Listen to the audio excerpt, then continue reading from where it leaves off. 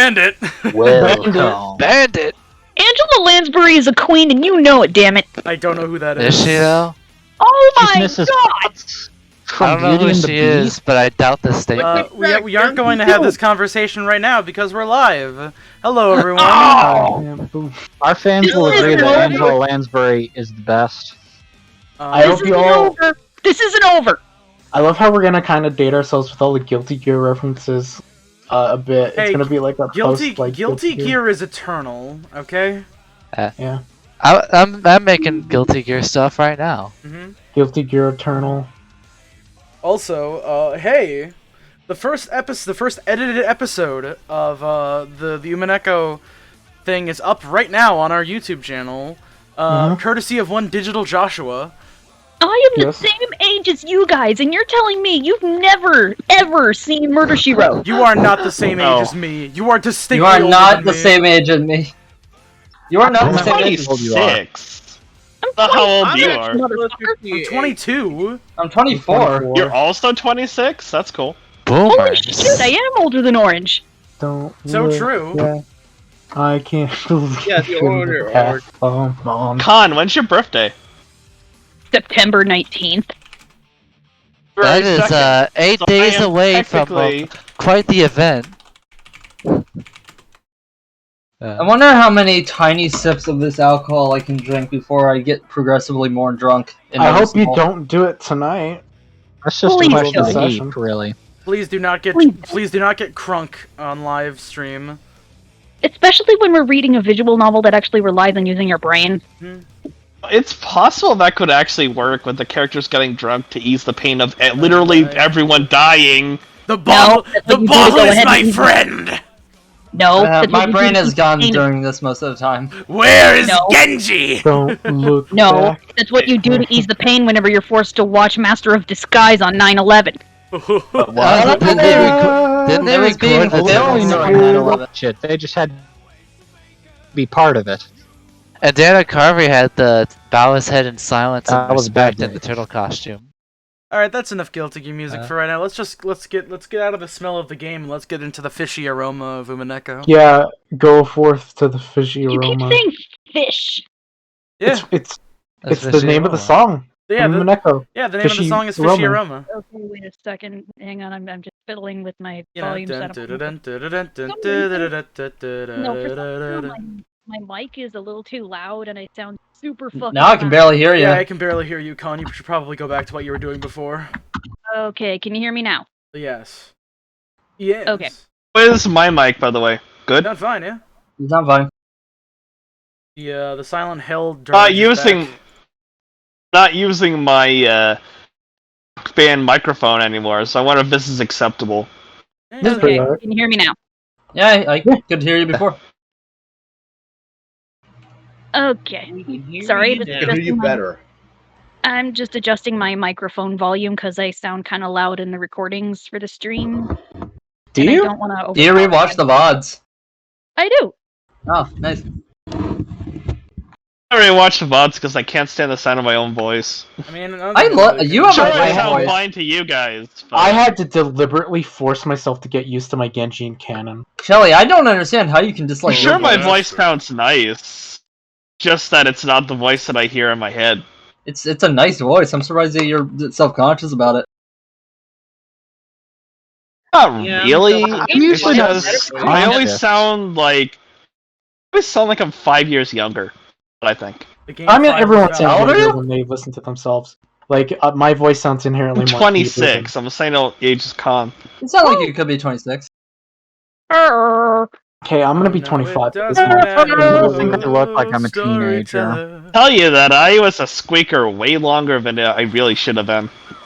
Alright, let me get up the Discord stream because we're just gonna get I right could ask a into it. question here, but I Oh, think man, I can feel- new.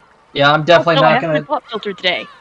Also, I'm definitely not taking any more swigs of that. I can feel it. Ooh, that's a lot. Told you. Yeah, Dr. That's Nonjo, a you lot can't of get audio. drunk Let's yet. take that audio down. Potter is my friend. Hey, if anybody, Hey. if anybody is a friend of the bottle, it's me, Kinzo. Oh, some fucking phlegm just came out of my throat when I did that. Oh god. Ew! Little does he know I'm stealing I from his see you, secret Better stash. than Definitely keeping had it. that done before. Man, having the stream audio and then just having the Discord audio going as well makes it really fucky because it sounds like it's chaos, but really one person is just Did talking. somebody say say chaos? Chaos. Chaos! Chaos. Kill chaos. OS! I have to Chaos. kill chaos. You know something whack? My sisters are now doing that chaos meme. I've come Good to for kill them. Well, chaos. you see, your sister's gotta kill chaos. Meanwhile, we're being Meanwhile, at the Ashurmia family mansion, My sister would Wonder if rather we're be gonna part lock of the any chaos. rooms She and leave loves Shadow everything. the Hedgehog. I think we're gonna lock Wait, all the rooms yes, and leave the- everything as it is until the police come. What do you think, Con? 1 second. Wait, oh, wait, you know what? Let's continue. Alright, let me get a drink first. Sorry. Now the portal is her friend! At any rate, we'll lock this room and leave everything as. No. Thank you, Todd Habercorn. Cabal on the field. Ive, bring a sword. Alright. Hang on my eyes. Fuck. At any rate, we'll lock this room and leave everything as is until the police come. No objections, I take it? Natsuhi announced it as though she didn't care whether they agreed or not. If anyone had the right to object, it would have been George. It looked as though he'd shed enough tears. George nodded slightly, still facing away from the others, and when he stood up, everyone else agreed, too. Natsuhi still hadn't opened that western envelope of the family head that she'd picked up. But now that they've decided to leave the room, she decided to unseal it in the parlor, where everyone could watch. As soon as they walked out into the hallway to head back to the parlor, some of them immediately felt something out of place, and we sensed something strange.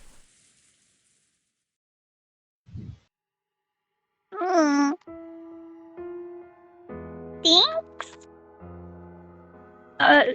Did you notice it too, Maria? Seriously, what's that smell? It's awful. When everyone sniffed the air, they did notice a horrible burnt smell drifting through the hallway, so that none of them had smelled until then.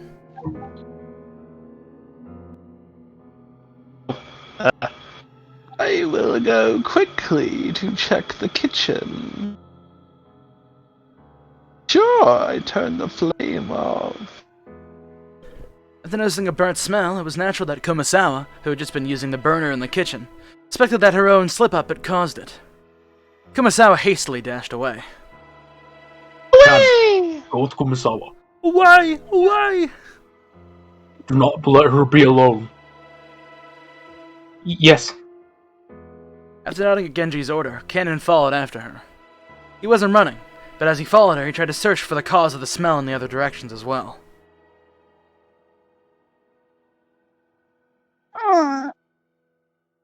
Stinks. It truly is. A stench that makes the nose wrinkle. However, that doesn't mean we can just open a window for ventilation. Oh, Natsuhi was reluctant to open the window in a situation where self-defense was so important. Let us run the fan.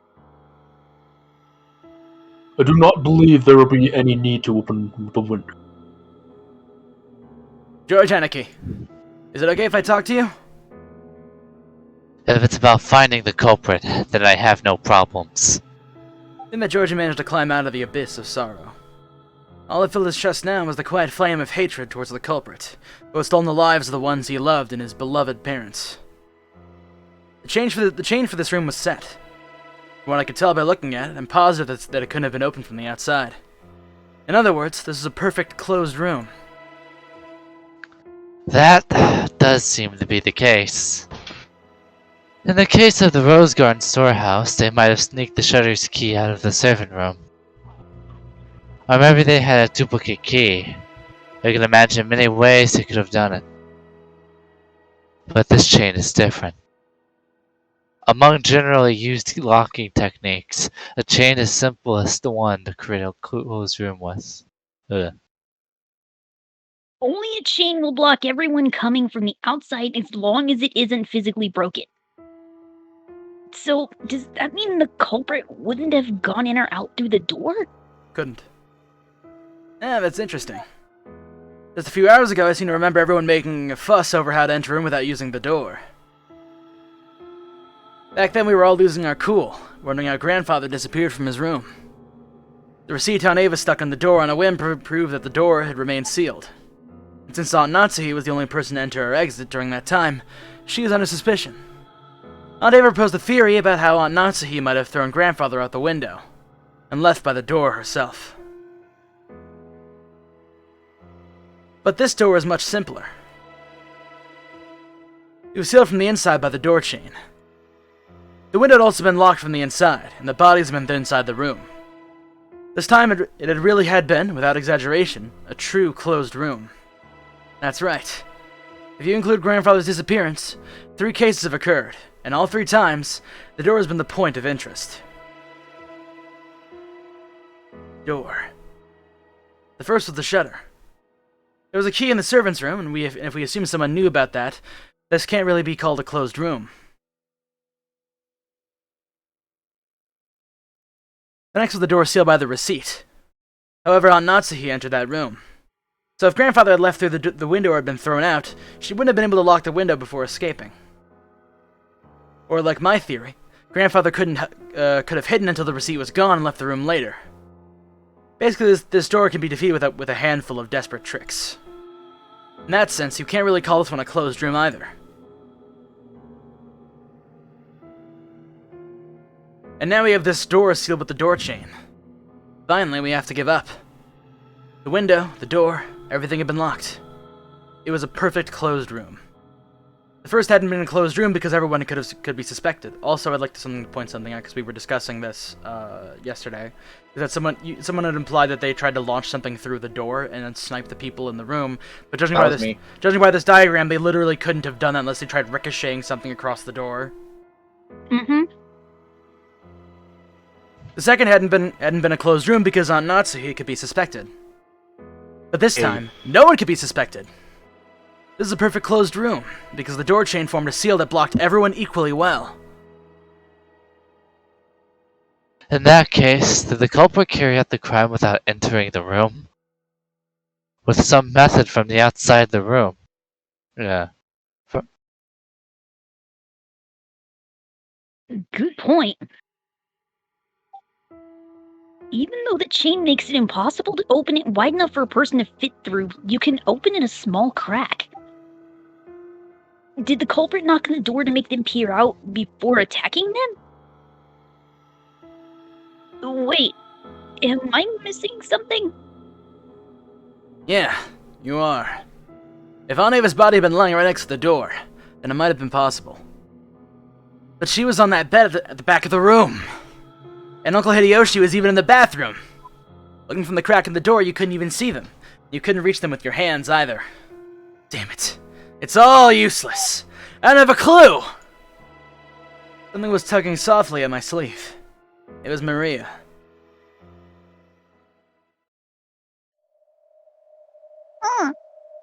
Good, it's not psycho mode. Satisfied? What do you mean, satisfied? Oh.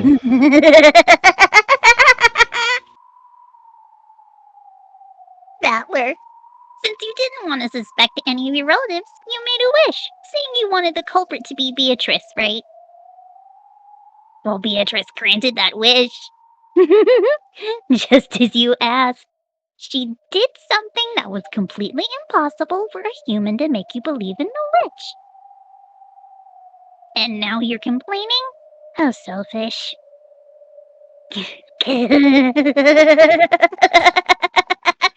Ouch!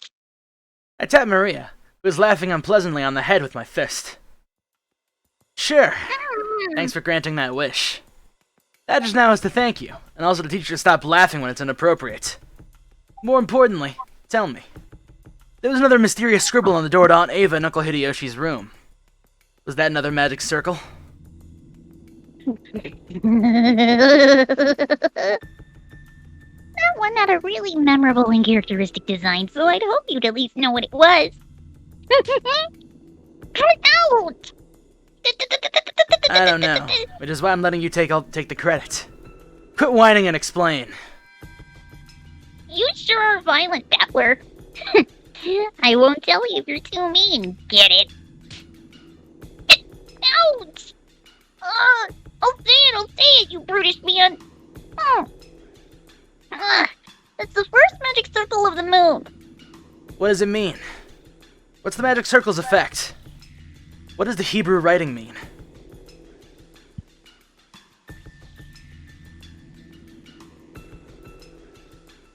Is this like sicko mode or normal mode? This is sicko mode. She's using full sentences, which is what Maria normally doesn't do. 1 second, I'm also taking notes about this at the same time. Yeah, I was about to Have a good day. It's like those one subtitles where it's like Hebrew. Man, No, it's just that the sentence sounded sane. I wondered if it was normal speak. I guess the only thing that Maria can do in normal mode is ooh and say a word. The words are from Just the like Old Reno. Huh? Did you say it? Yeah. Alright. 1 second, my note, but wait. Oh. Do your sneezolos, it's fine. Got it. I caught it. What's so funny? Yeah. Well, just the word sneezels. It's funny. You. Okay. The words are from the Old Testament, Psalms 107, verse 16. For he has broken gates of brass and cut through bars of iron. This magic circle has 2 effects. First, it can open a door regardless of which method has been used to lock it. That sure is convenient. So saying they're trying to make it look like they're a witch, because the closed room has a door that can't be opened without relying on magic? And the other effect?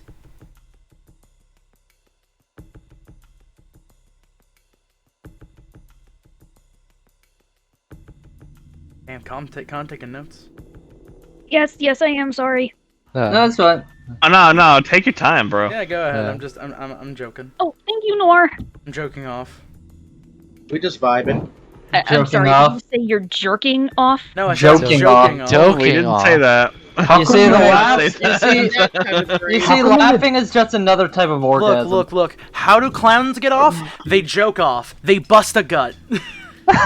How come when I looked up the Mighty Gigi, I got 2 guys making Hold on out? a second there. You're telling me clowns joke off. I thought they popped the weasel. Huh? Fuck. That's a different way they get She off. got us there. Earlier, someone was like, but like Maria was acting sane. I'm like, yes, going hee hee hee hee when talking about your aunt's Wait, recent death is was quite that a bad sane. joke?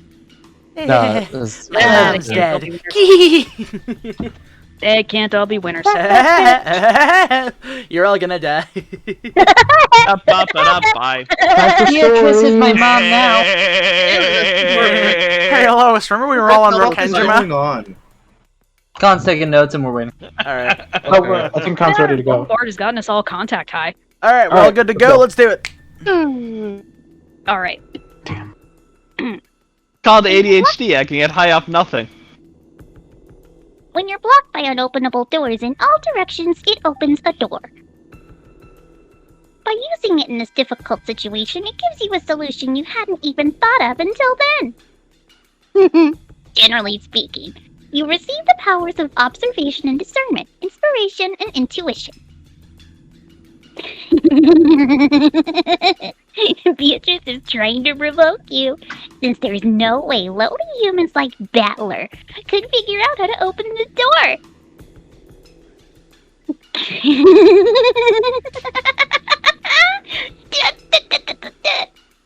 Okay, good work. So shut up. God damn. Sounds great. Let's get this challenge from the witch. Maria-chan. Things like witches and demons don't exist in this world. Someone killed father and mother.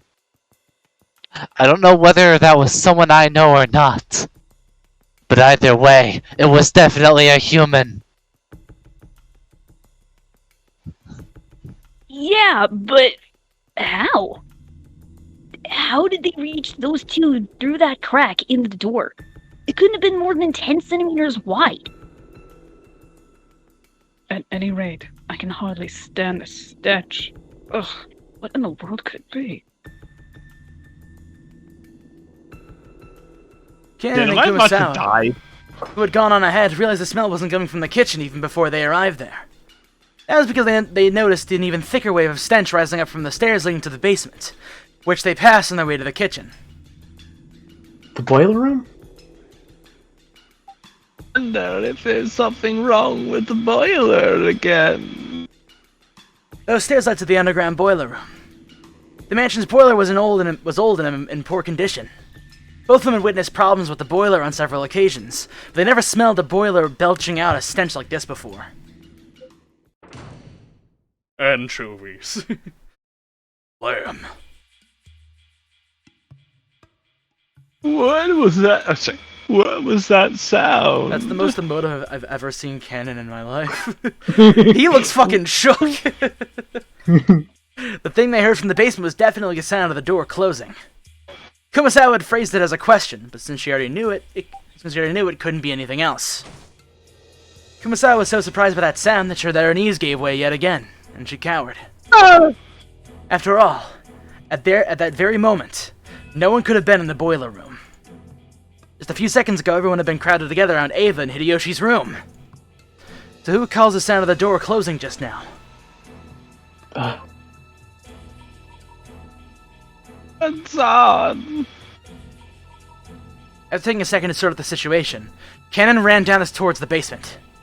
Since they heard the sound of the door closing just now, and there was no sign of anyone coming up the stairs, the person who closed the door had to be inside the boiler room now. If the boiler room had been a dead end, Cannon wouldn't have rushed in so hastily. But Cannon was a servant, so he knew.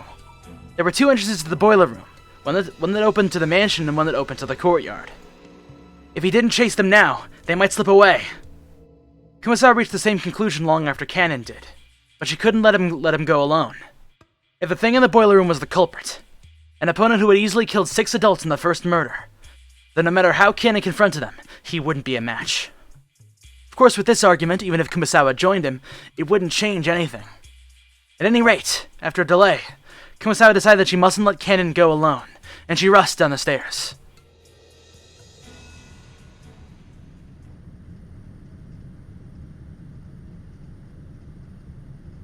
At that time, Cannon was already in the boiler room. The boiler room's characteristic damp heat tormented him. It had always been an unpleasantly smelly and hot place. And on top of that, the room was so full of that horrible stench, which made Cannon feel like he was going to be sick. There was no doubt that this room was the source. In that case, Cannon should have been searching for where the smell was coming from. However, Cannon kept gazing straight forward as he grabbed a hatchet from the tool shelf just to the side of the door. He hadn't stretched out his hand because he wanted a hatchet. He had wanted to grab a weapon. Any weapon. Why? Cannon gazed into the darkness where the naked light bulb couldn't pierce. Then, he answered. In a roulette, you bet on a number or the colors red or black, vying for a payoff. However, low-risk bets like black and red only offer similarly low payoff.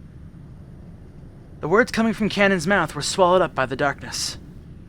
That darkness suddenly started to swirl, glittering.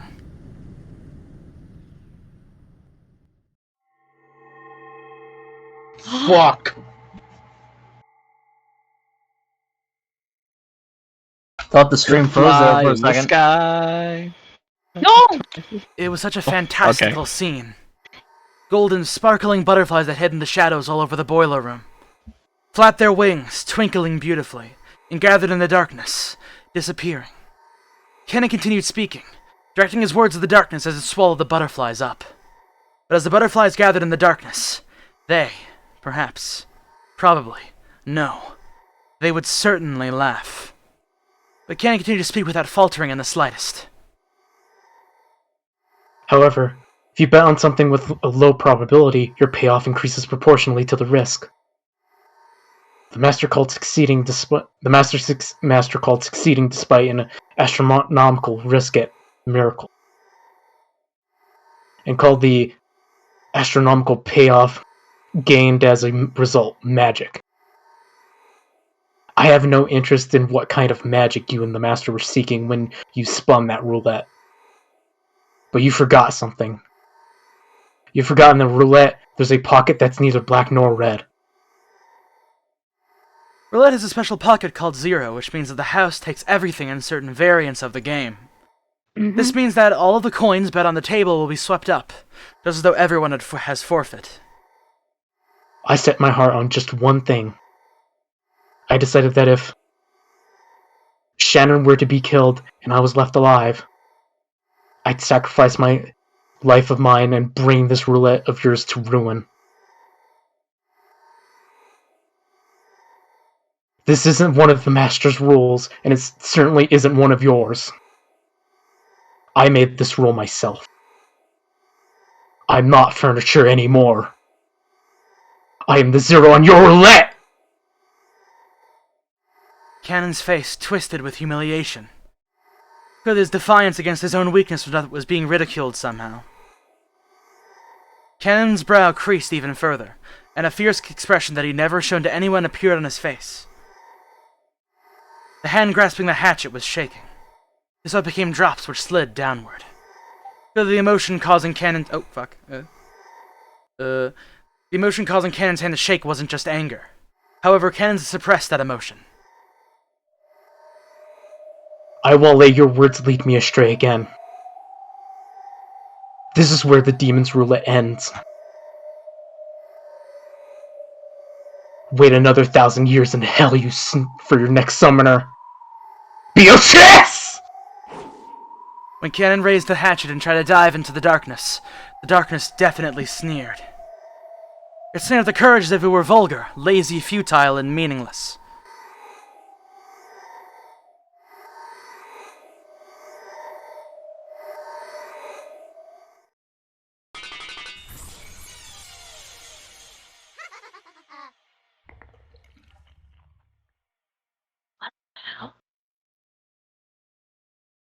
Cannon, his hatchet still held aloft, couldn't take another step after that. With a clang, the hatchet that he'd been grasping fell and rolled onto the floor. And following that, with a pair of thuds, Cannon's knees hit, left then right. That hand, which looked like it was trying to catch the sky now that the hatchet has been dropped, gradually lowered, landing on his chest. The other hand did the same.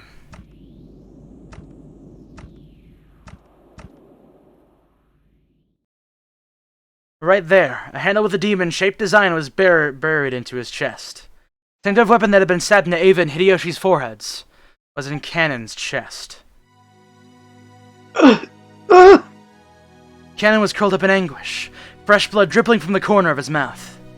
It was makeup too extreme for Cannon's white skin.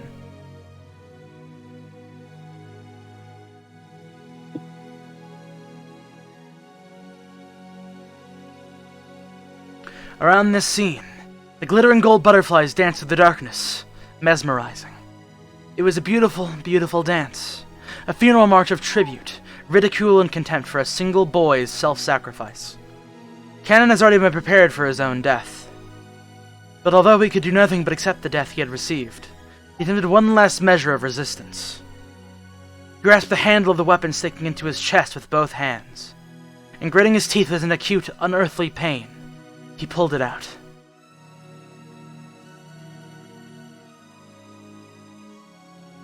For only a moment, a bright red spray gushed out. It made an unpleasant bloop sound. It resembled the sound of Cannon's soul as it was sucked into the swamp of the dead.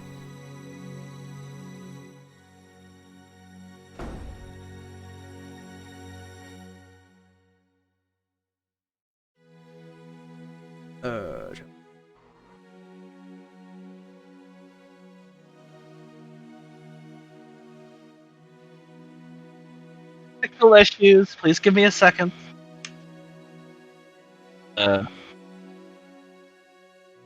Okay. Son.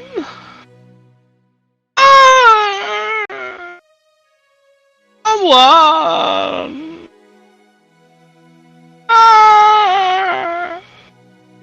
Kumasawa Oh, screamed grandma yelling. in the incomprehensible sight in front of her. Cannon was Like laying in a old pool. grandma yelling. Cannon was laying in a pool of blood. Kumasawa's heart was a complete mess. Ah, what a horrible fate. He wouldn't have been killed if I had been with him. Ah, what incredible luck. If I had been with him, I might have been killed too. As she screamed, her expression was filled with complete confusion, and all the muscles of her face were pulled up, almost though she was smiling while crying. But no one could have made fun of an expression like this. What is it, Kumasawa? Answer me, Kumasawa. The first one to dash into was Natsuhi, holding the rifle. Battler and Genji dashed in after her. Normally this probably would have started discussing the origin of the violent stench filling the boiler room. But after they saw Cannon, who was lying on the ground as if he were drowning in an ocean of his own blood, the stench wasn't important anymore. Cannon! Answer me! Genji, bring Dr. Nanjo here. Natsuhi realized that even though Cannon was on the verge of death, he was still conscious, so she sent Genji to get the doctor. Natsuhi, holding the rifle aloft, faced the darkness in the corner of the boiler room and shouted, Who is hiding over there? Come out quietly. If you don't come out from there, I'll shoot without mercy. We need light! Natsuhi, let's light them up!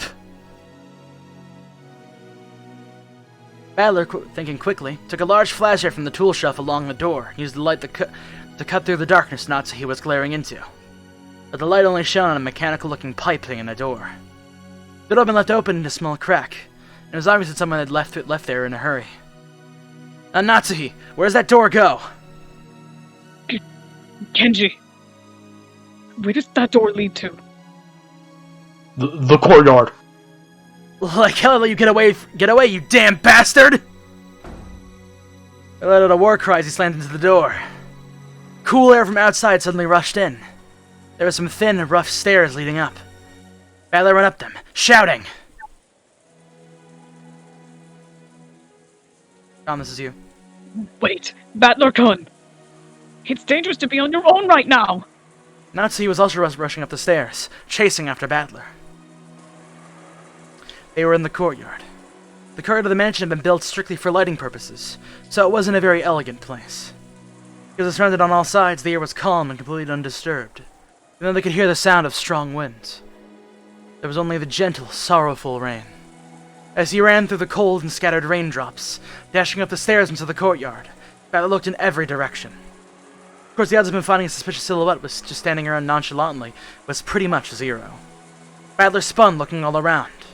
He turned again and again. He kept spinning until he almost lost all sense of direction. He prayed that he would see the culprit somewhere in the scenery, but there was no chance. All he saw as he spun was more and more of the mansion's heartless walls and windows. Furthermore, there were two entrances in the mansion from the courtyard, and neither of them were locked. Because the courtyard could be entered from outside the mansion, but it has been built without locks. He didn't know which one they had left, though. He had to give up. Battler pounded the wall with his fist, swearing. Fuck! Battler-kun, you mustn't run ahead by yourself. Battler-kun? Battler pressed his forehead against the wall, which he scratched at with his fingernails as he cried. Damn it! Damn it! Damn it! Uneven Uncle Hideyoshi! And now Cannon-kun! You killed a full 6 people! And that wasn't enough, so you had to kill 3 more! Are you kidding me? Are you fucking kidding me? Unable and Hideyoshi were always kind and fun people. I asked McCann yesterday, but I tried to get along with him just fine.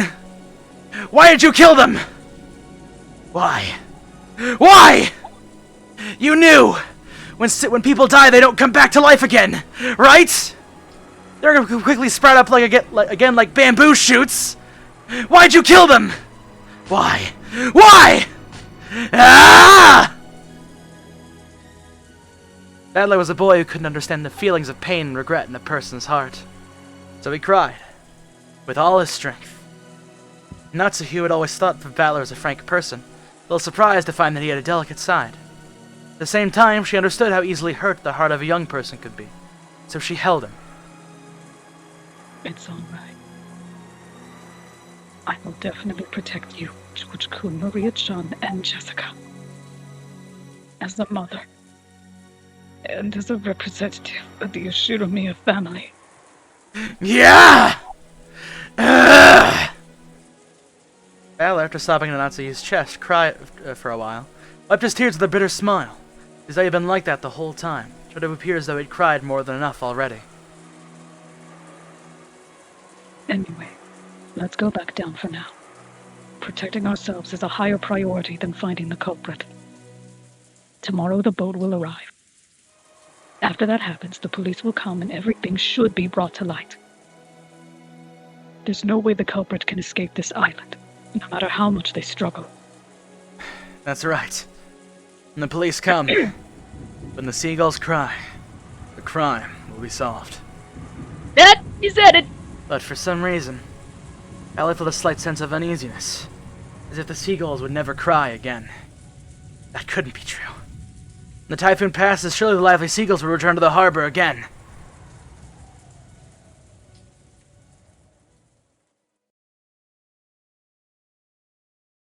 Ash? I returned to the boiler room along with that Nazi, and told everyone weekly that we hadn't found anything. But that Dr. Nanjo and George Aniki had carried Canon-kun to the servant room. This room had a first aid kit and a sink, and could apparently function as a nurse's office. Kumasawa-san and Jessica had accompanied them. Stains from Canon-kun's blood remained on the floor. Judging by the large amount of blood lost and the ruthless shape of the weapon that had fallen carelessly to the ground, I figured that Dr. Nanjo's treatment would probably end in vain. That weapon was doubtlessly the same type that had been struck in Aunt Ava and Uncle Hideyoshi's foreheads. But wait, isn't the demonic design on the handle a little different? Maybe some small difference on that part. Still, as far as their overall shapes were concerned, the weapons were all of the same type. Though it had seemed brutal, we'd left the weapons stuck in Aunt Ava and Uncle Hideyoshi to preserve the crime scene. This was the first time we were able to have a perfect view of the entire weapon. As we had expected, the weapon was not bladed like a knife, but shaped like an ice pick. Or rather, a thin stake. It had a spiral-shaped pattern, sort of like a drill. It looked something that might have been driven into the heart of a human, a sacrifice in some demonic ritual. Including the handle, it was 25 centimeters long. Half of that was the stake-shaped part, which was stained with deep red blood. The length of the blood-shaped pick made it clear just now how deeply it must have penetrated into Canon-kun's chest. But Aunt Natsuhi and the rest didn't even look at the weapon. Instead stood in front of the incinerator, where the horrible stench was emanating from. They must have dragged it out. Dragged out that thing which had been burning in the furnace. It was still smoldering, sending out dense waves of that awfully unpleasant smell. Genji-san and Maria stared down at it, and Natsuhi probably couldn't stand to look at it directly. So she kept shaking her head, her back to it. Ugh! I thought nothing could surprise me after everything that happened, but this is... Ugh. I stood there for a while, moaning with a rising urge to vomit. The true source of that unearthly stench was a scorched corpse that had been cooking inside the incinerator. The clothes, the surface of the body, and the hair were all hideously burned. The grotesque corpse was in a state where not the face, nor the age, not even the gender could be guessed at. When I thought about it calmly, I realized the corpse appearing at this time could only be one person. It was grandfather, who disappeared that morning and whose whereabouts had been unknown. I believe it is most likely the master. I agree. That he would pass away in such a state. It's heartrending. But is there any proof that this corpse really is grandfather? It's so burnt. It's burnt so black yet you can't even tell what sex it is. Battler couldn't. Look at the feet. Don't mind if I do. Anatsi, with her handkerchief over her mouth and her eyes averted, pointed and told me to look at the burnt corpse's feet. Huh? Notice how there are 6 toes on each foot. Oh, gross! Huh? Cool! You're right. Mr. Genji-san had said there were 6 toes on each foot. Each individual toe had looked so normal in its line that I hadn't noticed. The master was born with 6 toes on both of his feet. Consequently, the Master All was entrusted with the revival of the Ushurimiya family. Polydactyly, by the way. I've heard that since long ago, cases of polydactyly were common in the Ushurimiya family. It's probably hereditary. This is a real illness. It is. Polydactyly literally meant many fingers. Because of a little mistake by God when the person is born, one of their toes or finger splits in two, and the total number increases. But a big deal isn't usually made out of polydactyly in the world at large. That's because it isn't a disease, it's just something that people are born with. It's when they are still babies, at about the time they turn 1 year old, they can be taken to the hospital and given surgery to make them normal. Even a child with polydactyly can be treated before they become aware. They might not even remember it themselves. By the way, it seems that there's a possibility for this to occur in 1 out of every 2,000 babies. So even though it's not usually seen, it isn't that rare at all. Speaking of which, I think Uncle Hideyoshi mentioned something to me long ago. Something about how even Toyotomi Hideyoshi, the man who unified Japan at the end of the Sengoku period, had 6 fingers on one hand. According to Natsuhi, among the many Ushurimiya family heads, the ones most praised for their wisdom had polydactyly. Because of that, when Grandfather was born, his relatives were all excited at the thought that he might have become another wise leader. And when the leading relatives all died in the Great Kanto earthquake, it was apparently argued that Grandfather should have been the one to restore the family, because of the auspicious signs of birth. If Grandfather hadn't disliked his position as the head of the head so much, the 6th toe probably would have been pretty lucky for him.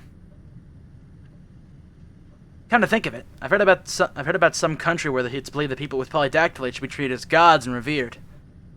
That's because the point, but this is beside the point. But it's fairly common in mystery novels for a corpse to be burned to hide its identity. But I guess that in Grandfather's case, just toasting him wasn't enough. And Grandfather's body was not simply burnt. Like on Ava and Uncle Hideyoshi, the thing that had been stabbed in the Cannon-kun's chest, one of those demon ice picks, was stuck into his forehead. The head's ring is not on his finger. Here. I wanted to show you. Fuck! Let me get the Steam spread real quick. His wish ungranted. This is but one possible result of the gamble he always knew was not in his favor. Mm-hmm. So I was thinking about that Beatrice laugh, and I'm wondering, and that's one of my thoughts on why like that one kiki from one of the other notes might have been her, because she has like a very similar kind of laugh to Maria. Is there more dead people than alive at this point? Wait, did you notice Cannon wasn't dead? Yeah, Cannon isn't dead yet. My boy ain't out yet. Oh yeah, they said that he was just barely alive. Question is, if we've lost this many people this early, how are there 8 chapters to this? Yeah, I know. It's weird. Wonder if there's actually a time loop again. No. Con, Sorry, when you were ready. Robu, what the fuck?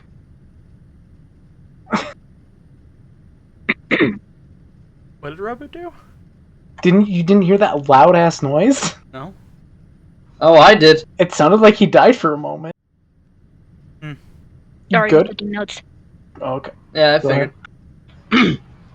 So the letter last night was telling the truth. Father would probably be horribly disappointed. Natsuhi-san let her head droop and closed her eyes tightly.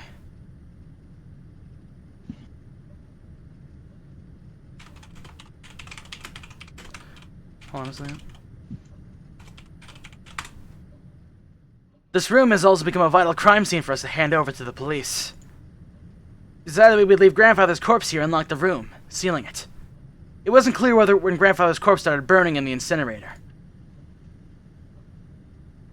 Since according to Genji, the strength of the flames hadn't been that strong, the body must have started burning a long time ago. That stench could slowly creep out of the furnace, fill the room bit by bit, eventually pouring out and climbing up the staircase. Putting aside whether he was rare or well done, Grandfather had been brought out, killed, and burned, even though he'd started out locked away in the closed room created by his auto-lock. Probably no doubting this. Shit! However, according to Genji-san, the boiler room is usually locked. Possibly that someone outside our group had snuck in and committed the crime was overwhelmingly high. And there was also a good chance this person was walking around with something like a master key. After all, the doors and windows throughout the mansion had been checked. But despite that, the culprit was able to strut around the mansion freely.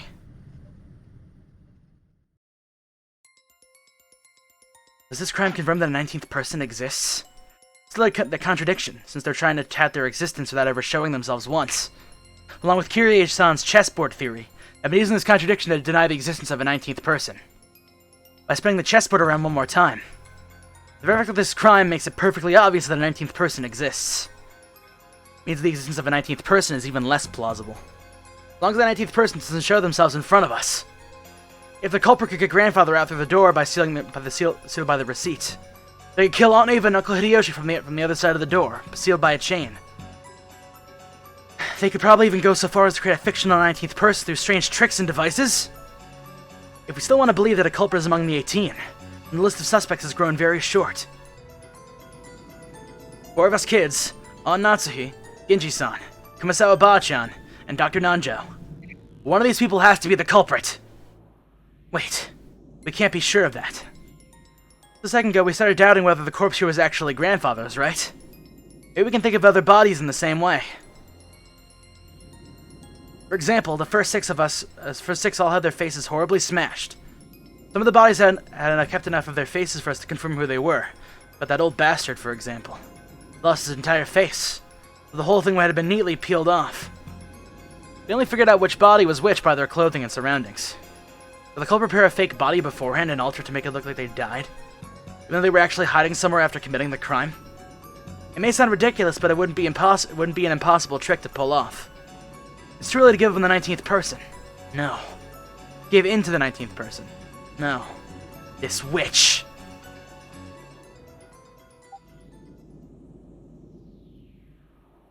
Maria-chan, you mustn't stare so fixedly anymore. Come on, Batlakuntu. I'm worried about Kanan's condition, and we mustn't remain in a place like this any longer than necessary. Let us return.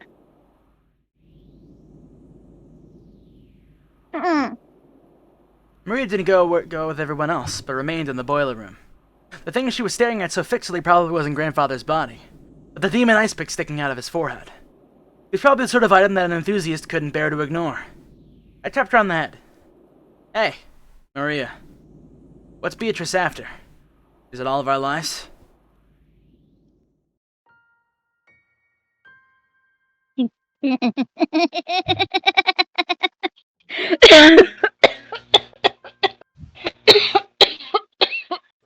good, Con? Good? I'm good. Need a drink. Hang on.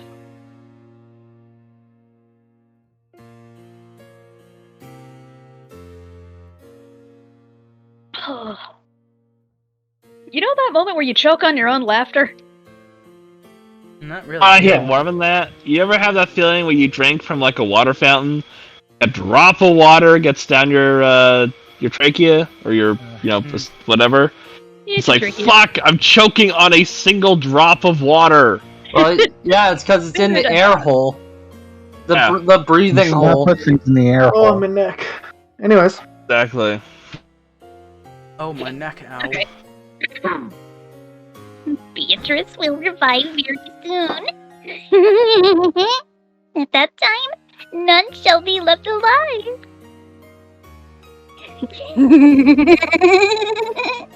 How long can you laugh at something like that? Think you're the only one who's safe? Yes. Why don't you feel like you're in danger? Why aren't you scared? Beatrice made a promise. She even said she's gonna take me to the Golden Land. It's a wonderful place where you have no obligations. Everyone's always together, and everyone is always nice to everyone else. I'm looking forward to it. That time will come very soon now.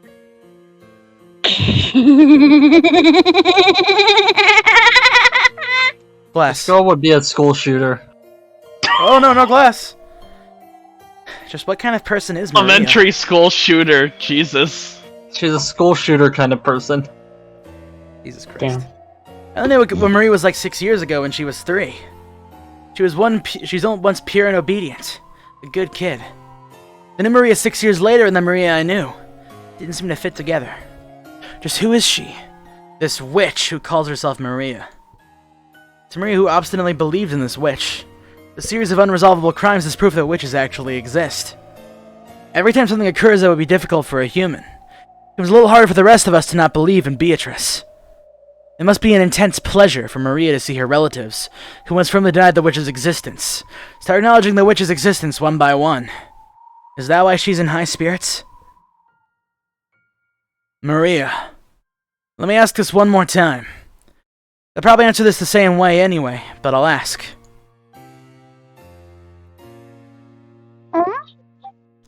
Yesterday, you were given a letter in the Rose Garden. Who gave it to you? Like I said, Beatrice. Battler still doesn't believe. Maria only repeated what she had already said. Maria met with the 19th person, the witch. Was there really a 19th person? Or did one of the 18 just get her to say that?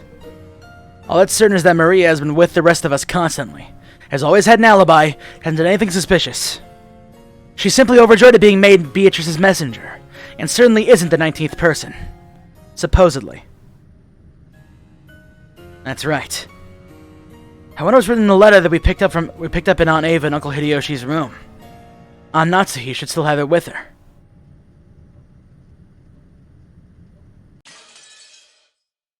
They still haven't read that? Nope. Nope. Have they said why? They just been busy? There was a disgusting smell. In the end, Kaneko did not regain consciousness. Blow up the character sheet.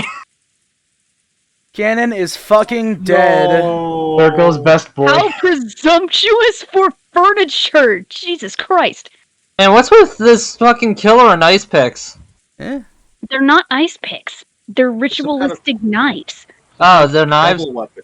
Some kind of devil arm. Do we? Like, so I don't joined really... Bone No, in I the can't choir believe of my easiest character to voice is dead. No, I mean, I can't believe I'm making this comparison, but do you remember the shapes of the fucking knife from Silent Hill Homecoming? No. No? Well, that's Kind fair, of. yeah. Like, have they described the shape of this thing? What does this thing They look showed like? it in the CG. Literally, they describe it as an They're ice like- pick, but it's also like cone-like? Does it have a handle like an ice pick? Yes, I believe. Okay, so it's like Yes. okay, so it's a legitimate pick. Also, we saw in the CG of Hideyoshi's dead body. Yeah, but we only saw the head of He it. I also didn't called actually it a see like the handle. He also called it a steak.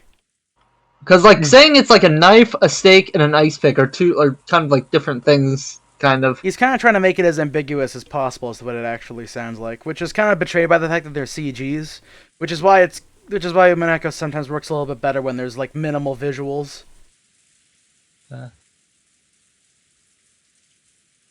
It just seems like a weird weapon for a witch to use. Mm. I guess like an ice pick kind of shaped thing.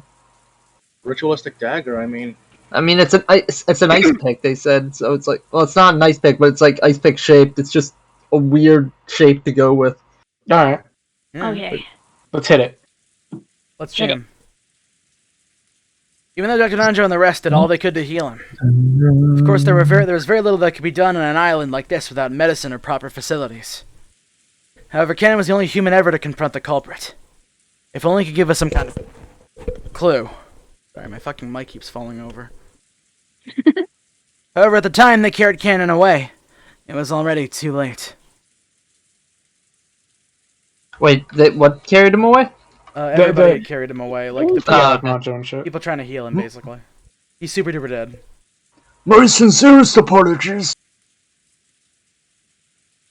Without proper facilities, there is nothing I could do about such a serious wound. No, that's perfectly understandable. Thank you so much for giving it your very best. Dr. Nanjo should have been sprayed by a violent spurt of blood. So it was easy to imagine the devotion with which he'd been trying to save Cannon-kun's life, up until the last second. Jessica was crouched in the corridor, crying softly. Rob had taken care of Kanekun until the moment of his death. George Aniki tried to approach her with words of comfort. When Jessica pushed him away, he stopped trying to force her to talk and left her alone.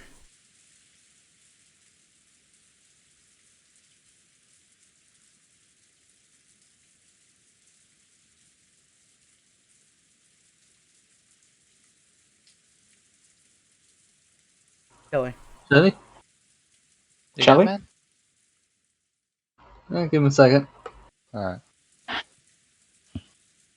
Also, in Life General, I posted an image of the what Was the actual eating steak is. something. I'm sorry. I didn't realize Yeah. that. Sorry. No problem. And She doesn't pop up often, so I'm not surprised that, as I that say, she I sneaks up had on me. George dialogue right as food has entered my mouth. A lot of times, Nanjo sneaks up on me when I'm not prepared. Yeah. If only I hadn't let Cannon-san go alone. I cannot sound sincere with that voice. I have to try something different. Do not let that It's all bother good, you. dude. If you had been with him, you would probably have been attacked as well. He foolishly rushed on ahead and paid his mistake. How can you say it like that? Kennen-kun spotted the culprit and bravely stood up to them. If only Kumasawa had gone with him, the culprit might have been hesitated and chose to run away. Emotion-filled words that I never thought I'd hear coming from Jessica's mouth tumbled out. Kumasawa, looking truly sorry, could do nothing but hang her head. Jessica.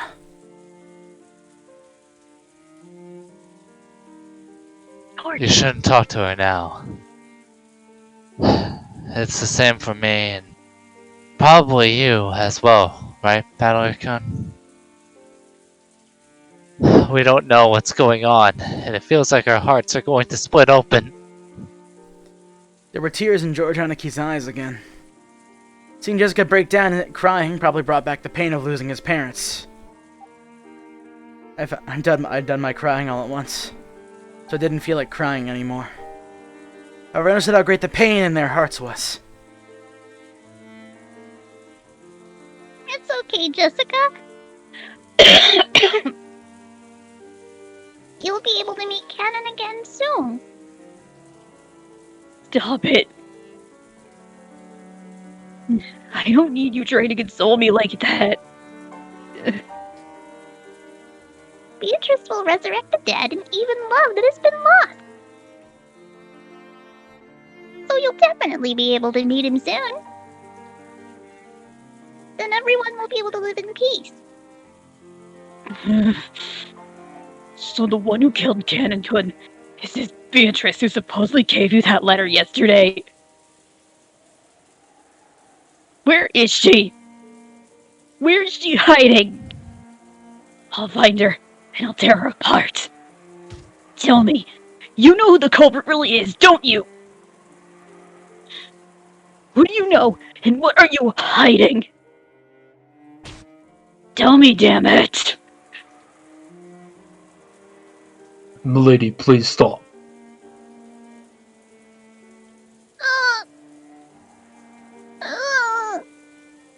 Beatrice exists! Exists! Damn it, let go of me, Kenji-san! I'm going to fight this child now. Maria knows who the culprit is! And she's hiding their identity, even though she knows! She must be telling them what they're doing, guiding them as they kill us! Jessica, be silent. Jessica grabbed Maria. Andy tried to stop her, but Jessica could not be calmed. The next thing I heard was the sound of Aunt Natsuki slapping Jessica's face.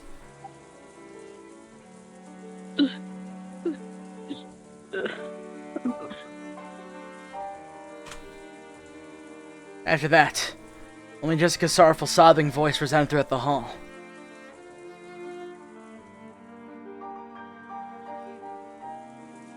Maria-chan.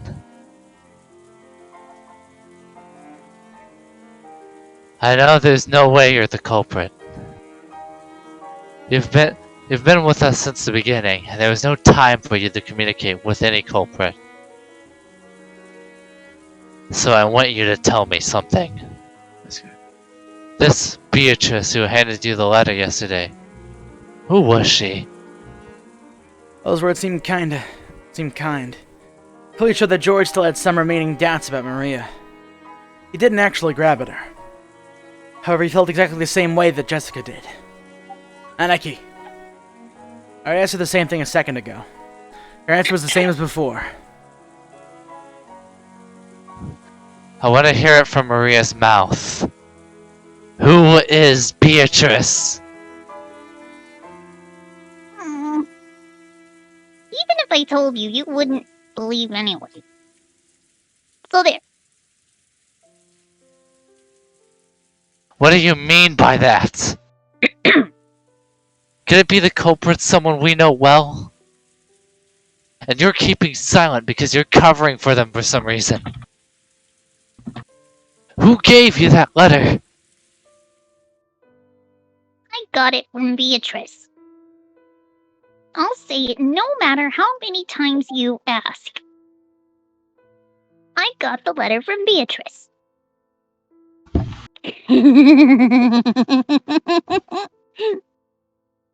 Giorgio-ni-chan, do you refuse to believe in Beatrice because she's not an opponent you can hit?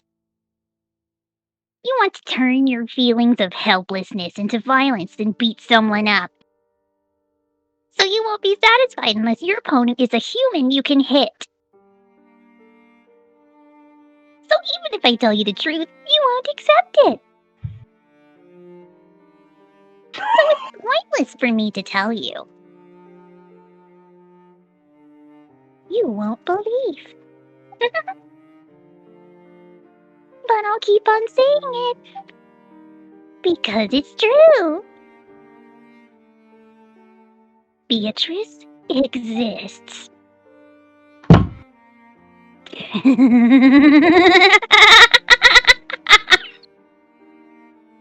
The door to the Golden Land will soon be opened. I'll go there. Beatrice promised. In that world, Mama is nice, and Papa is with us, and is also nice. I want to go there right away. Everyone is afraid of Beatrice. But that's only natural. So calm yourselves.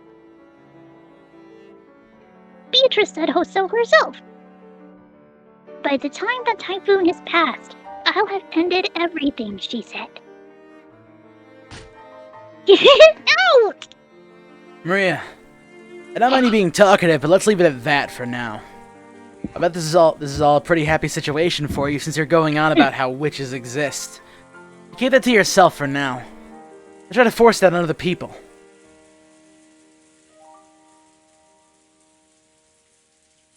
Oh. I know I've been creeped out by this girl for a while now. But there really is something wrong with her. Don't you think so too, Battler? Inji-san? Come on, back me up here! Kumasawa-san? What about you, Mom?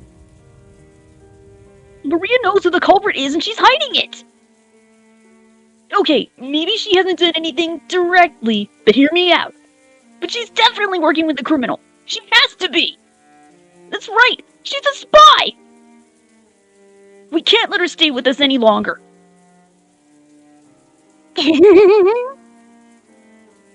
Maria-chan, you must realize there are times when indiscreet discussion is best avoided. If you keep adding oil to the fire, even I will get very angry. And Natsuhi glared at Maria with frightening eyes. Maria was used to Aunt Rose's loud style of scolding, but she apparently hadn't built up a resistance to Aunt Natsuhi's quiet sort of scolding. She shrugged and kept her mouth shut. A desolate feeling filled the room. Those though things would just get more complicated if anyone spoke. How many people have already died? 6 people in Dad's group. After that, both Aunt Ava and Uncle Hideyoshi, Canon-kun, and Grandfather. There are a whole 18 people on this island, supposedly. And 10 of those people have been killed. That's more than half of us. And right now, there's absolutely no proof that the remaining 8 people will be safe.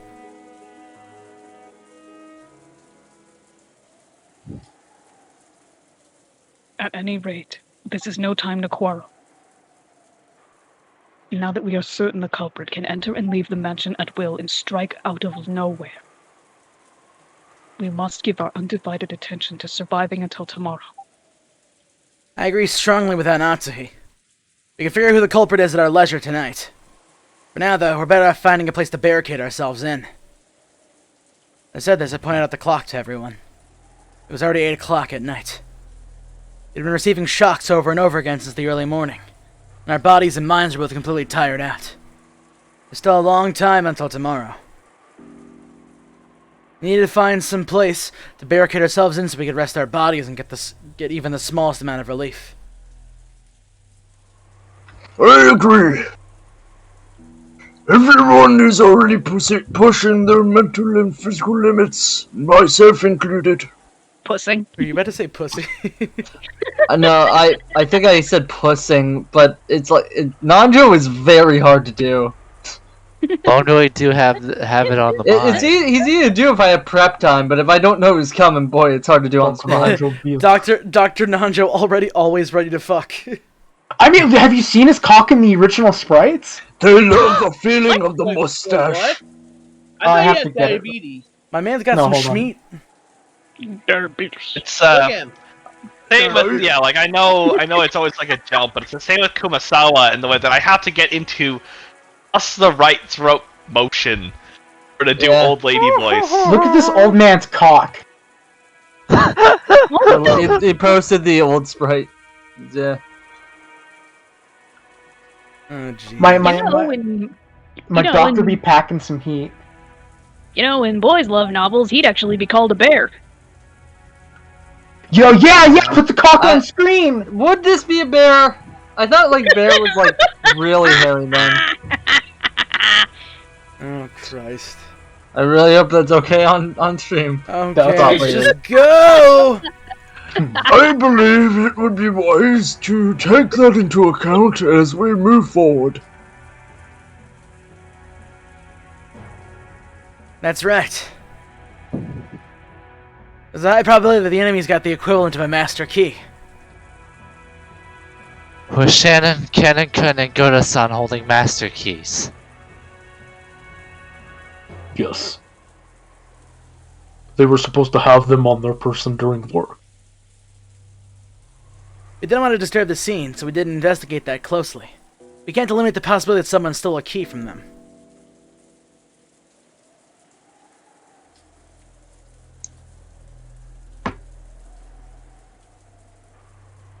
No taken.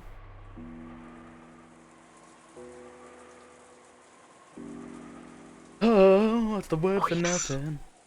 Sorry, I'm still taking notes. Fine, no problem. In the first place, we know the culprit may have visited the servant room at some point to unlock the garden shed shutter. It's conceivable that they obtained a master key from there early on. There are many servants serving the Ashuramiya family. Because of that, there were several master keys. Furthermore, even every time one employee started or finished working, the keys were passed between servants. And we had to acknowledge that this has probably gotten a bit sloppy at times in the past. Even if they borrowed a bundle of keys from the pocket of one of the murdered servants, any safe place that those keys couldn't open?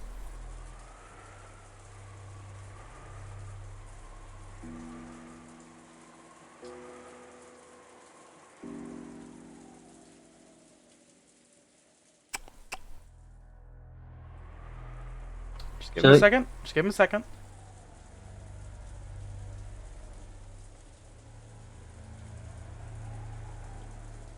But yeah, so whenever they said ice pick, I was thinking ice axe, like the thing with the handle that you use to help climb.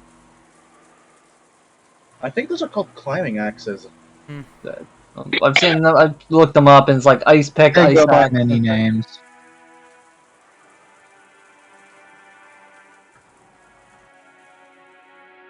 done having my mic muted. Jesus. Because of the nature of the job, we have been entrusted with keys to all of the rooms. All of them in the mansion and in this house. So in other words, no matter where we hole up and lock ourselves in, it'd just be pointless.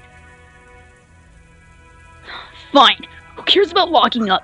I am the very mortal of a major modern general of information, vegetable, animal, and mineral. I know the kings of Stop.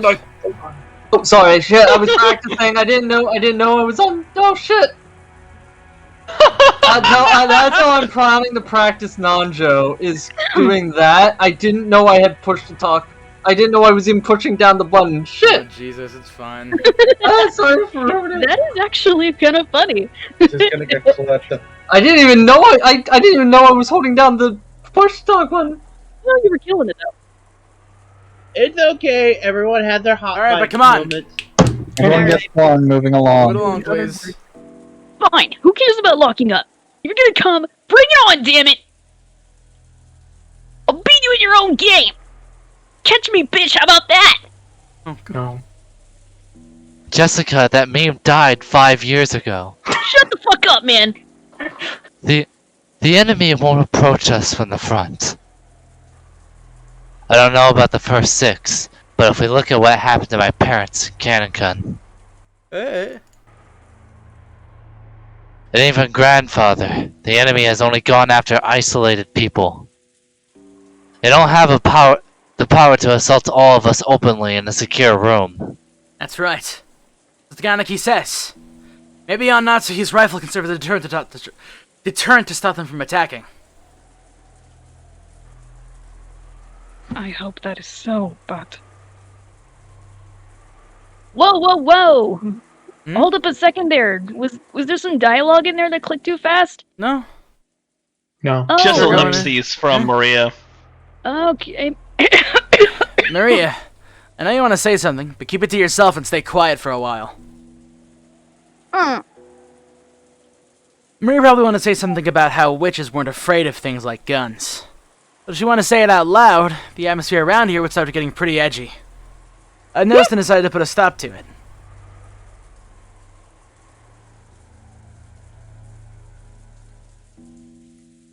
Oh, if I may.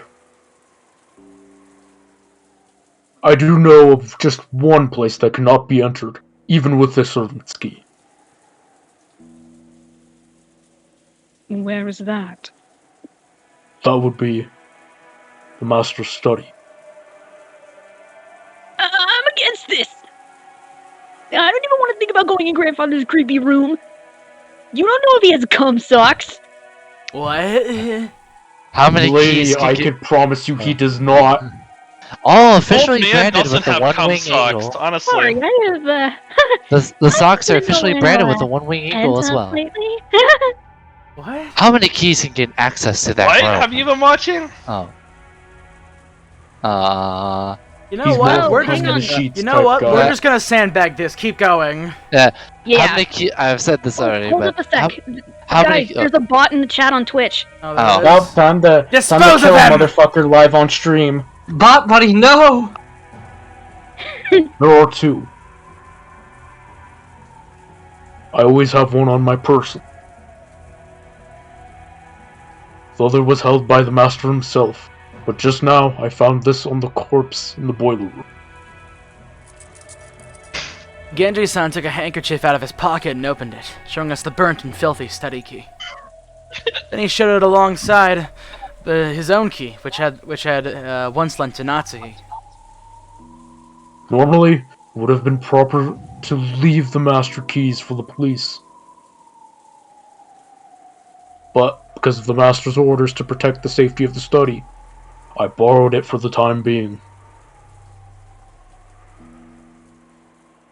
I see. Which means that Kenzo-san's study is the only place where we can be safe. Bingo. It would appear that way. I don't even want to think about being shut up in this strange room all night. But it appears we must acknowledge that his room is safer than anywhere else right now. Even though Grandfather locked himself up in that safe room, the culprit brought him out and killed him. We can't be certain that it's truly safe. According to your theory, Grandfather cleverly found a way around that receipt trick and left a room of his own free will. If so, the room might be a good place to barricade ourselves in after all. You're too optimistic, Anarchy. However, at the same time, I thought he brought up a pretty interesting point. After all, this gives us a chance to question the enemy, the witch herself, about how the sealed door had been opened. If we assume the culprit would use some techniques to kidnap Grandfather from his study, they have to show us the same trick again if they wanted to assault us in the study.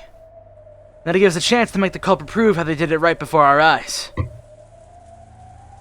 If she's really a witch, we'll be forcing her to use her little magic trick to open the door right in front of us. But that's probably impossible. If you spin the chessboard around, it's obvious that the culprit is acting in a way that'll make us think they're a witch. If she really is a witch, all she's gonna do is appear in front of us and wow us with a colorful display of magic. Since she's avoiding doing that, everything must be the work of a fake witch who wants us to think that she's real. Therefore, a culprit who used a technique other than magic to defeat the closed room couldn't open the door before our eyes. Is Grandfather's room big enough to stuff 8 people in? Yes. Damn. There is a bed, a sofa, and blankets. So while it is not luxurious, it will be more than suitable for spending the night. There is also a sink, a bathroom, a refrigerator, and a liquor cabinet. Whoa! That's incredible. Isn't that weird? You're saying you built another house inside his house? That's pretty cramped for the last house of someone like our grandfather, who bought a whole island and realized all of his dreams.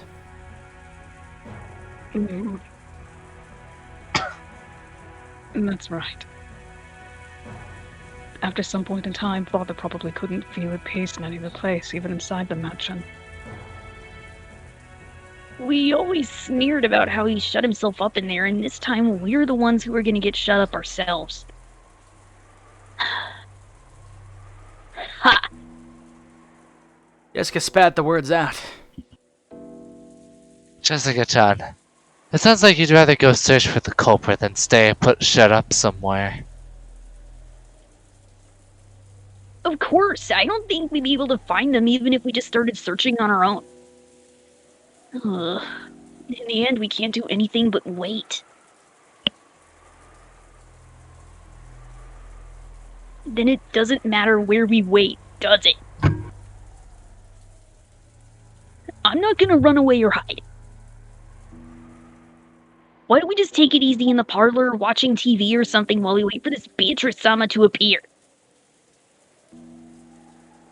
It's perfectly fine if she doesn't appear. There's no need for us to be the ones to expose the culprit. Well said. We shouldn't take needless risks before the police arrive. Thank you, Dr. Nacho. I think we should move to Father's study. True, we have no proof that it's safe since Father was taken out of there. However, I can't deny the possibility that, as Bather-kun reasoned, Grandfather left the study of his own accord and was attacked outside.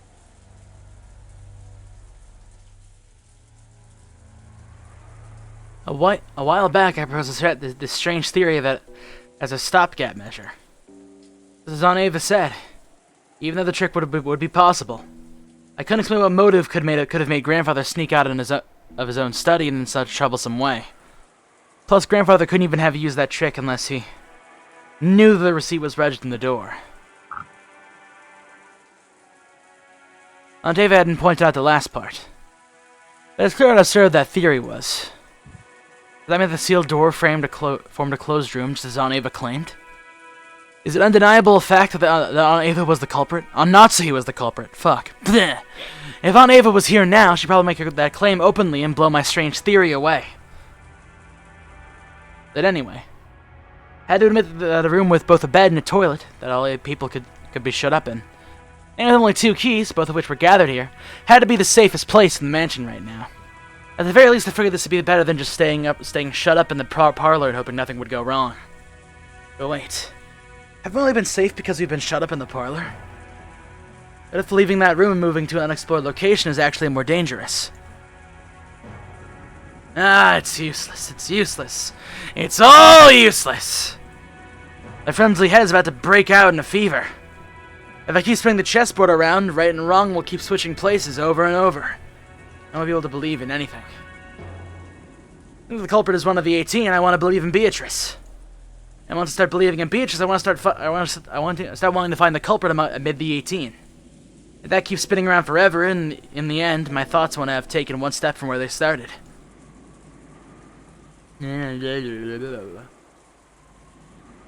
How far back in the past was it that Kyrie-san taught me about chessboard thinking?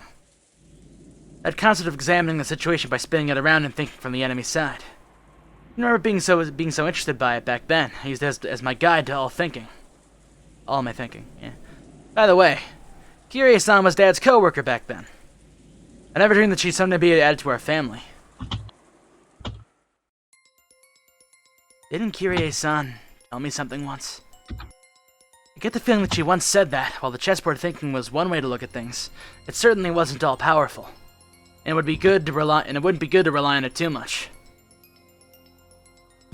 Chessboard thinking is my own interpretation of something called game theory, which I read about in a book long ago. It's a very interesting subject, so you should tackle it yourself when you get into college, Batlakun. I really want to try it. If I could study and perfect my chessboard thinking, it'd be fun to read into any opponent's moves, wouldn't it?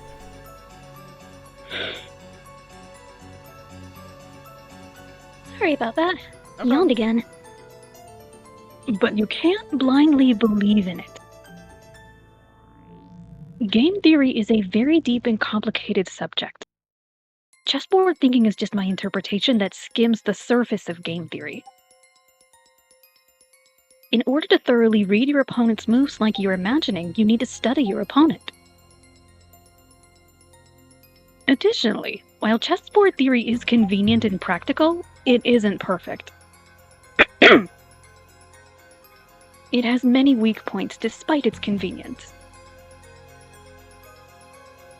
Weak points? Yes. Chessboard thinking is founded upon game theory. When you thoroughly investigate game theory, it boils down to math. Do you know what the weak point of math is? It's noise. In math, when you write 1 plus 1 is equal to 2. That process will always result in 1 plus 1 equals 2. No matter how many billions of years pass. Nothing more, nothing less. That's because there's absolutely no noise mixed in. But, for example, unlike math, the Japanese language has noise mixed in. Kanji are a good example. Old kanji and new kanji are slightly different, which represents an introduction of noise created by the changes between the time periods. Isn't history the same? There are dozens of policies that seem foolish in the modern era, but were meaningful at some point in the past. Because the rules of chess are fixed, when a pair of experts are discussing one particular layout, it's possible they could have reached the same conclusion whether they're from 100 years in the past, or 100 years in the future. However, if the rules of chess had gone through massive changes over time, it's possible the discussion about the same layout would have changed as well. That's right. Events in the world of humans are normally full of noise. Aren't human emotions that way? Even if the exact same thing occurs more than once, there's no guarantee that humans will always act in a predictable fashion. The moment we try to use a math-based theory to predict someone's actions, we must be aware that our theory has built-in weaknesses and limits. Simply put, chessboard thinking is extremely weak against noise and fickleness, as well as mistakes or incorrect knowledge. That's right. Kyrie-san definitely said that. Chess has always been a game where both sides play by the same rules and fight with the same conditions for victory. That's why it's possible for both sides to predict the other's moves. It's possible to read your opponents because you can always suppose they'll make the best moves they can find. What if your opponent is fickle or a bit tired? Makes a move that can hardly be called the best. Or what if the game actually has a special rule? Some unknown thing that only the enemy knows about and can use. In fact, what if the opponent actually has some goal other than victory? Think from your enemy's perspective. That's the basis of chessboard thinking. Which means, if you misread your enemy, the answer you draw from this process will be complete rubbish. Useless. So far, I've only used chessboard theory to guide several vague bits of information about the culprit hiding behind this case. Or so I think. However, I don't know anything about the culprit. Am I just playing around in a labyrinth of thought? If Curious-san were here at a time like this, she'd probably be able to notice something with her much sharper thinking ability.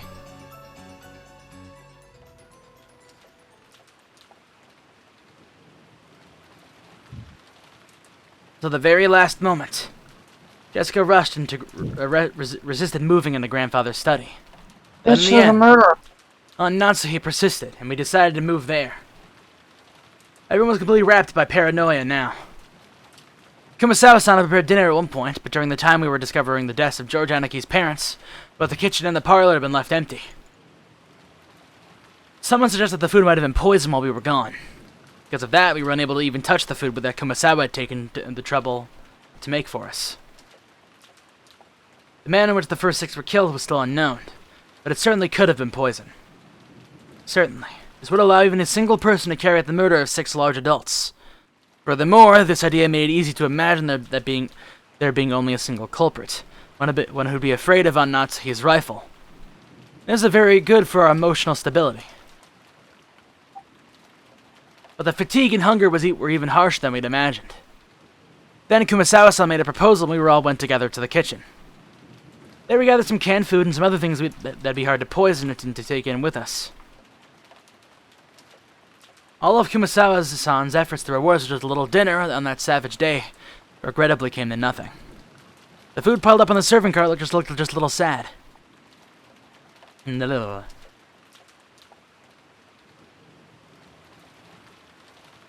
all started climbing the stairs. Natsuhi, who was in the lead, really started in the darkness and with both eyes in the barrel of the gun. Once we dragged ourselves up to the 3rd floor, just as Natsuhi had warned us of beforehand, there was a mixture of chemical smell and a sickly sweet aroma, a stench in the air that felt like it was eating into our heads. I see. This kind of stench would probably give you a headache if you were shut in with it for the whole night. I know it's a little late, but I'm with Jessica. I vote against going into Grandfather's study. I felt like the stench was floating out in from this magnificent door. Also, something I'd like to point out that isn't actually shown in the original one is, hey, look, there's scorpions on the door handle. Oh! Holy hell.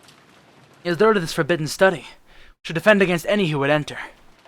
While Genji-san unlocked the door, Maria stared at the door and the doorknob with great interest. Oh, she's gonna talk about it anyway. Incredible door. It looks old and strict like it'd stop any jokes cold. A perfect door for Grandfather's study. The power to ward off spiritual menaces is strong here. Beatrice probably couldn't open this door. Oh? What does that mean? Maria pointed at the doorknob. A scorpion crest. No, a design like a magic circle arranged around a scorpion was inscribed there. That design. That's right. Isn't it just like those keychain charms Maria gave Jessica and me yesterday? The 5th magic circle of Mars is a strong ward against magic.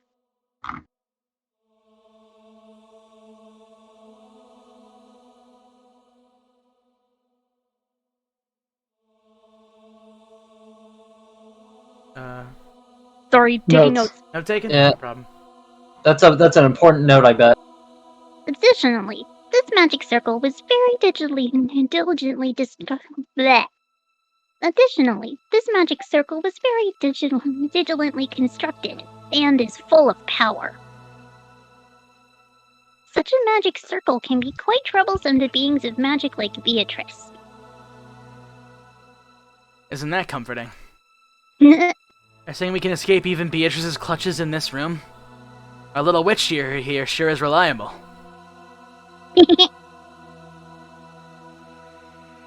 Then how did Beatrice get grandfather out? Just as Battler reasoned. Beatrice can't go inside. However, she has both magic and familiars. Using them, she might have been able to get grandfather to leave the study of his own accord.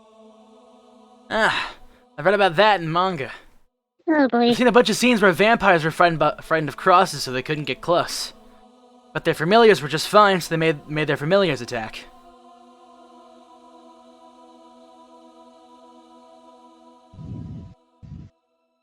Those scorpion keychain charms I gave you yesterday also had the 5th circle of Mars on them. The power dwelling within them was weak, but they should be enough to protect you until we leave the island. Although it sounds like you've lost yours, right?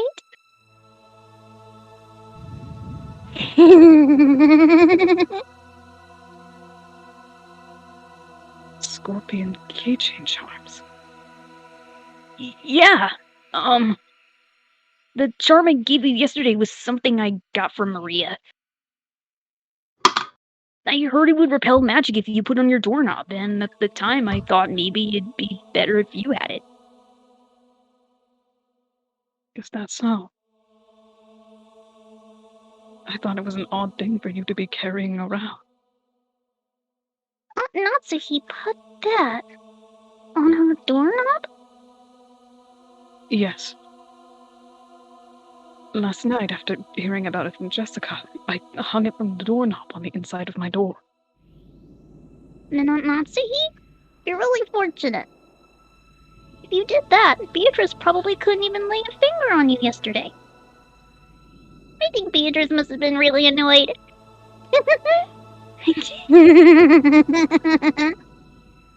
Beatrice? Annoyed? Couldn't lay one finger? Natsuki thought back on the eerie scribble she'd seen this morning, as though someone had been tearing on the outside of her door with blood-soaked hands, and gasped in surprise. Could it be this witch who called herself Beatrice tried to enter through the door to Natsuki's own room? The magic-repelling charm had been hanging from the inside. She couldn't break through the door, so she was annoyed. So she scratched at it.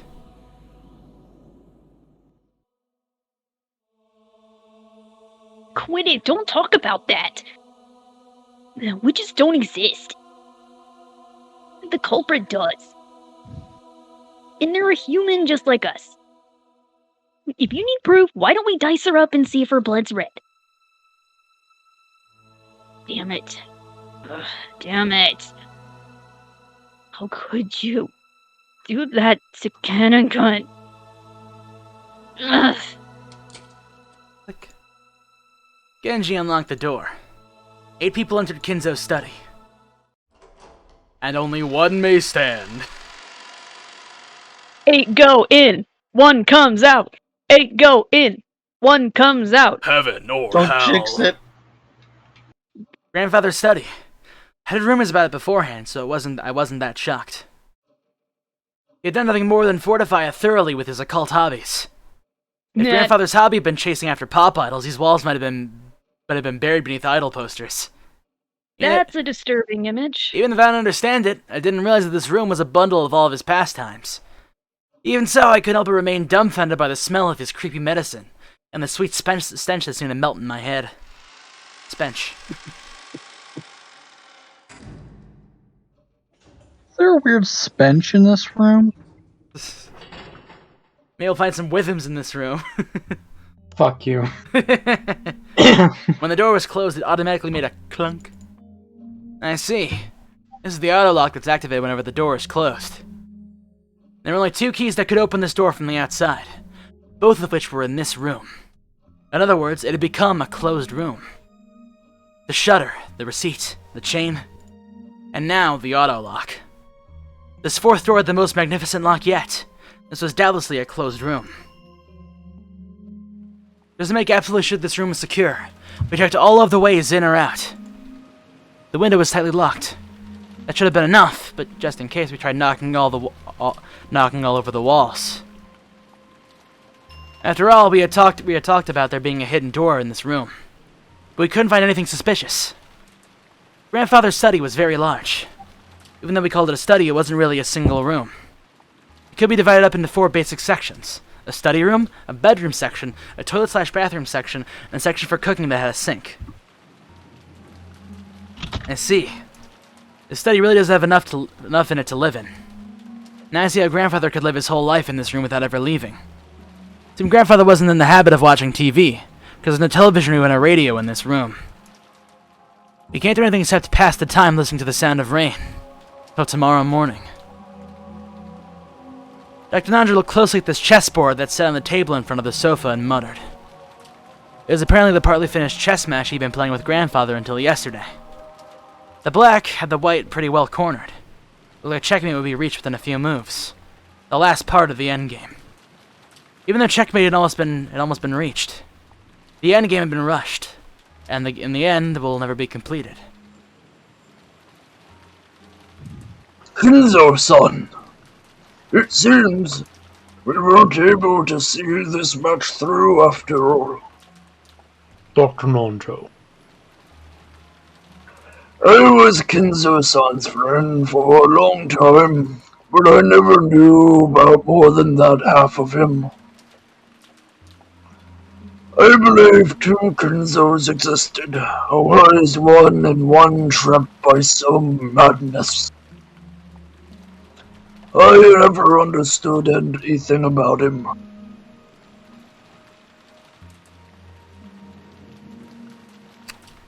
Really? Okay. Actually, when it came to Beatrice-sama, it seemed like his whole personality changed. In the direction of Kumasawa-san's upward gaze, a portrait of Beatrice could be seen. It wasn't massive like the one hanging in the entrance hall, but small, made for this room. Grandfather probably spent every day in this room, and so much of his time, talking to the witch in the portrait. Who was Beatrice to Grandfather in the first place? Right now you couldn't just explain it away by saying it was a story made by the parents to frighten children away from wandering into the forest. While eating the canned food we brought in from the kitchen, we talked together about who Beatrice was. Whether the culprit was Beatrice herself or someone pretending to be her. Whether they were a witch or a human, that was beside the point. The one in the portrait was strongly related to the roots and backgrounds of this case. You couldn't talk about this case without talking about her.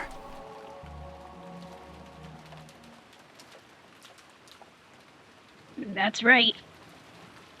Mom, you picked up the culprit's letter in Aunt Ava's room, right? Yes. I still haven't opened it. Let's give it a try. Natsuhi took out that western envelope. Genji-san pulled a paper knife out of a drawer in the study desk and handed it off to her. Watching her open it, George Aniki grimaced slightly. After all, it was a letter left at the site where his parents had been murdered. There was a good chance its contents would say something unbearable to Aniki. Aunt Natsuhi also seemed to realize that. She glanced over the contents first without reading it aloud. We were a little frightened that she might grimace after reading something shocking, but she just frowned unhappily. What does it say? There's one unpleasant sentence. It must be trying to provoke us. Natsuhi, after deciding that the contents could be shown to the children, said it openly on the table. Everyone stared at it at the same time. Praise my name. What the hell? I believe that's been added to the tips. That's literally all it says.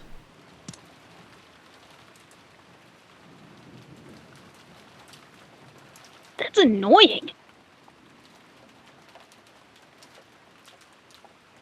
It's probably Beatrice declaring herself the victor.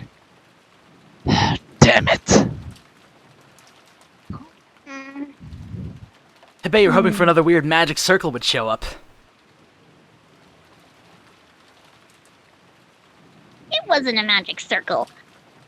But my expectations haven't been betrayed.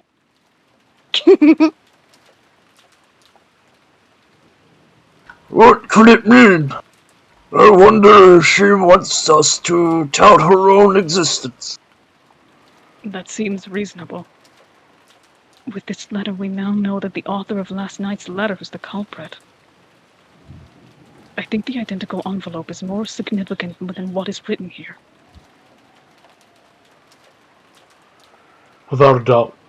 This is the type of envelope and sealing wax the Master would use.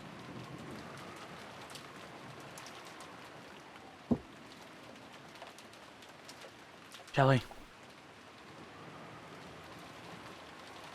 Oh. Don't know what's going on anymore. The first time I've seen anything like this since I started working with the Shiramir family. Going by last night's letter, Beatrice is claiming to be grandfather's oldest confidant. Grandfather often said the same thing in the past, right? With the Genji-san and Kumasawa-san who nodded together. Guess that means you two know more about her than anyone except grandfather. Did you tell us? For a long time, I've purposely avoided this topic. But now that it has come to this, I can no longer do so. Genji, tell us everything you know.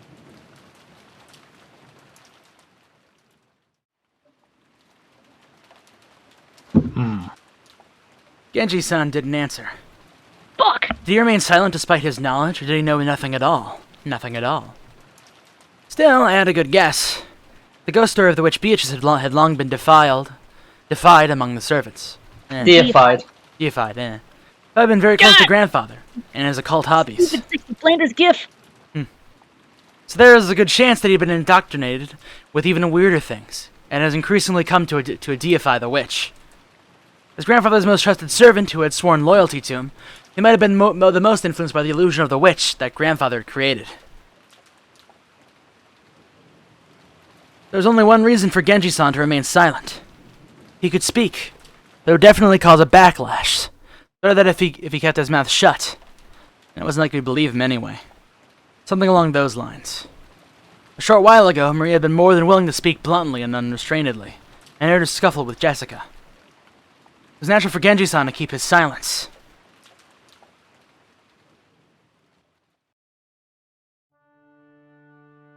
Was she father's concubine? His concubine. That could be possible. For ordinary poor people, polygamy isn't only viewed as negatively from a moral perspective. It's also an unmaintainable financial situation. But that isn't the case for the very rich. It's possible for them to have another lover in addition to their real wife. And now the possibility that grandfather has had another woman in his life besides a grandmother. Maybe. When grandmother was alive, I hear she was pretty sure of it. She thought he was cheating on her. I always thought she meant grandfather's imaginary witch. Now this is getting really interesting. You told me, didn't you, Genji-san? You said Beatrice had been working for grandfather since before the mansion was finished. I heard that the construction of the mansion was completed in Showa 27, 1952. That means this person called Beatrice was in a relationship with grandfather since at least 30 years ago. Could that concubine of 30 years ago? Maybe a relative or hidden child with that person. Hold some kind of grudge and be planning revenge? I see. This is starting to sound like your standard Western mansion mystery. Fucking S's, man. Goddamn.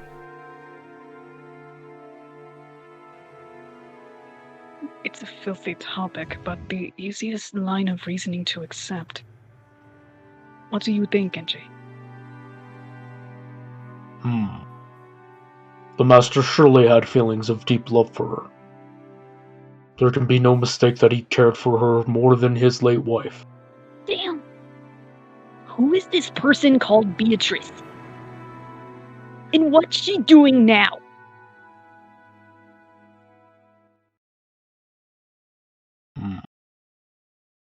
I have heard that she passed away before the mansion was completed.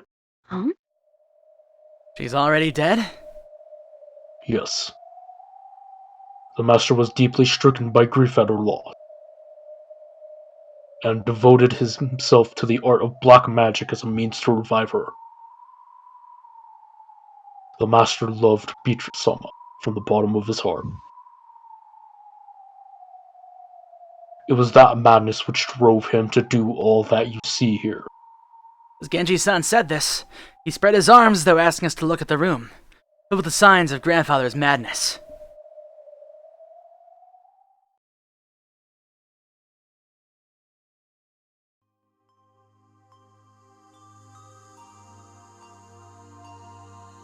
We're all at a loss for words. Normally black magic seems like it'd just be creepy, and it's really hard to imagine why someone might be so entrapped by it, and enraptured by it. Since Kinzo was just an eccentric who had restored the Ishirmiya family amidst his madness, nobody had tried to understand him. The only thing on grandfather's mind had been the loss of a beloved woman, and his inescapable sorrow. Earlier this room had seemed creepy, but in an instant it had changed into something that we could understand completely. Dun, dun. The creepy books, the magic circles, the medicine, all of it. It all existed simply because he wanted to revive the face of a single woman who left this world over 30 years ago.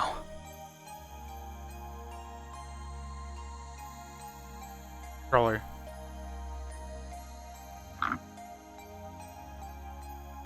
Master only told me about Beatrice-sama's story once. He was very drunk. I have forgotten the details. It was deep love to make a woman like Alice. When Kinzo-san succeeded the headship of the Yoshirimiya family, his marriage to his late wife had already been decided by of the few surviving family elders. So... Oh. He was forced into a marriage with some woman who would benefit the Ishirimiya family. That is correct. Kinzo-san was installed at the head who would revive the family and had to bear the entirety of that heavy responsibility. I do not pretend to know the details of when or where Kinzo first met her. Guess it'd be rude to say any more than that. That was when grandfather truly fell in love for the first time. Just how deep was his affection for her. It was easy to see just by looking around us. It was covered with piles upon piles of things having to do with black magic. And grandfather spent every day shut in here, immersed in his research and isolated from the world outside, never regretting 1 minute of it. You can only recognize the depths of grandfather's love for Beatrice. I had it all wrong, Genji-san. What do you mean by that? I've always thought that maybe you servants believed blindly in the witch because you were influenced by grandfather's creepy black magic hobby. But that's not how it was, right? But acting as though Beatrice's soul had at least been restored, existed on this mansion. They might have hoped to soothe grandfather's heart. With eyes closed and expressions of one remembering something from the distant past, Genji had broken his long silence. In making that confession, he probably felt like he was betraying his one and only master in the most serious way, even though that person was already dead. Beatrice was revived as a witch, and she is in the mansion even now. That was his mantra. He had believed it. He had made people believe it. And Genji would take that with him to the grave. This might have been the last service he could offer up to his master. The legend of the witch. The mysterious tale of Rokenjima that was still whispered among the servants. Its true nature was a sad lie. No. It was an act of kindness towards grandfather who had lost the person he loved above all else. I remember denying the witch's existence in front of Father on multiple occasions.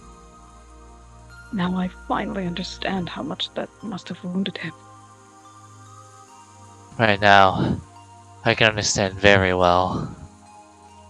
If I thought I could revive Shannon using black magic, I'd immediately become the next owner of this room and start researching. Ow! Touching all kinds of things here today. Anarchy. I should have tears drip from George's eyes. Maybe his tears were infectious. Tears rose to Jessica's eyes too, and she sniffled. Beatrice has said it. Very soon she will be able to revive people. You'll be able to meet them, she said. Very soon, the door to the Golden Land will be opened.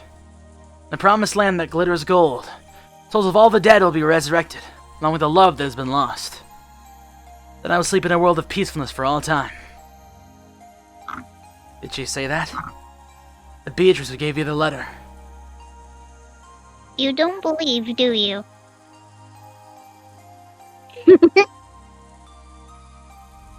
If only grandfather were here. I'm sure he'd be happy. Sure he'd be jumping for joy now that Beatrice is about to be revived. In that case, I believe. If grandfather gave up half his life for this research, trying to resurrect the soul of the woman he loved and spending the rest of his life believing, I'll believe too. That were... When you love a single woman for so long, the people around you catch on to it, and it becomes the truth. Maybe you could have said that they're just being polite for the sake of your feelings. But right here, now, I like to call that magic. That isn't just being polite. It really is magic. She's a witch. Looks like nobody can see Beatrice after all. Some time passed. Listen to the sound of the rain. Consider what kind of love and madness was to possess the owner of this room, as he spent half of his life here.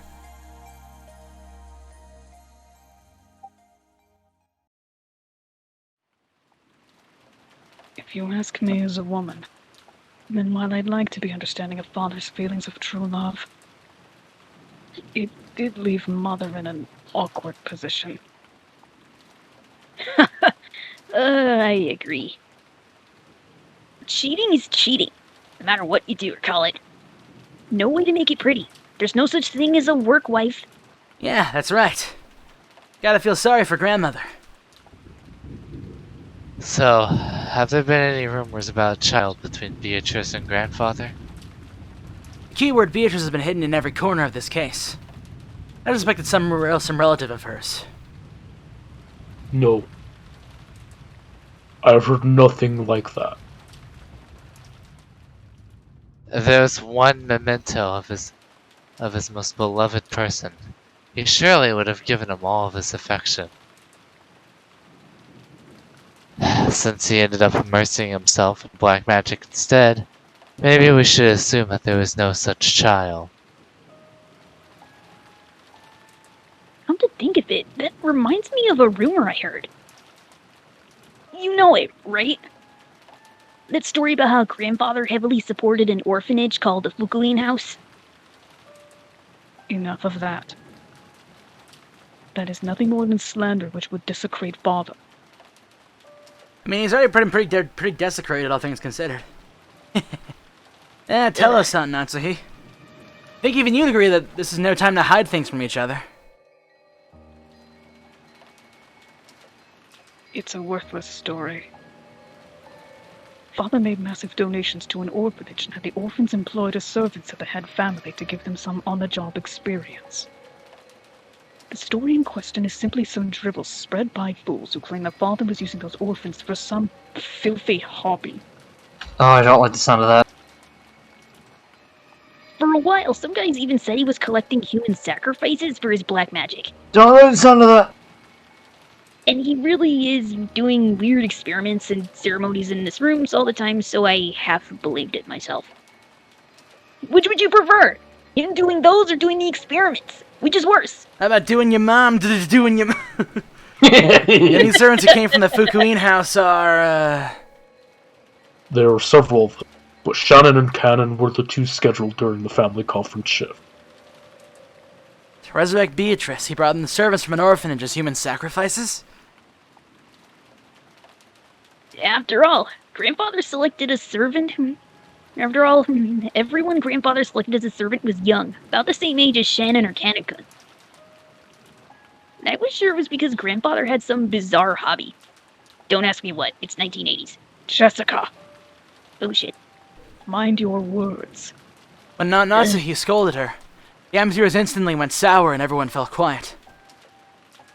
However, something was tugging in the back of my mind. Sacrifices. Sacrifices. Human sacrifices brought over from an orphanage. What is it? Freaky words like sacrifices don't pop up often. And yet I've seen or heard that word recently. Some part of my memory is tugging at me. Hey, Beatrice, what do you know?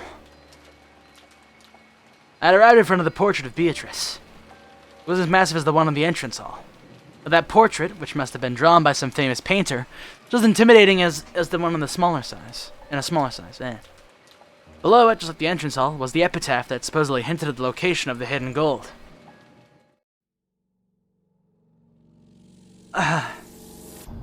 Sacrifices. Here. What the hell, Battler? You're creeping me out, man. 6 sacrifices. Both of my eyes opened as wide as plates.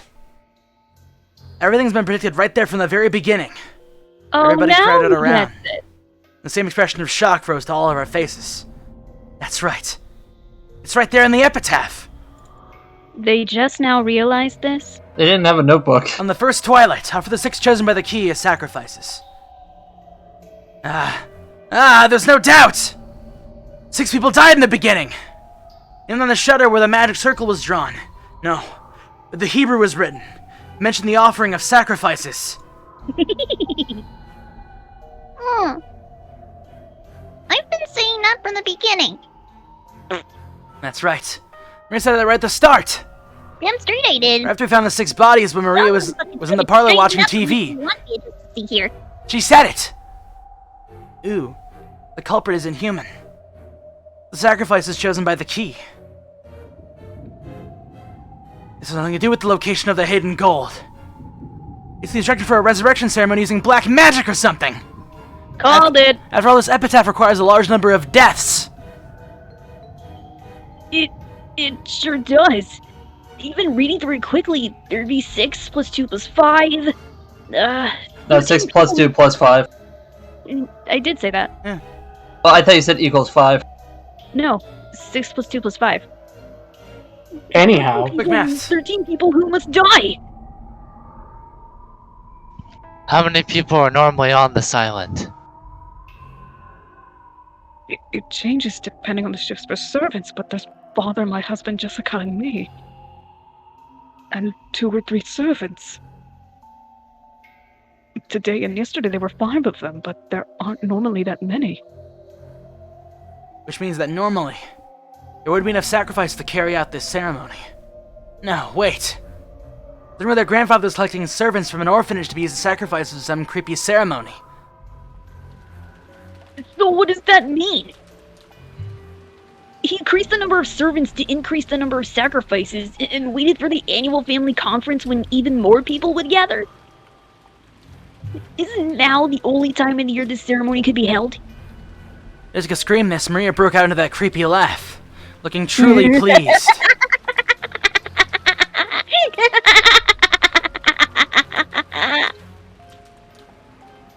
you ever heard of people making bets to test their fate? Like throwing a sandal and saying that if it lands right side up, tomorrow will be sunny. And tomorrow will be a good day if a coin lands heads up. There are many little superstitions like that. Sometimes when your luck is down and you get bored, and you roll the dice and get 3 sixes, you gotta believe it's a portent of some miracle. Flipping a sandal, you have at worst a 50% chance. Even if you get it right side up, it's not worth much. But if you carelessly roll 3 dice and it'll come up 6, I think that's a small miracle. Magic works the same way. You must pray earnestly for an extremely unlikely result.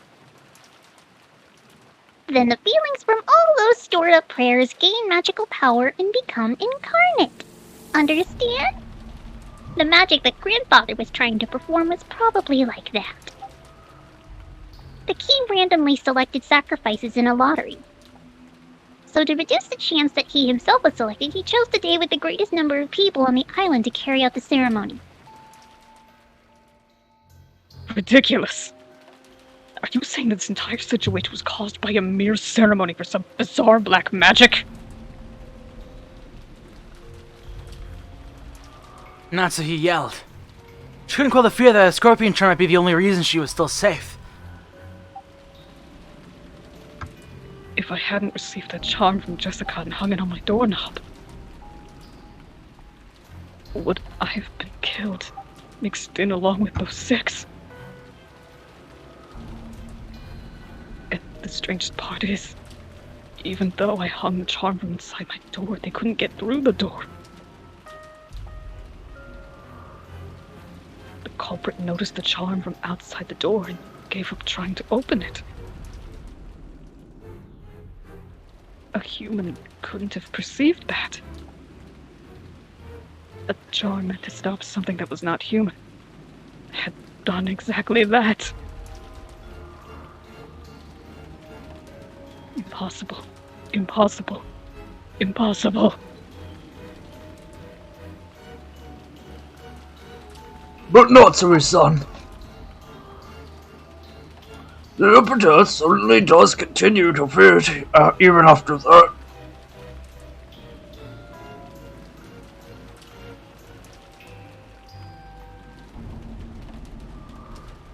Charlie.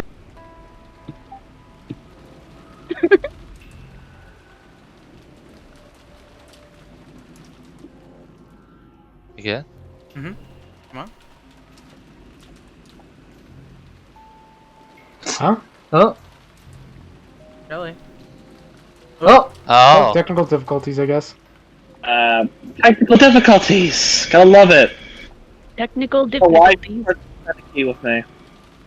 Get the live. Okay.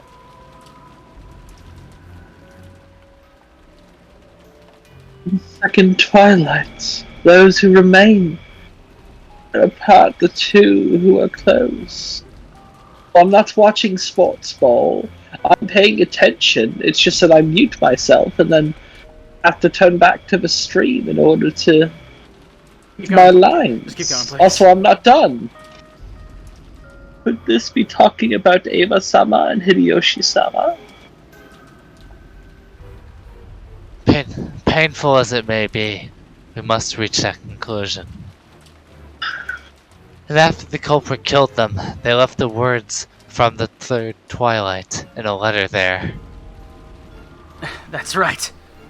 During the second twilight, they left the third twilight in that place. The third twilight was the Ganatsu he just read. The third twilight, those who remain shall praise my noble name. Ah, if you read it that way, it just keeps going on, doesn't it? The fourth twilight, gouge the head and kill. Gouge the head and kill. Yoranaki's parents were killed with those demon ice picks gouged in their heads. They were the second twilight. Someone else must have been gouged in the head. That's Grandfather. He was burned in the incinerator, and our eyes were so drawn to the part that we didn't notice. But his forehead, no. His head had been gouged. Boom. Grandfather was the victim of the fourth twilight? Then Canon-kun was... On the fifth twilight, gouged a chest and kill. We thought Cannonkun's case was an unexpected encounter with the culprit, but that's wrong. From the very beginning, they planned to lure someone out alone and drive something in through their chest. If the culprit has followed this epitaph this far, does that mean 3 people still have to die?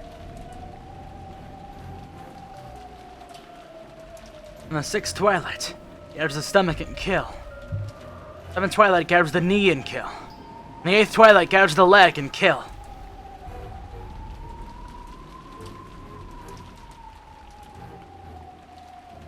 Yes, you could read it that way. Well, I wonder about that. After those 3 die, it reaches the 9th twilight. Take a look. On the 9th twilight, the witch shall revive, and none shall be left alive. We're all gonna be killed by Beatrice. I don't get it. Doesn't that mean that everybody dies no matter how many people there are?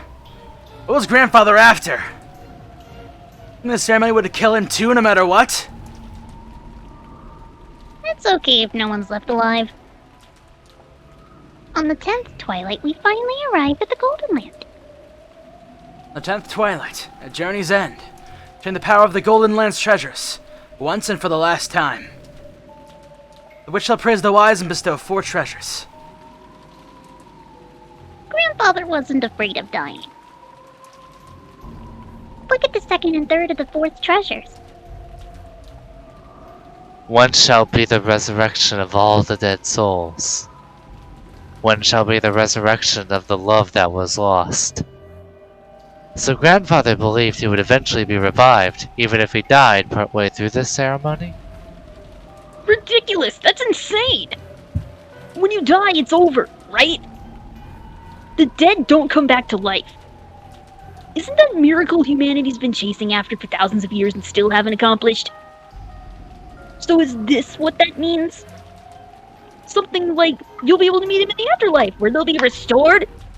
If what you're saying now is right, would that mean Grandfather, whose remaining life is slim and has been driven mad by love, is committing suicide? No. A massive forced group suicide?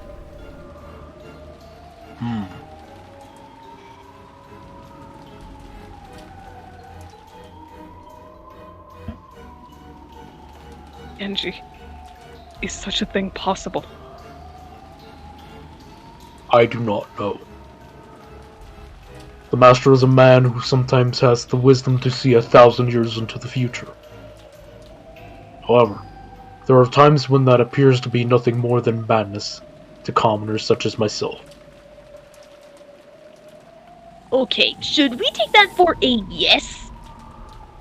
What do you say, Kumasawa-san? I don't know anything. That's right. I don't know. You think I would be on this island today if I did know? Would have faked an illness or anything to take a day off. That's right. Huh? Okay, that's a weird reaction. Yeah. What about your opinion, Dr. Nanjo? You've been Grandfather's friend for many years. I feel the same way as Genji-san. Kinzo-san was a man who far surpassed ordinary people. I even felt a sort of inhuman power coming from him at times. Even if I don't know what Kinzo-san was thinking when he wrote that epitaph,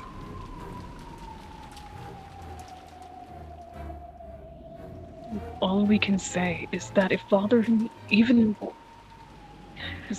if Father did write the script, someone else is carrying it out. That's right.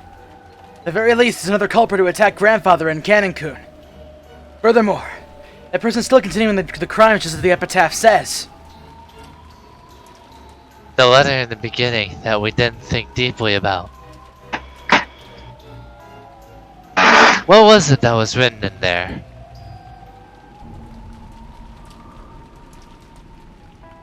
Back to the recitation of the letter last night. Beatrice had proclaimed something inside of it. She had proclaimed that, and according to the contract with Kinzo, she would collect everything of the Yashirmia family as interest. Then she also revealed a special clause. To discover the location of the gold grandfather has hidden, that right would be lost. The letter was read. Grandfather was still alive. But at that time, it had already been sealed with wax by the head's ring. When the grandfather handed the ring over to Beatrice while he was still alive. To take a straightforward approach. Maybe we should assume that Beatrice is carrying out that strange contract, with Grandfather guaranteeing her that right. In other words, this is the same as saying Grandfather knew of and approved of the contents of that letter. In other words, basically just a joint message from Beatrice and Grandfather, telling us that Beatrice will start collecting interest if we don't solve the riddle. In other words, the Grandfather and Beatrice are demanding that we try and solve the riddle of the epitaph. And if we couldn't, then the massacre would be carried out according to the epitaph. What does that mean? What do they want? I don't have a clue what it means! I don't get it! Look, another letter from Beatrice. Huh? What did you say? Maria's pointing at the top of the table, where the canned food everyone had been eating until just now lay. The Western envelope from Beatrice certainly was sitting there. But so what? Fuck. God damn it. What the? And Nancy let out a hysterical cry, looking between her own hand and the table, because the envelope she had just opened was still grasped in her hand. So why is there still an envelope on the table? Magic! What the hell? What's going on, Maria? Where did that envelope come from? Magic! Just now, I looked and it was lying there. Oh.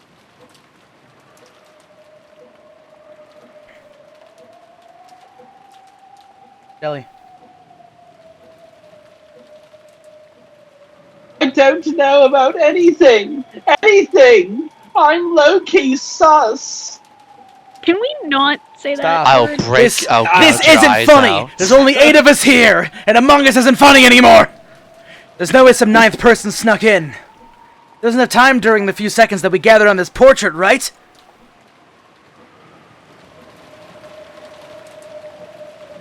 And yet here we are. Oh, hell yeah! Wait, Whoa! Damn, shit's popping off now! wait, is this the right version? Please tell me it's the right version. No!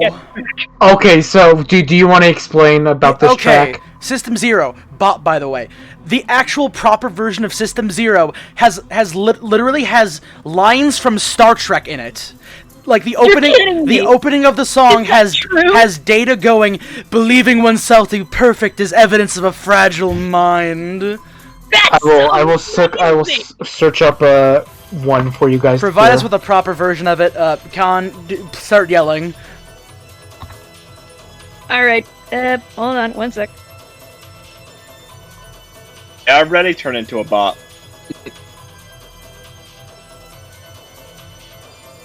Okay. Get back! All of you! Back against the wall! And Nazi was pointing the rifle at Genji and the others, bellowing at them. Genji's arm was overpowered, his face looking like he didn't have a clue what was going on. Of course, I felt the same.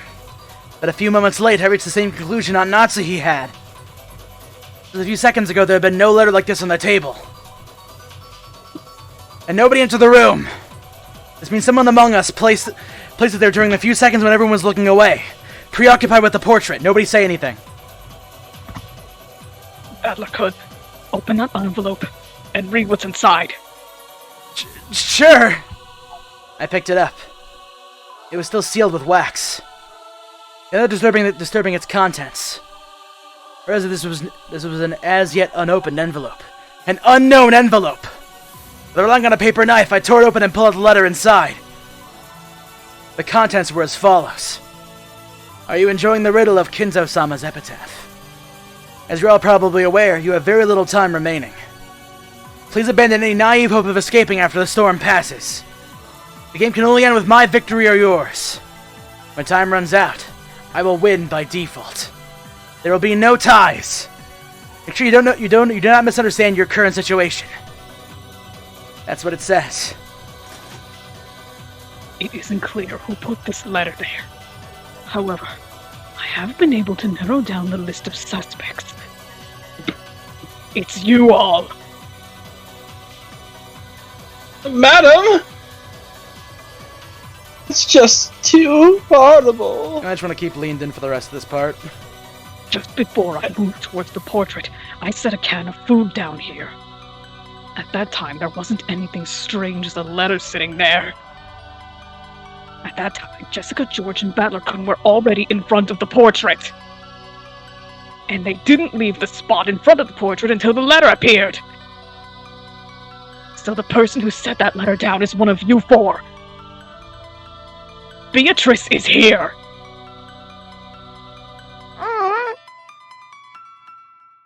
We aren't Beatrice! Beatrice exists! Silence! I don't know whether I should suspect one of you or all of you. But without a doubt, at least one among you is the culprit. That's right! There can't be a 19th person. There's no way witches exist. Even when Kanon-kun was killed. Yeah, that could be explained if Kumasawa-san was the one who did it. The truth is that Kumasawa-san entered the boiler room with Kanon-kun and killed him. And then she lied, saying he'd already fallen when she got there. Making a mistake, milady. Why would I do something like that? I don't have the slightest idea how my parents were killed in that closed room. But when they were killed, everyone except for the servants had an alibi. The ones who didn't were the servants. But does that really mean it's okay to suspect them? Yeah, now that you mention it, they have no alibi for any of the cases. Should really be so quick to make that judgment? But this time, in this room, in this place, in this moment, in this minimally small bit of time and space, it's obvious. Only one of the four of them could have set the letter in there in the blind spot. We can't tell who put it there. It's certain that one of the four of them did it. Natsumi-san, What am I doing? please calm yourself. I don't know what has happened today. I understand how much strain is on your mind right now.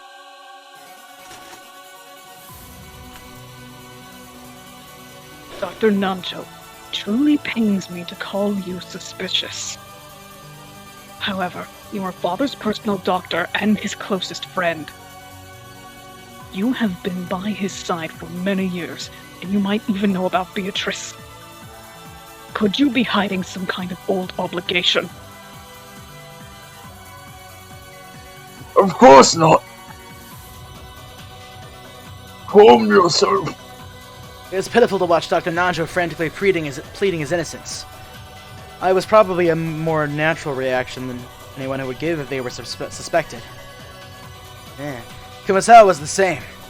Ever since Jessica voiced suspicion of Kumasawa murdering Kanon, Kumasawa's been totally flustered. That was why Genji's still calm appearance looked so bold. A Nazi pointed the barrel of the gun. Genji, you were grandfather's #1 subordinate.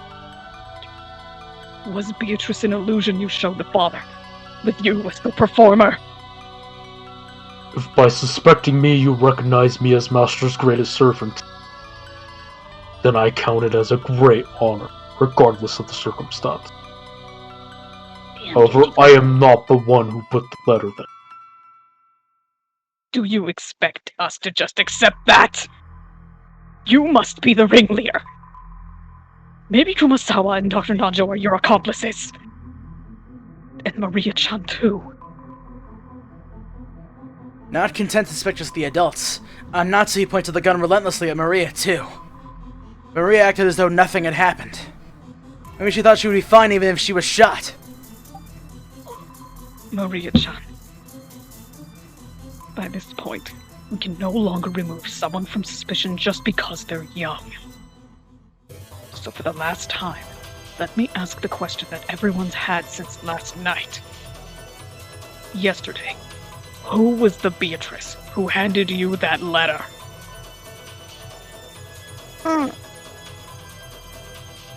Maria, don't dodge the question! Make it clear! Who gave you that letter? How many times do I have to tell you? It's Beatrice, the 1,000-year-old golden witch. If you want to know what she looks like, just turn around. See? She's right there. Beatrice is.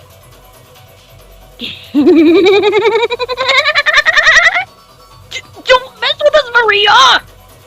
Enough, Jessica! Maria, too! Do you understand the situation? We'd open a game by saying stuff like that. Stop stirring each other up pointlessly. I don't understand. Who do you all want the culprit to be? You only believe in Beatrice when you don't want to suspect one of your own. When you're trying to settle a grudge because someone who's close to you has been killed, only then do you want to believe in a human you can attack with violence and deny Beatrice. And that's why you can't see her. Beatrice exists. You all can't see her. Silence! I don't want to label you as the culprit, but there is no longer any doubt that you enjoy making the situation unpleasant and are providing assistance to the enemy. Then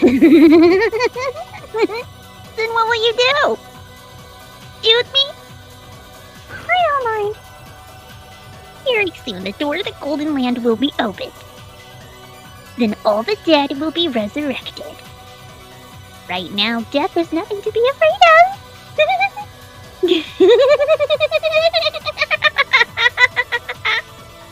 But, Mom, she really is suspicious. We can't keep her with us. But Natsui, please calm down. There's no reason to shoot Maria. Please remain composed. The letter was just meant to provoke us, but it's nothing to be afraid of. Even if the culprit is scared of what will happen tomorrow. They're just scared of the police. Right now, this island is free from the reach of the law. That's only because it's isolated by this typhoon. Once the typhoon passes, the law will return. So you mustn't shoot. How can you stay so calm, George Nissan? One of these four is the culprit. No, maybe all four of them are working together. How can you stay so calm when one of these four might be the culprit who killed your parents? Even I have the desire to find the culprit and kill them. But that would be simple barbarism. I'll leave the judgment of the crimes to the law. So no matter how suspicious they are, you mustn't pull that trigger. I feel the same as George Anarchy. Natsuhi, get a hold of yourself for a second. Anyway, it'd be bad to shoot. In times like this, I hear you should tilt your head back and say, "Stay cool," 3 times. Let me make this clear. Witches don't exist. Not on Rokenjima. Not in Yoshiromiya Mansion. I declare it as Yoshiromiya Natsuhi, representative of the Yoshiromiya family. There's no witch here. I won't accept Beatrice. No matter what you're planning, I won't let you wave one finger on my daughter or the rest of them. That's my duty as a mother, and as a representative to the family. Those words were the final words of farewell. That settled everything. Protect her daughter. A Nazi would regard any suspicious person as an enemy. The only reason George Anarchy and I were standing on this side was because, by coincidence, we had a clear alibi regarding the letter. If I had approached the portrait, I was on the other end of that gun barrel, treated like a criminal. But even though part of me thought that, part of me was thinking that chasing all suspicious people from this room would finally guarantee our safety. Genji-san and Kumasawa-san and Dr. Nanjo, all of them were on grandfather's side. Maybe he said that once Maria started blindly believing in Beatrice, she was also on grandfather's side. That's right. They're all suspicious. But is this really okay? Without all the suspicious ones in such a lawless way, will we still have the right to defy the lawlessness of the witch?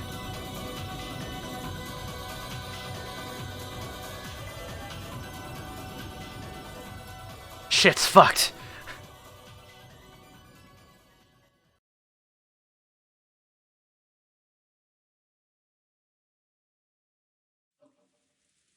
Nazi didn't tell them to leave with her own words. But with wordless pressure, she induced them to say that themselves. But if Dr. Nanjo didn't say those words, the cold silence would surely continue forever. Calm yourself, Natsui-san. Still, I understand your feelings well. I myself feel like there's something wrong with my head after all these strange repeated incidents. So I understand well why you want to suspect us. If you really have nothing to do with this, then my actions now would be beyond rude. However, please understand, just this once.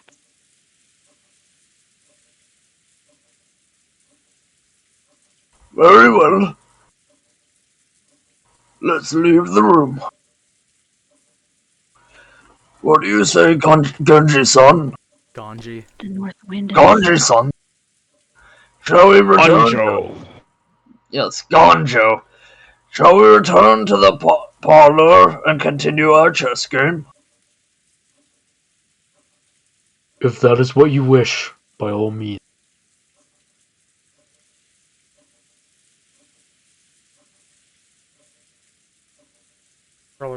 I don't want to.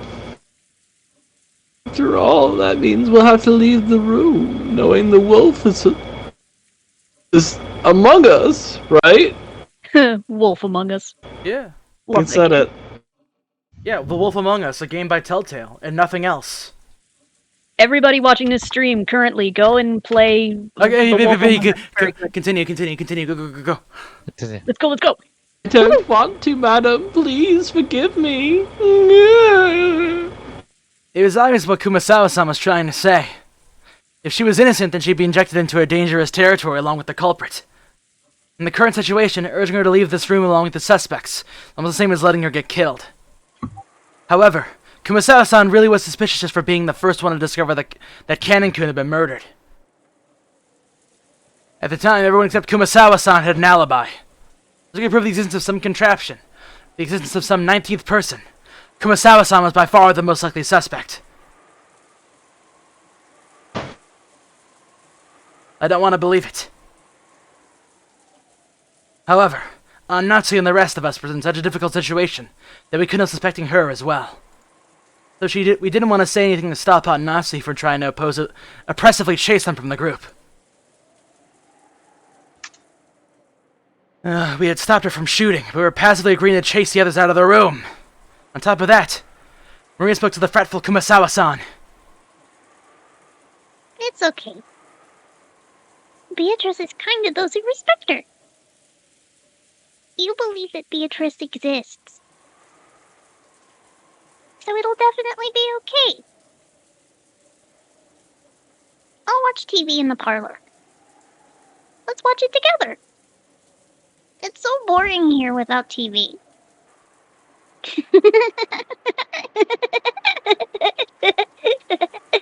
Looked like Kumasawa found Maria's roguish laugh very frightening. However, the three other people had agreed to leave the room. Kumasawa couldn't fight the flow and had to agree, crying as she went. Well then, Natsuri-san. That will be all for tonight. Let us meet again tomorrow. Yes. Please understand, at least for tonight. When the police come, all of us will surely apologize for our rudeness. You may play chess, but do it in a safe place if you can. Genji, I leave them in your hands. Certainly.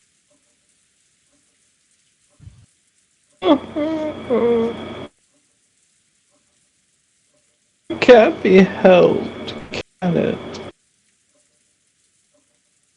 They always say the most frightening bears are those with their children. Genji, Kumasawa, my sincere apologies. Let us meet again tomorrow. Maria Chantu, please forgive your cold aunt. Oh! I forgive you.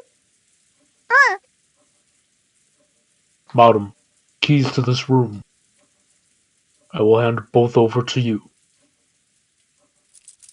Genji-san pulled 2 golden keys from his pocket and handed them to Natsuhi. And I will also hand over my bundle of keys to the inside of the mountain. Mm-hmm. Took out a bundle of about 10 keys of various shapes and handed it over. To the servants, those keys are probably proof of their position. Being placed in charge of those keys meant they were trusted, relied upon. And if forced to return them, it meant that they had lost their trust. Thinking about it this way, to Genji-san, who had worked here for the span of many years, there could be no greater shame. However, Genji-san's usual indifferent expression remained on his face. Genji, I had planned that, after Father passed away, I would reward you for your many years of hard work and allow you to retire. To treat you like this makes me feel ashamed from the bottom of my heart. I have already received the Master's favor. Everything I have done until today has been in repayment for that. Please do not worry over it. Well then, shall we, everyone? Good night to you all. Good night. Good night to you too, Matler. Maria. Wait a sec. Knowledge of guilt made me call Maria back. I groped around in my pocket and took out the scorpion keychain. This repels magic, right? Wear it. Didn't you say you dropped it?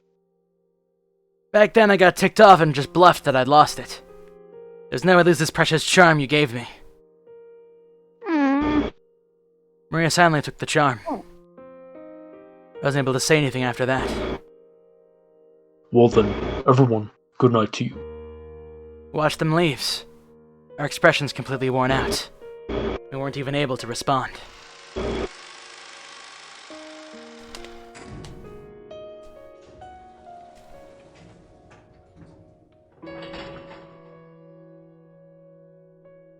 The door closed and we heard the auto lock. We were unable to breathe. Then we were finally able to take a breath. Then I noticed that Beatrice's letter, which I had been gripping the whole time and which was soaked with my sweat, actually had 2 sheets. Everyone had been tightly stuck together. I particularly thought that there was only one. No characters on the second sheet. The thing drawn there was a magic circle written with a red ink like blood. It's like every magic circle up until then had been different. This magic circle was one I never laid eyes on before. Inside the circle, a large triangle and small triangle were fit together into a simple design. As before, there was writing in Hebrew. It seemed clear that it had some kind of meaning. I don't know what it could be. We had just chased Maria, the one person who could understand the meaning of magic circles, out of the room. I thought of the magic circle as Beatrice's second message. does this magic circle mean?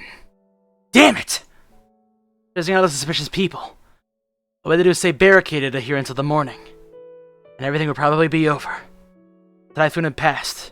When the seagulls cry, will everything be resolved? But the letter which unexpectedly appeared in the study forced us to reject that naivety. It made very clear that if time ran out, it meant the witch's victory. When time runs out, is the witch planning to take on the offensive? This time, going to display some fearful magic power, something that could still be used to kill 6 adults at once. Wait. Nothing's supposed to run out anyway. I don't know anything. With this, we should finally be safe. Finally. Definitely. Even as she said that, and Natsu couldn't stop gripping that rifle. There was no release in the tension of her expression. Of course, none of us felt like breathing a sigh of relief. At least not until we could hear the cry of the seagulls once more.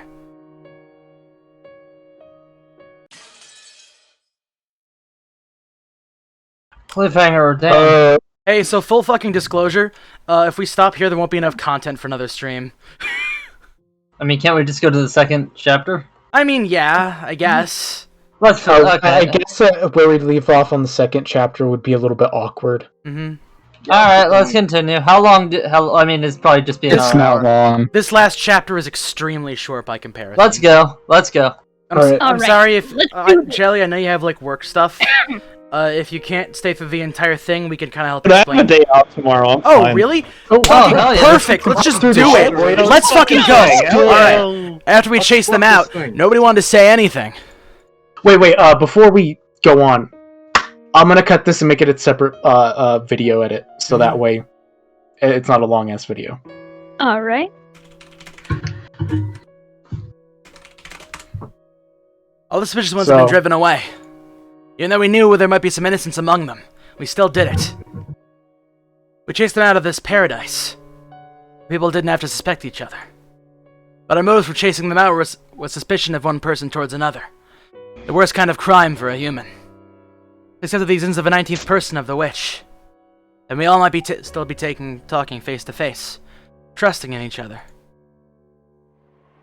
In that instant, we agreed to chase out all the suspicious people. But had that been the right thing to do? During this endless silence, we could do nothing but be quietly tormented by that sin. And Natsuhi faced the door, without letting go of her rifle for even an instant, sitting far back on the sofa. Always spent the night staring at the door without a wink of sleep. Looking permanently tired. Jojaniki gazed through a gap in the closed curtains by the window, looking down at the courtyard and the mansion that surrounded it. I didn't know whether he was checking to see if a suspicious shadow had become visible through the window, whether he was wondering to himself about something. Jessica was sitting sideways on the sofa next to Aunt Natsuhi, the dead expression on her face. And every once in a while, as though she just remembered something, take out the inhaler she had been using during her asthma attack, and stick it in her mouth. I just heard from Aniki that apparently Jessica liked Kennen-kun. It was apparently so vague that she hadn't realized it herself. You know, I think that other people tend to spot before the person in question realizes it. Which means she might have first learned of her feelings when the person she liked died. It must have been so terrible. So sad. Come to think of it, Kennen-kun was the only one who handed her the inhaler. Maybe she was remembering that. I was fishing around Grandfather's study. I researched the meaning of the circle, the magic circle in the letter's second sheet. And they were shut up here in the defensive position. My rebellious nature made me want to find some key, some way to resist. After all, we got plenty of time before tomorrow morning. Who could fault me for how I used that time? No one else showed that much interest in the magic circle. Its meaning was unknown. And once we understood it, we were sure to find some message that would cause us unnecessary anguish. I felt the same way. However, I just couldn't ignore it, so I killed time by going through the motions of researching it. You sure are enthusiastic. Did you find anything that might serve as a hint? Not a thing. The first tough part is finding a book written in Japanese. How many languages could Grandfather read? He's incredible. Aren't you tired, Battler? You should be taking a rest while someone else stays awake. Aunt Natsui said she'd stay up all night for us, but there's no way her body can handle that. We should take turns sleeping. Then you sleep first, Aniki. I'll keep researching till I get sleepy. You mean that magic circle just now? Yeah. Got plenty of time to kill. That'll be interesting to find out what kind of message Beatrice-sama put in it. Give it a rest. Mess around with stuff like that, and you'll end up getting possessed by something weird. Don't worry. I've been certified by Maria. We've got no spiritual talent at all.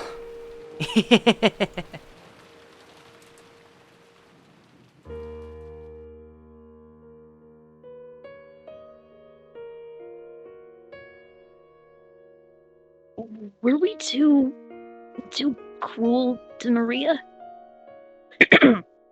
Jessica, you mustn't think that now. But Mom, if Maria wasn't involved and there's a culprit besides her, then she's obviously a soft target for the murderer. If she's killed because of this, then we've just left her to die. The gloomy silence settled once again. Jessica regretted letting her emotions take hold of her and snapping at Maria. She's always been like that. I was acting tough and regretting it later. I understand how you feel, but Maria was in close contact with the culprit. And she might have been siding with them, talking like that over and over to further confuse matters. I am relieved that we chased them out. That's pretty harsh, Aunt Natsuhi. Couldn't just been the nonsense of a 9-year-old girl. It wasn't very convincing to hear that coming from me. I myself thought Marie was creepy on several occasions, even doubting her true nature. When Marie was chased out of this room, I couldn't deny I'd felt some relief.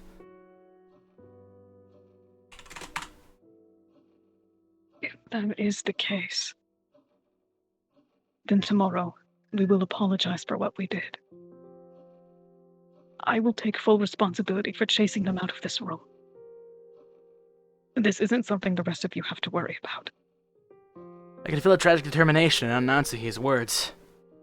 To protect her own daughter, she had resolutely chased out the suspicious ones. And if, as a result, to watch the people who had unfortunately been suspected die, so be it. For she was prepared to take full responsibility. Why does Maria have to keep saying stuff like that? She's bringing about her own ruin. I think the reason Maria-chan adores witches and magic so much might be Aunt Rosa. Aunt Rosa? What does she have to do with this? Didn't you realize it too, Battler-kun? Maria-chan's real-life father ran off somewhere a long time ago. Although Aunt Rosa tried to confuse the issue by saying he's on a foreign business trip. Talking about Rosa-san's family has become kind of taboo in the Yoshiramiya family. I think Aunt Rosa thought about remarrying. But I also believe Maria-chan may have become her shackles and made that quite difficult. After all, she sometimes got really emotional and hit Maria-chan. I agree with you there. It looked like Aunt Rosa was trying hard to like Maria. Which means that she didn't really like her. She might have thought of Maria as someone who stood in the way of her remarrying. I think that emotional rejection from her mother must have left some deep scars on her young heart. So she learned about this occult hobby from somewhere and immersed herself in it to bury the holes in her heart. Did you know? To Maria-chan, the image of a witch isn't negative at all. Remember yesterday at the beach when she showed us her notebook? Yeah. It's full of all those fun-looking scribbles. Yesterday when we were down at the beach, doubting the witch, Maria got all riled up and started explaining about witches. And on one of the pages that showed a picture of an ugly witch. They were brightly colored, beautiful, cute witches looked like they were having fun. There's nothing sinister about them, like a boy might have imagined. They're being adorned with beautiful dresses, grant anyone's dreams of their mysterious magic and who made everyone happy. The sorrow of not being loved by her mother. And Maria sought help from the witches and as beings who could give her happiness and save her.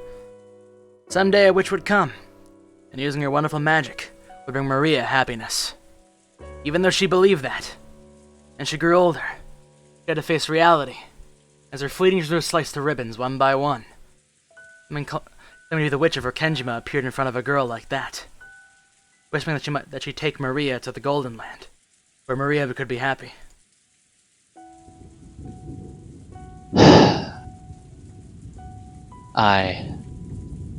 Now that it's come to this, I want to confess what's in my heart. Throwing out Maria-chan, no, Genji-san and the rest too, was probably the wrong thing to do. I think. It wasn't pleasant. Jessica had been the one to face them and slam them with words of rejection. Her conscience must be tormenting her a lot right now. Then, how do you all explain that letter? No one could have said it there except the 4 people standing behind us. I made sure of that with my own eyes.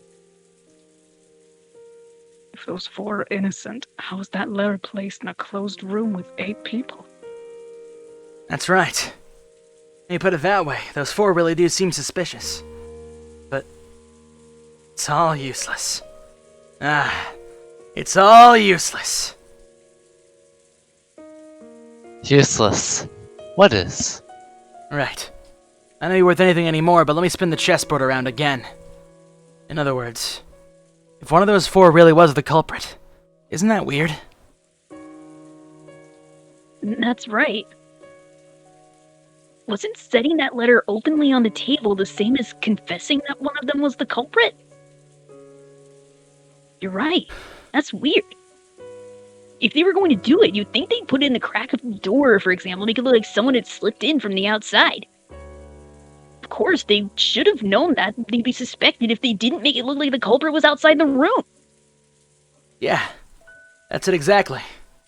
If the culprit was one of those 4, putting the letter right in the middle of the table would be both risky and meaningless. But putting that aside, whatever trick was used to set it there, assuming that the culprit is someone other than the 4. In other words, someone who is outside the room. He had a lot to gain from that letter. Enough, Battler-kun. It's meaningless to discuss such matters now. Natsuhi-san quickly guessed at what I was getting at. No. Maybe she had thought of it long before I had. Really held her tongue. If the culprit outside the room, they'll definitely totally stuck the moment we shut ourselves up in a closed room like this. That's right. Same as my theory about how grandfather disappeared from this room, isn't it? Theory was that grandfather left this room of his own accord. Culprit using the same tactic to lure him out. Rather let grandfather left of his own accord than... Come to think of it. When the scroll magic circle on the doorknob to the study, Maria said it herself. Beatrice couldn't get through this door. But she could induce someone to leave of their own accord. Which would mean we fell for the culprit's trap completely. And sent out some new potential sacrifices.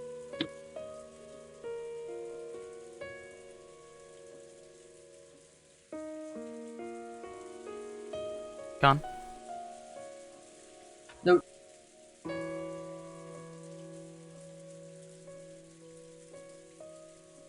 Con, you good? Huh? Sorry, my youngest sister burst into my room and started going on about the new Loki episode and Sonic Prime stuff. Oh, jeez. Oh. She's happy. Nice. Oh. Genji and the rest aren't fools. When they try to protect themselves, they should find the next safest place after this room. They will definitely be able to hide themselves there. Aunt Nazi hadn't answered the question. Aunt Nazi herself had realized that the culprit wasn't in our group back then. The letter would make sense as a trap. However, it wasn't worth the risk of calling back the people she had once thrown out. Aunt Nazi, right now, her greatest and only duty was to protect the children. By her thinking, in order to do that, a few sacrifices were unavoidable. Hey, Aunt Nazi. Let me say something a little harsh, okay? At the time, what if, by coincidence, Jessica had also been standing behind you? Would you have chased Jessica from the room too? Sure that a lot of brutal things have happened. But as a mother, you thought you should protect your daughter no matter what. Because of that dude, you chased them out. Even though you knew that you'd eventually be held responsible for it. It's not like I'm condemning that. But, I was just thinking about what a great mother Jessica has. That's right. You've been dealing with these incidents since morning, and you've been pulling all of us along the whole time, without you losing your composure. If you're all confused too, then the rest of us would have probably been in a culprit's grasp by now. So I think we all have you to thank.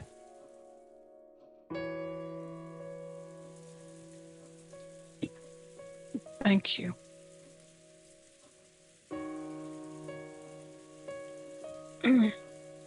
So, what you two are trying to say is that you want her to act as Maria's mother too?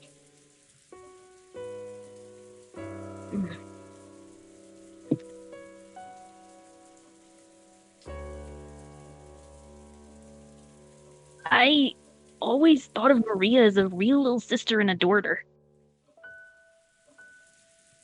And yet, a few things happened. We got a little confused. And I said a lot of mean things to her, hurting her. Mom, please. Let's stay together with Maria. No, everyone. There was no culprit among us. The culprit in this case is the witch Beatrice, okay? So, let's stop suspecting each other.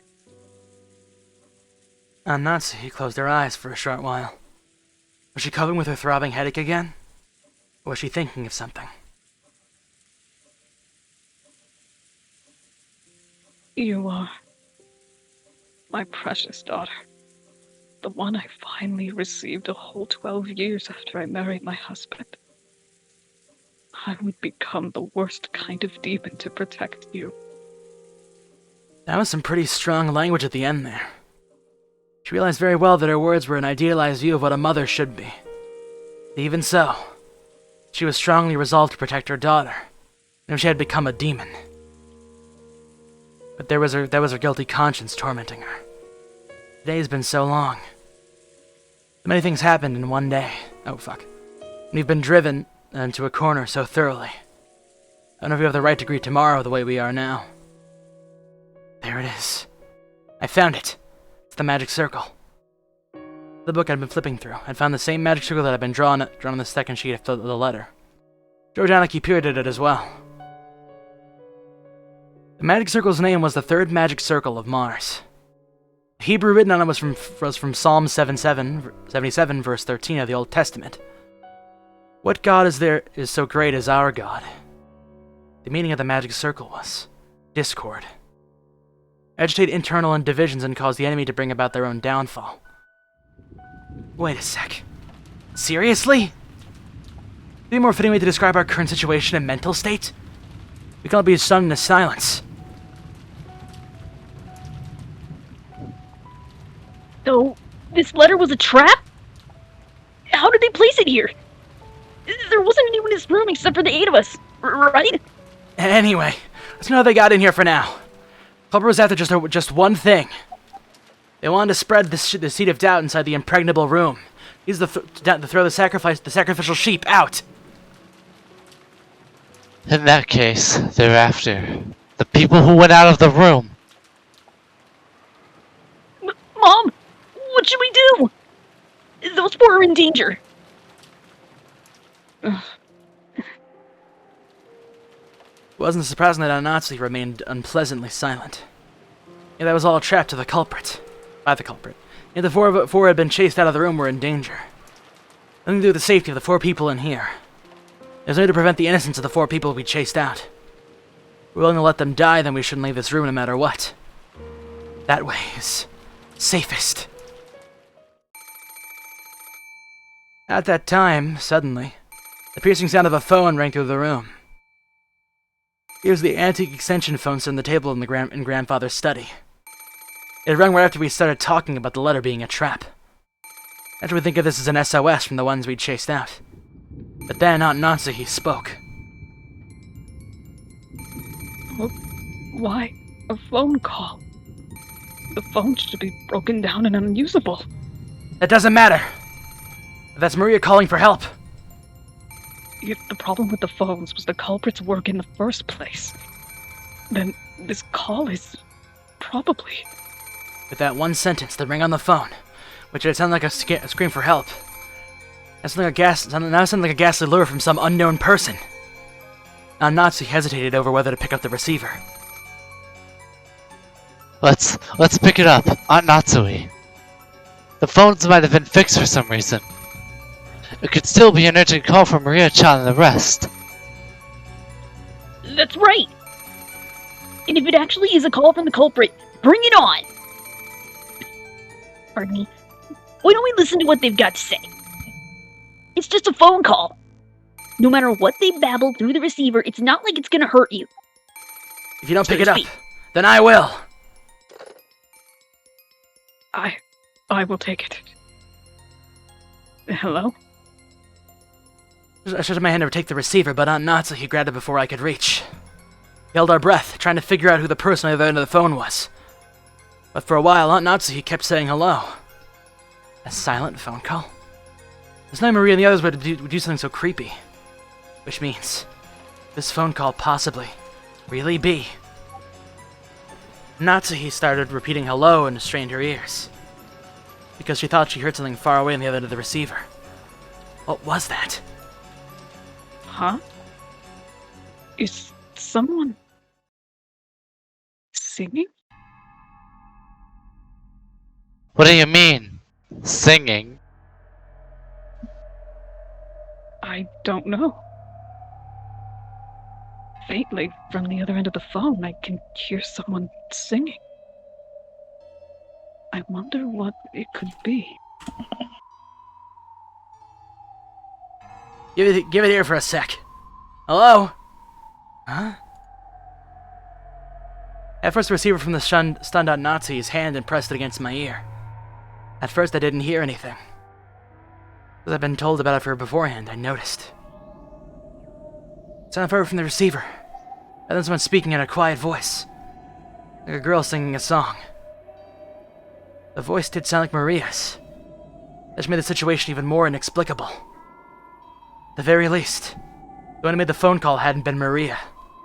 After all, Maria was singing in some song far away from the receiver. In that case, the one who made the phone call should have been Genji-san, Kumasawa-san, or Dr. Nanjo. And yet they weren't saying anything. Why? For what reason? The person who made the phone call. Who was it? Hey! Hello? Who is it? Answer me! Is that Maria singing? Answer me! What's happening?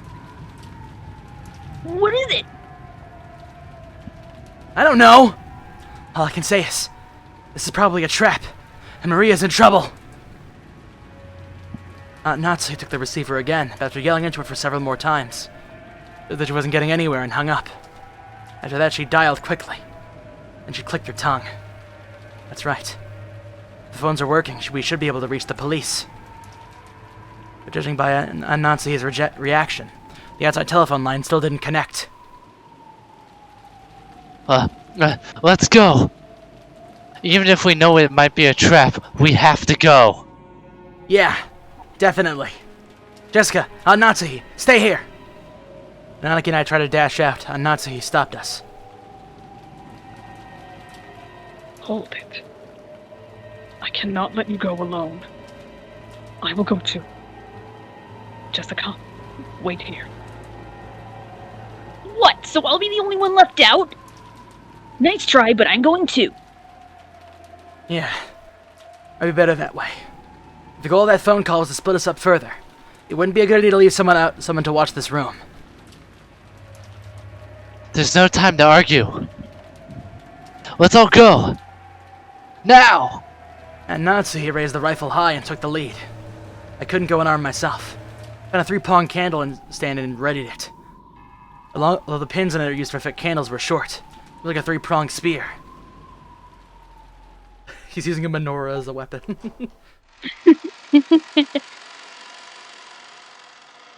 And the 4 of us left the study. Left the study, which should have been the safest place inside the mansion. By doing this, we'd been lured out, even though we had barricaded ourselves in a safe, closed room. Perhaps we were.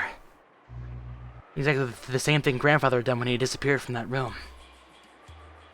Maria! Where are you? Answer me! I listened closely, but I didn't hear anything. The mansion was vast, and since the passing typhoon was making it its last stand, the sound of the rain was even noisier than before. Maria-chan says she wanted to watch TV inside the parlor, right? Let's try going downstairs. That's right. Let's try there. Everyone, be mindful of your surroundings. Yeah! When Nazi with Nazi in the center, her rifle ready and her finger on the trigger. We moved in a group, our backs together, checking our surroundings in all directions. As though the magic of the magic circle designed to spread discord had worked. We had split up, and furthermore had been dragged out into dangerous territory. In other words, even now, we're doing just what the culprit wanted us to do. This was a separate world where it wouldn't be odd for things to suddenly occur. And Natsu, he nervously pointed to the barrel of the gun at every dark spot and shadow. Like the motion was out of fear rather than caution. But the rifle she held in her hand shouldn't have been a trump card that the culprit feared. Should have. You know, I've been thinking. It wouldn't be impossible to stick one of those ice picks into someone's chest, like in Kanneken's case. Okay. But splitting the skull and sticking them into the forehead, like in my parents' case, wouldn't be that easy. I think the culprit had that kind of animal strength. They probably had some kind of weapon, a device that could shoot or pound in those ice picks. That handle was too short to be driven in that deeply by human strength alone. Either way, they have enough force to break through a skull. I heard Cannon's wound reached as far as his lungs. If you happen to see your opponent, don't go forwards. You mustn't move away from my back. Just how sinister and frightening was the weapon that could shoot those creepy ice picks. Is there anything to combat it with just this candle stand in my hand? In the first murder, the culprit probably assaulted all 4 of our parents at once, to discuss the inheritance problem in the dining hall. And there were 4 of us here now. Apparently I wasn't the only person thinking this. George Anaki, Jessica, and of course, Natsuhi were stretching their sense to the utmost limit, in the highest and worst state of tension, slowly advancing one step, then another. What have we done? Those are the seeds of doubt spread by that one letter. Threw Maria and the rest into the middle of this terrifying world. We finally reached the first floor. The parlor's just across the hall. When we listened carefully, we could hear it faintly. Maria's eerie singing voice. She wasn't singing naturally, as though she were in a good mood. She was singing mechanically, like she was at a graduation ceremony and she'd been ordered to. The song she sang was just a common folk song, one that everyone had probably sung in their school at one time or another. But why that? In the middle of the night alone, with all of her heart, over and over. Why? After leaving the study, we had called out in loud voices, asking Maria where she was. But at the time, no one said even a single word. We had our breath and the sound of our footsteps, intensely focused on our surroundings to the point of being completely high-strung. We stepped forward. The door to the parlor was closed. We could hear Maria's singing voice through it. Aunt Natsuki put her hand on the handle of the doorknob, when George Anarchy stopped her. I'll open the door. Aunt Natsui, Balor-kun, ready your weapons! Understood. Take care.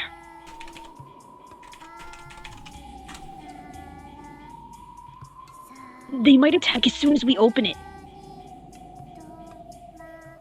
George Nissan, watch yourself.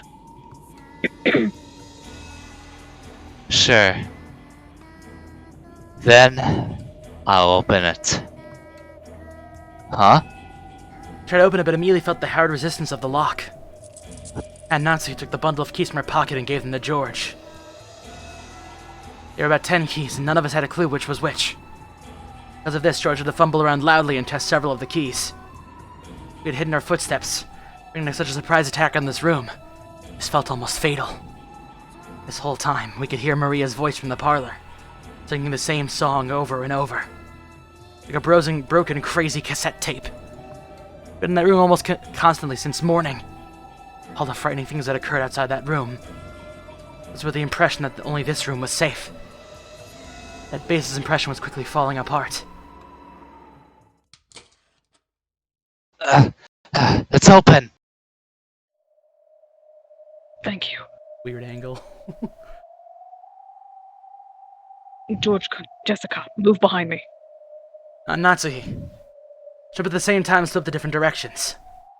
We stand around after opening the door, those ice picks might fly right through the center. I agree. Ready? I really wish I could say no. I readied myself. They're gonna be throwing ice picks. I'll whack them with this candle stand. Go. Natsuki and I rammed the door before flying into the parlor. We were splitting up left and right and searching the parlor for someone who might be waiting for us. But what our eyes landed upon was an incredibly strange sight. The parlor was stained with blood. This place, we spent almost the entire day, pressed in together to protect ourselves from some unknown malice. It had been stained with fresh blood. Become an ocean of blood! On the floor lay Genji-san, Kumasawa-san, and Dr. Nanjo. Their entire body stained bright red with the blood. The only way we could identify them was by their clothes. That was because... that's right. This is how this whole tragedy started. Their faces. It was like our smashed up parents in the shed. You couldn't tell what their eyes stopped and their noses began. It was as though they'd really plunged their face into tomato pot pies, all squished up. Ah! And that wasn't all. Their bodies had other wounds. It was those demon ice picks. They were in Genji-san's stomach, not just thigh. No, his knee. That's right. Of course, it's his knee. And the epitaph the sixth twilight was the stomach. Seventh twilight, the knee was gouged. But seeing one of them stuck near Kumasawa Ba-chan's left calf, I couldn't help but masochistically laughing. Ah, that's right. The sixth twilight gouged the stomach and kill. Seventh twilight gouged the knee and kill. Eighth twilight gouged the leg and kill. Ah, even the eighth twilight is over. The next one, the ninth twilight. What was it again? Maria was there.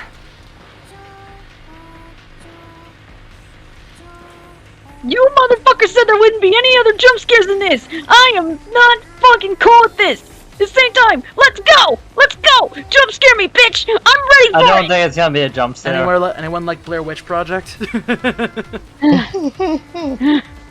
it on! I don't think it's gonna be a jump Blair scare. Witch Project. I guarantee you. I see what this is you a did fucking there, jump scare. I even know if jump scares when I see them. She was facing the wall in the inner part of the room, standing stock still, completely alone. She faced away from the horrible scene, standing by the wall, singing her song over and over. Nothing else in the room. The corpses of the three had been brutally killed, and the phone receiver, which was still off its hook, running this with the room the call had come from. Just that and Maria, her back to the scene, she kept on singing while facing the wall. Couldn't even scream at this bizarre scene. I stare shocked with our mouths hanging loosely open. Gone. Maria? As I got called out to her, Maria showed no reaction. Alone, she kept singing on and on. We had come here trying to save Maria from some approaching danger. Now that we had found her, she had been running up to Maria, hugging her. Joyous that she was safe. And not one of us could do that. Everyone thought it, but they couldn't say it. After all, because that's right. Even if that's crazy. No, it couldn't be. Maria, stop singing. Are you listening? At some point, Anansi and I pointed their weapons at Maria's back. Held at Maria in a violent voice. There was no reaction. She just kept singing. The can still readied, I ran up to her, and forcefully, violently slammed my hand down on her shoulder. Pulled her shoulder, voicing her to turn around.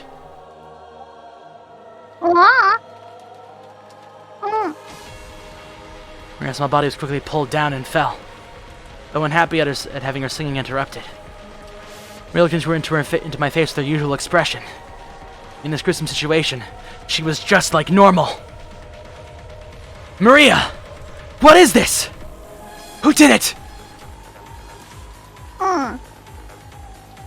Beatrice. Cut the crap! The candlestick I'd been holding against the wall. The violence of that reckless sound should have gone straight to Maria's heart. But Maria's expression didn't change at all. Quit it, Marukan. Maria-chan, this time, you should have seen the face of the culprit who killed these three. Was the culprit the same Beatrice that gave you the letter?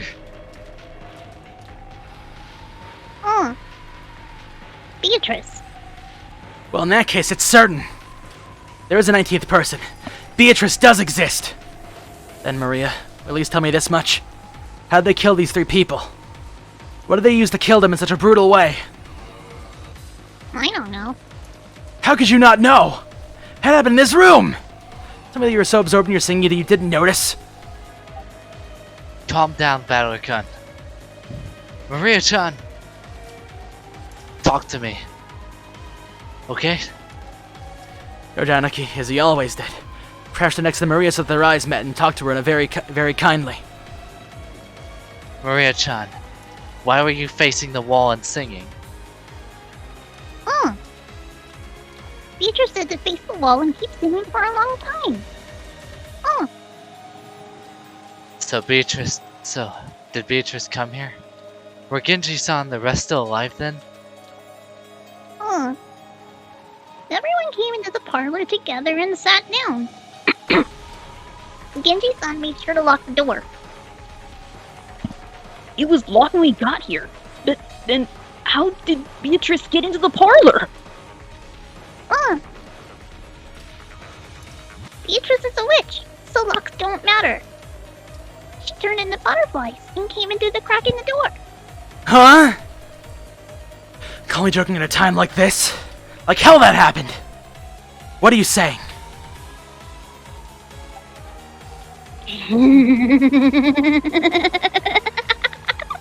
You can't believe it? That's why I didn't want to say. No matter how I say it, you won't believe. But Beatrice is a witch. She can do anything with her miraculous magic. That's why Beatrice doesn't care whether a door is locked or not.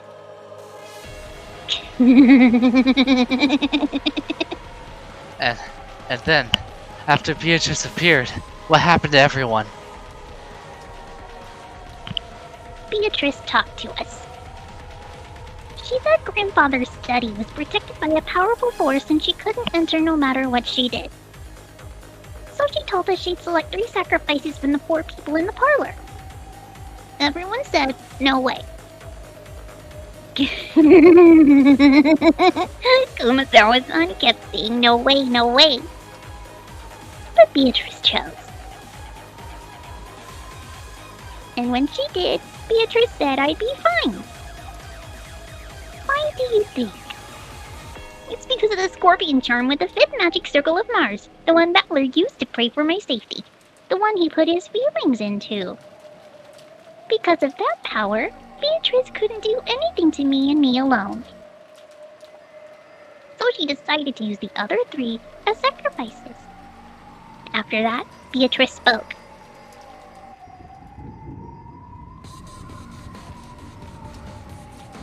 Should I do my Beatrice voice, or...? If you want to practice, go ahead.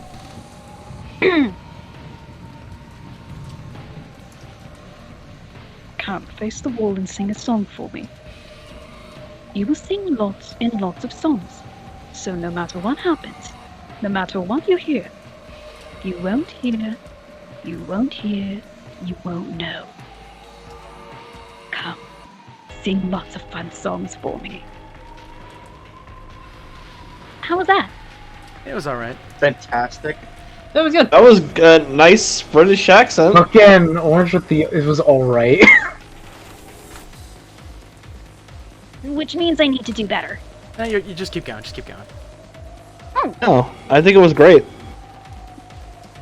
Ouch, arm. I'm interested in seeing it whenever we. Well, never mind. So I was singing the whole time. Over and over. So I didn't hear anything. Didn't know anything. And then all of you came. Huh. Are you asking us to believe that? You think we're stupid? Yes. And who will you suspect this time? Will you suspect me?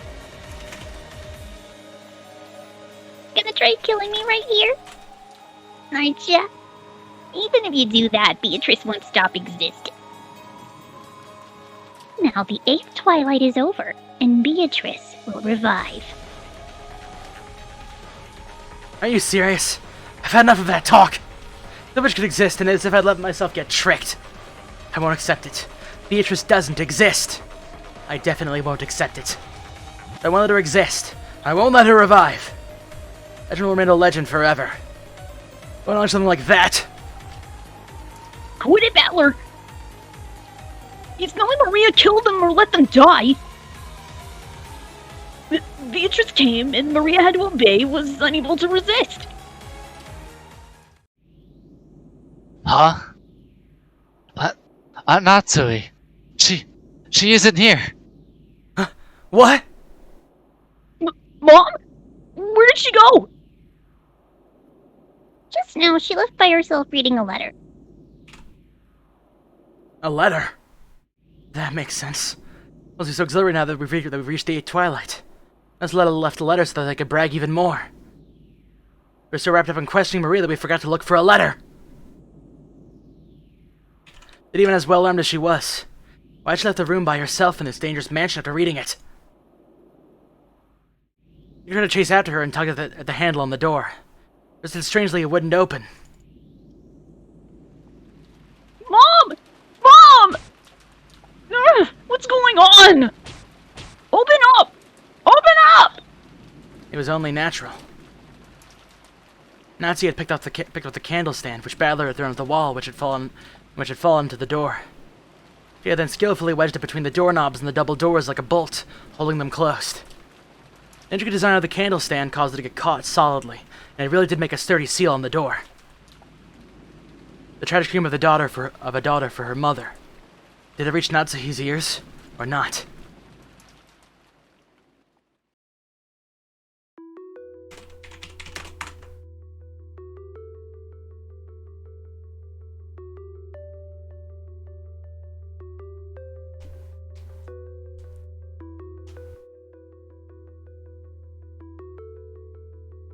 Natsuhi's figure was alone in the entrance hall.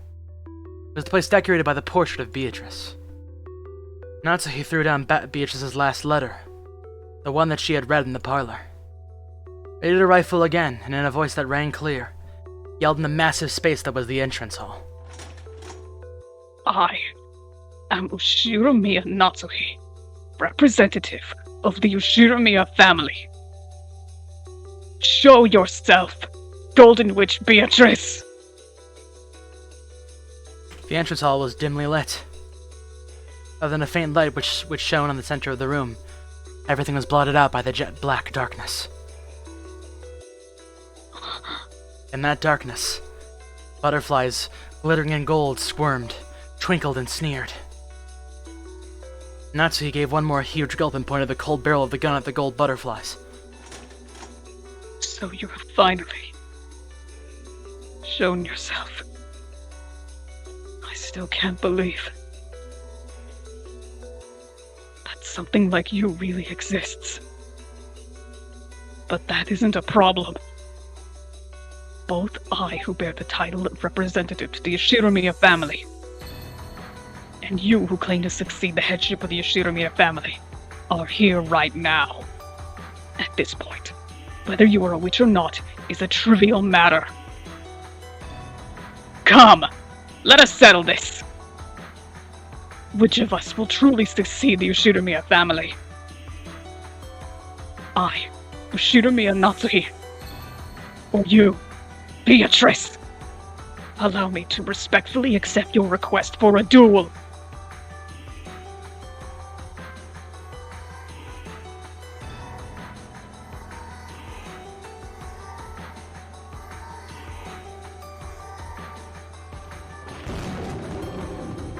The gold butterfly slowly formed a human shape, which walked into the dim light. Natsuhi readied the rifle and glared. The witch raised her golden staff overhead and laughed. Natsuhi's finger slowly squeezed the trigger. And go! Ellie made an all-out dash at the door and ran into it, crushing the candle stand that had been bearing it and making it possible for a big gap to be opened in the door. He kept kicking the candle stand through the gap, and the door was finally released. At the time, they heard it. Some of the crisp sound of gunfire ring out once. Mom! Mom! Jessica-chan, you mustn't run off by yourself. Was the sound of a gun just now? Did not Natsuhi shoot? At whom? At the culprit! The noise had come from the entrance hall. And the entrance hall looked like a stage, like a heroine of tragedy on the ground bathed in light, arrayed in the beauty of that silence. And Natsuhi laid face up, crumpled on the floor. Half-crazed Jessica ramped on Natsuhi. On Natsuhi's forehead, almost though a sparkling shard of pigeon blood ruby had been placed there. Of a pigeon blood ruby, yeah. And from it, one stream of blood makeup passed by her eye and began to traverse her face. A faint smell of gunpowder smoke came from the barrel of the rifle Aunt Natsuhi still grasped. Huh? Then, she shot herself in the forehead? Why?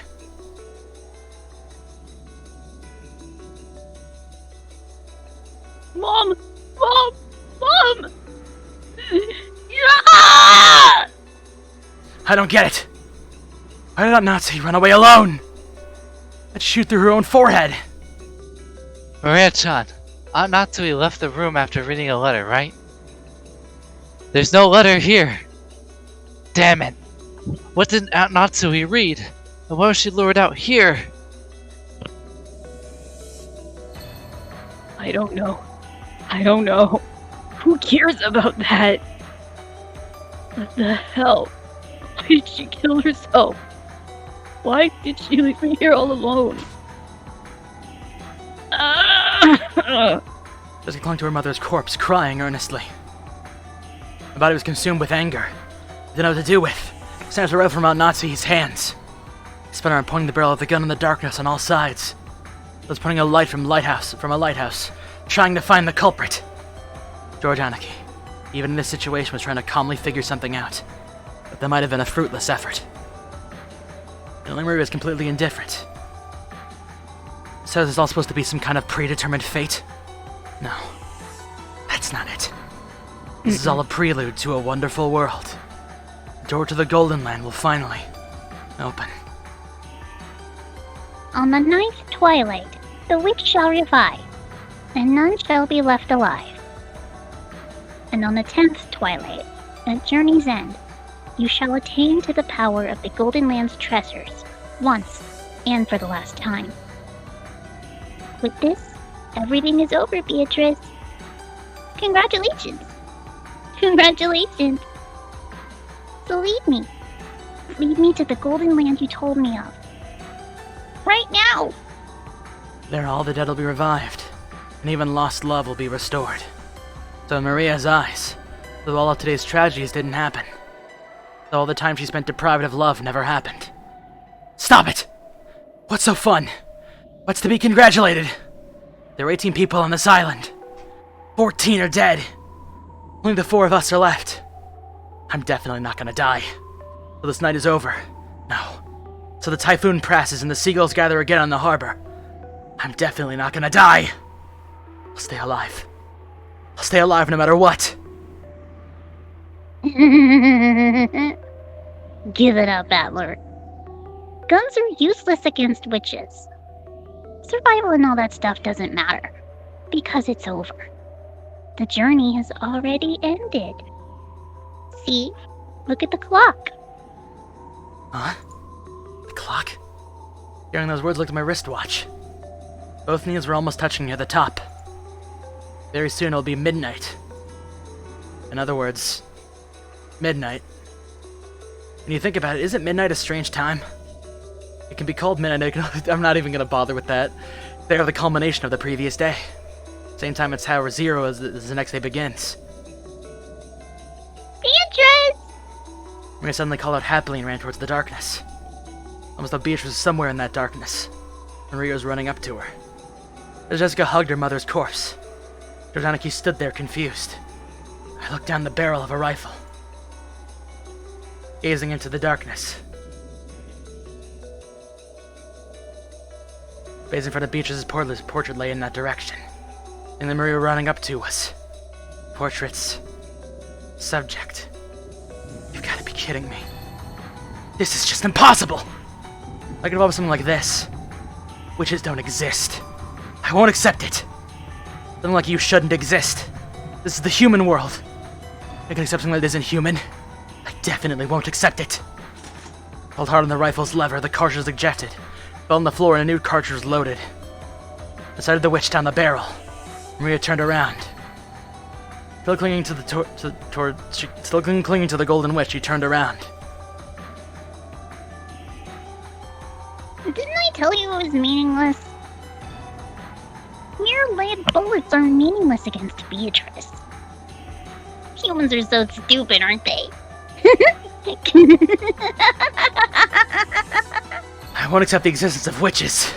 Who are you? Try moving one step. Just moving one finger. I'll blast you away.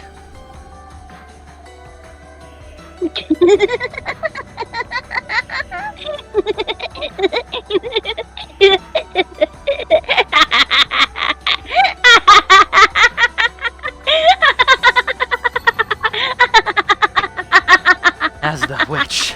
No. As the witches laughed. Even the large clock in the hall joined in on their laughter. Of telling us that it was midnight.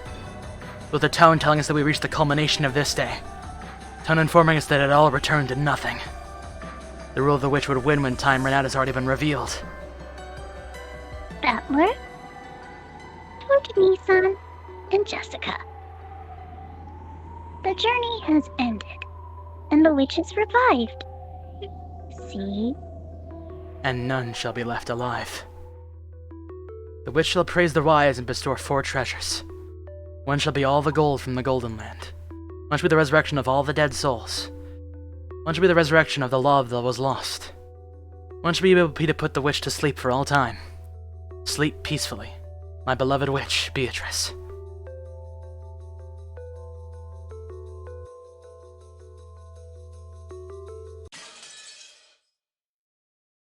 Oh, I thought. Is there one more chapter? Wait for it.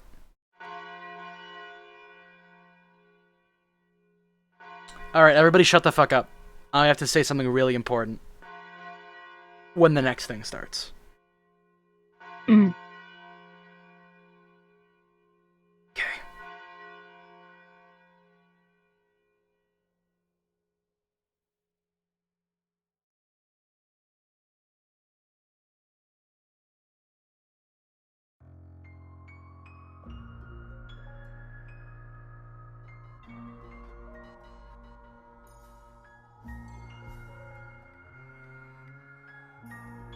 The storm passed, and the leaden clouds that had enshrouded the island for so long began to clear away.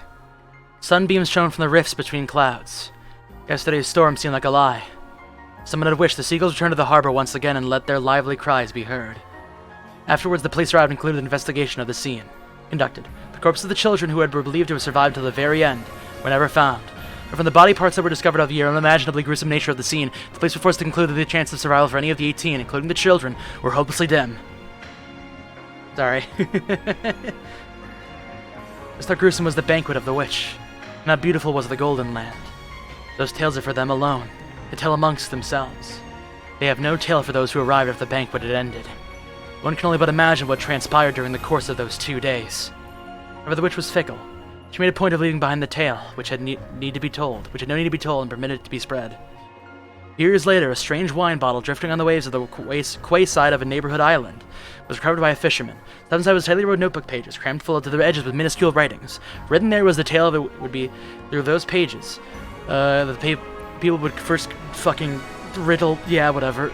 They refer to this as the Rokenjima mass murders, the 18 killings of Rokenjima, but dilettantes around the world pass the story under the night witch legend.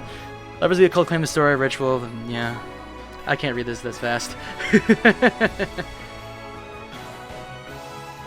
According to the written signatures, her name was Ashura Maria.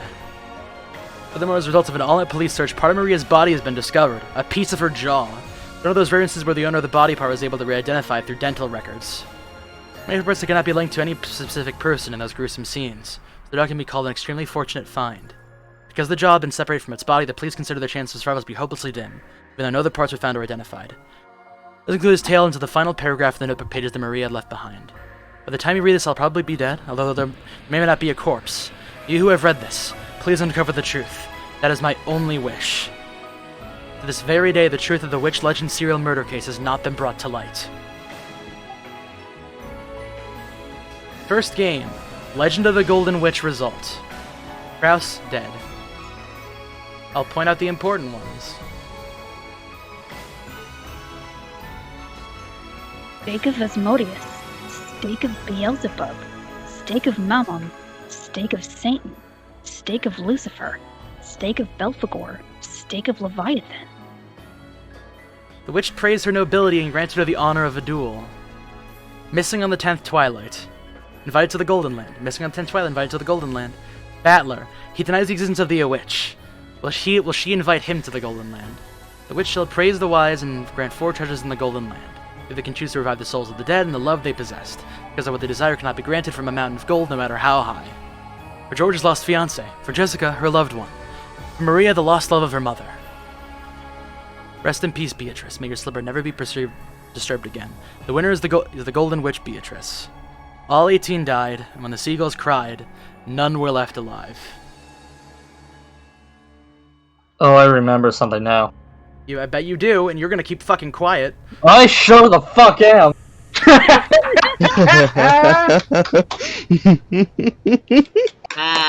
We did it.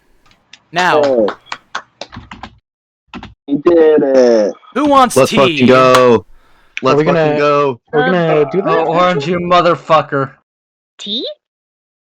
I want tea right now. It's 1 in the morning. I want So my... we're gonna spill some tea. You motherfuckers, I know what you're doing. She has a witch. I mean, the witch is a gift for us. Is this a spoiler? I mean... You're fine. Not really. Oh, I mean, I could It's go not for a spoiler if they literally Are tell we you. touching that? Are we touching the tea party?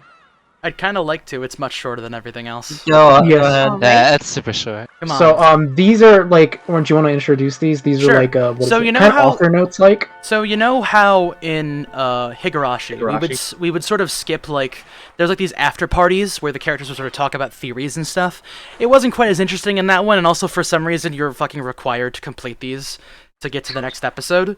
So we're just gonna go ahead and peep them and see what the fuck they say.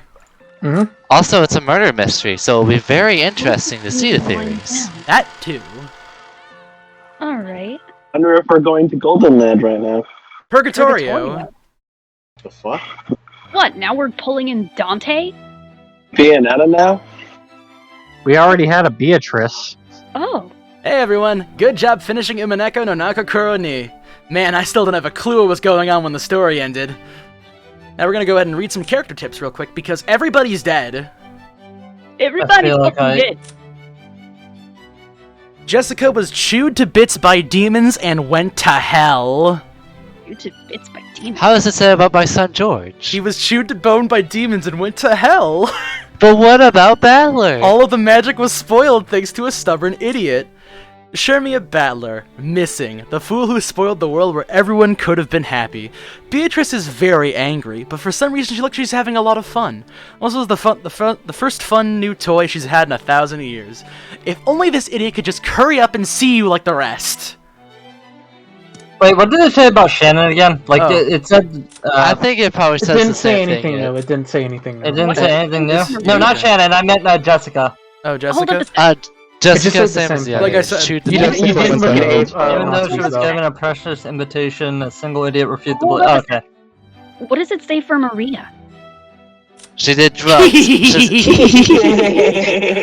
Well, that's not ominous at all. So she died before she went to hell. No. So, what just happened? Was that It basically was a the little bad bit of a ending? it was a bit of a fast forward after the end of the last scene, and I guess Battler refused to believe in Beatrice. None of them went to the Golden Whoa. Let's get through this and then we'll do the discussion. Okay. So what just happened? Was that basically the bad ending where time runs out before the culprit gets exposed? Definitely a bad ending. That's right. Beatrice's letter, which Maria-chan read on the first day, did tell us in advance to solve the riddle of the epitaph. We were all so busy trying to protect ourselves and look for the culprit, we didn't even have to even take a shot at it. That's right. If we had actually tried to solve the riddle, maybe things would have ended differently. I wonder about that. Shan, you did a good job too. You don't have to be our waitress and serve tea. After all, this is a rap party. As a group of people who met a horrible fate, let's all get along and lick each other's wounds. Lick, lick, lick, lick, lick. Speaking of a horrible fate, Shannon beats the rest of us hands down, doesn't she? She was such a beautiful character, so I thought she'd definitely survive until the very end. But she was killed right in the beginning. And on top of that, what was it? Half of her face was smashed in, right? That's the worst. That was my role, so, there was no way around it. Boy. Mason, it's nothing for you to worry about. Judging by the last epilogue, even Milady and the rest of them met with an extremely tragic end. It seems so. I think I remember seeing this horrible picture. Kind of like my entire body had been eaten apart and dismembered. Speaking of which, don't you think Ken's last moments were the coolest? Even though he had the tables turned on him, it was a showdown with the culprit, right? It's a whole bunch better than our confusing last moments, right? Though in the end, I was unable to get a solid hit in. Still, I think Canon-kun's death was a big hint. After all, because of that, the existence of the 19th person was made clear. That's right. At that time, everyone's location was obvious. So it was impossible for anyone other than some unknown 19th person to kill Cannon. I said it was Beatrice from the beginning over and over. I don't want to believe it, but that does prove the culprit was a witch calling herself Beatrice. That's right. There were many strange things that happened that a human couldn't do. Only a witch could do things like murdering Aunt Eva in that closed room. A human couldn't do that. Not only is the existence of the 19th person clear, but it's also obvious that this person holds a power that humans can't even imagine. In that case, I don't think there's anything wrong with calling this person Beatrice. We probably met at the very end. Met with the Golden Witch. Like I kept saying, Beatrice exists. It all went bad because no one ever believed. Even one of her witch friends says that miracles won't occur if you don't believe. What do you mean? That's right. Beatrice-sama is generous to those who respect her. It seems to me that Maria-sama was never the target of Beatrice-sama. Rather... Oh, fuck. Oh, fuck. Sorry, I took a deep breath, I ran out of air. It's fine, just keep going. It seems to me that Maria-sama was never a target of Beatrice-sama's wrath up to the very end, despite the horrible crimes that occurred one after another. Well, Maria believed in Beatrice from the very beginning. But if that's the case, how do you explain why you and the rest were all killed? You guys believed in Beatrice just as much, right? Beatrice-sama probably had her reasons. If the Song of the Epitaph represented Beatrice-sama's resurrection ceremony, many sacrifices were needed. He must simply have been designated to be one of those. Shin-chan, you met a horrible end. At the very least, I wish your death could have been more peaceful and pretty. Well, it's not like it hurt. Wait. Anyway, right now I'm perfectly fine, so don't worry. Hey, Orange, if I may ask, should Kaneko be taking notes in this part? No, it's fine, just keep going. No, just keep going. Let's just keep going. Just keep going. Just keep going. After seeing him stroke Shannon's cheek, which had been crushed during the story, everyone laughed out loud, smiling. Ha ha ha. Well, it feels a bit weird saying this, but I was sure the story would fit into the standard mystery genre. I'm a bit surprised to find out that it's a fantasy. After all, a Western mansion shut away from the outside world on an isolated island, with an inheritance problem on everyone's minds, just sounds like a typical mystery novel to me.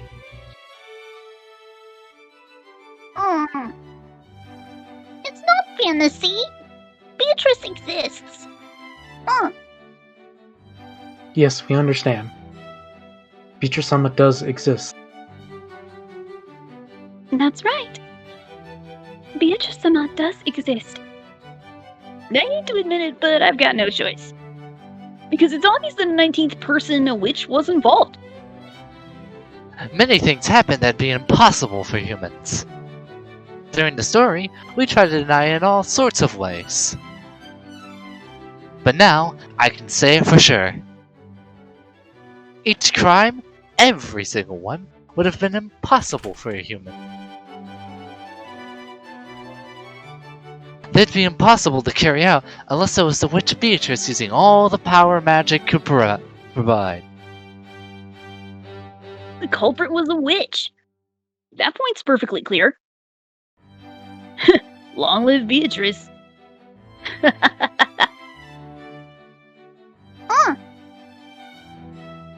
Everyone believed. I'm so glad. Gods and witches might seem terrifying to people who are frightened of them. But I think they must be affectionate to those who believe in and respect them. I think you're right. So, this murder case game is finally over. Ugh, now's the time to pull ourselves together and try to solve the riddle of the epitaph, just like Beatrice said, right? I agree. Beatrice will definitely be happy.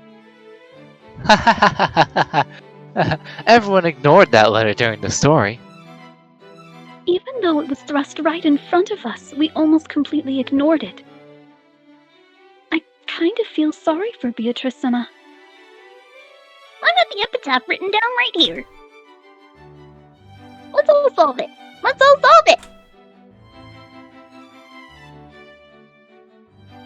The story probably went wrong ever since that time. That may be so.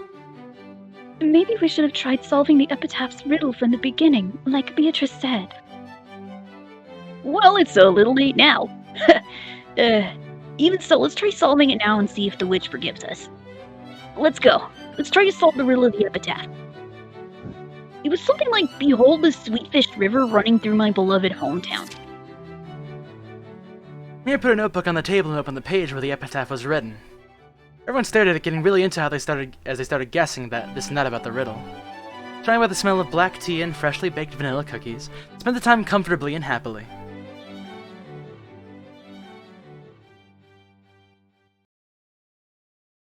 Hold on a second, you guys. But Battler spoke in a way that cut through the conversation. The expression looked a little unhappy. What could he not like about all this fun?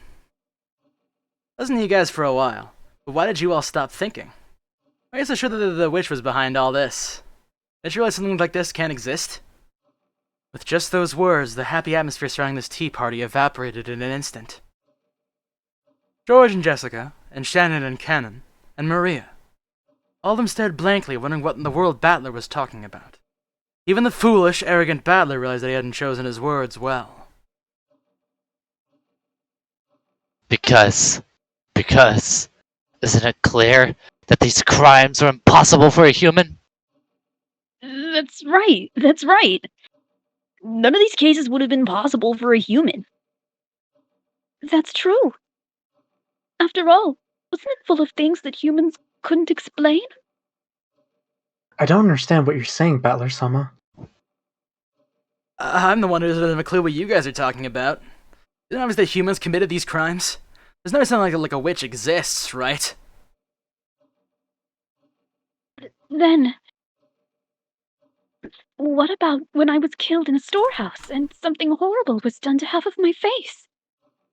If the culprit was human, how could they have accomplished it? Well, I'd imagine they did something that awful. But that was the Rose Garden storehouse, right? Sure, there were plenty of weird tools in there. Say they used some electrical tool like a grinder or an electrical saw. That's... Then, Battler, how do you explain Grandfather's disappearance from the study when he was in a closed room? Even though the door was sealed, Grandfather just suddenly disappeared, right? Talked about that during the story, too. Not possible that Grandfather used some trick to fool the receipt. I suppose when they went out of the window, fell down, and not so he locked the window from the inside. Think of a bunch of tricks he could use without relying on magic. That makes sense, but... In that case, Battler, how do you explain that the way my parents were killed in the guest room? The door was sealed by a lock and a chain. Naturally, the window was sealed too. How do you think a human could have killed my parents? Huh? Well, we did have to leave the trick alone. We did have to leave that trick alone during the story. Anyway, there's at least a good chance the culprit has a key. It's possible to look in the crevice of the door that the chain allowed.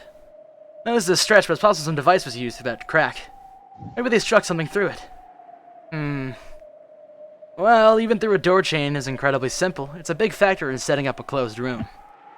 So there's probably some closed room trick that they could have used. Brought some closed room mystery novels from the bookstore. Probably find some trick that fit perfectly. Anyway, I can't think of one now, but I claim that there's nothing humans can't do if they try hard enough. Isn't that argument horribly irrational? It's just ridiculous to claim that it's possible for a human to do something, even though you can't explain how. Why is that ridiculous? Why don't all of you stop thinking? Even something like that looks impossible has to be doable. Doesn't it always work like that? Battler, you're the one being ridiculous. If you think a human could have done it, try explaining how. You can't, can you? And you're okay with saying the culprit is a witch just because I can't explain it? With that argument, all the unsolved crimes in the world could be resolved by saying a witch is the culprit. Battler, you're sidestepping the issue and you aren't explaining anything. We're saying a human couldn't have done it. Therefore, the culprit is something that isn't human. And that something is a witch. And yet you keep arbitrarily deciding that witches are impossible, even though you can't explain anything.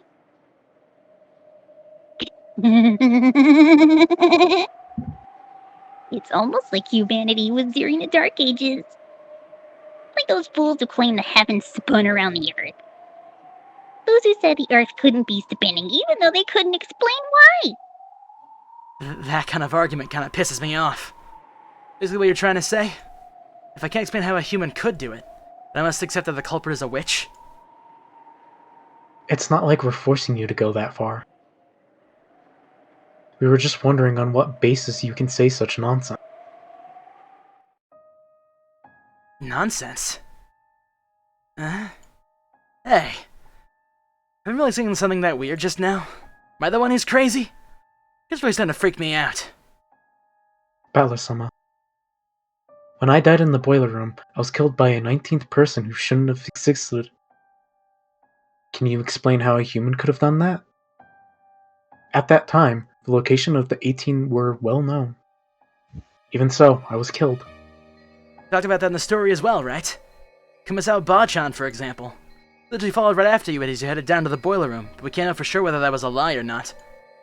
For all we know, she might have entered the boiler room with you and caught you by surprise. Maybe when you stepped down into the boiler room, you activated some kind of trap. That might have been set to hit you with one of those ice picks. After all, the stink of Grandfather's body was coming from the incinerator. It was bound to go and check, so if the culprit just set up a trap beforehand, they'd easily stayed away from the place and used that time of Canon-kun's death to create an alibi. You talk about a trap in the boiler room, but what kind of trap could that be? That's right. Following his death, everyone immediately ran over to the boiler room. But we didn't find any kind of weird device, did we? That's correct. Battler-sama, what kind of trap could I have been killed with? Well, I don't know that. But anyway, they must have used some kind of clever trap. Maybe someone's lying. Or what about this? Canon-kun, what if the whole thing was just you play acting? That's it, you were play acting! Eva and Uncle Hideyoshi were also play acting. They made the closed rooms themselves and were only pretending to be dead. Battler? Has your head been, feeling okay? Should I bring some cold drinks? Don't look at me with those pitying eyes. I'm saying something that crazy, right? Trying to get some possibilities you might find if you think of all the tricks. Look, isn't it a pretty classic trick in mystery stories to have one of the victims just be playing dead? A classic trick? In other words, when Canon-kun was killed, we know for sure what all the rest of us were. It seemed like Kumasao Ba-chan wasn't lying. It's only counting the survivors. The culprit pretended to be dead and joined a group of real victims so we'd lose track of them, and acted on their own later. Everything could be explained. Huh? So are you trying to say that Aunt Ava or one of the others was the culprit? But didn't Dr. Nanjo confirm all of their deaths as a doctor? That's right. Dr. Nanjo checked all the victims. Battler-sama, for your theory to work, wouldn't Dr. Nanjo have to be the one of the culprits too? Yeah, that's right! Once you consider that Dr. Nanjo might have been one of the culprits and faked the proclamation of death, the whole story changes. See, that's also a classic trick in mystery novels, isn't it? But Dr. Nanjo was also killed, right? About that. That's right. Dr. Nanjo faked his death. After all, there wasn't anyone except Dr. Nanjo who could examine corpses properly. Everyone was really confused then anyway. He didn't have any spare time to check and see if he still had a pulse. With this theory, any one of the dead people could have been walking around. I think it would have been hard for the 6 of us who died in the beginning to do that. After all, the shutter was closed, and there was a padlock that couldn't have been opened from the inside. That's right. Mom was holding on to that key. So Mom was one of the culprits too? Wait a sec. It wasn't possible for the first 6. But in that case of Anaki's parents, the doors were only locked from the outside. So they could have opened it from the inside. That's right. Built the room, maybe they jumped out of the window and got to the boiler room first. Is that too much of a stretch? Dr. Naja made a mistake when examining the corpses. Look, he said it himself, right? There's a very high probability of making a mistake when examining corpses. Disguised it well enough or prepared a substitute body, you could fake your own death. A method or trick that they use for later. And you see, it's not that hard to deny a 19th person existed, right? Much less a witch, right? Because that much is completely impossible. I don't know why you've been trying so stubbornly to say that one of us is the culprit.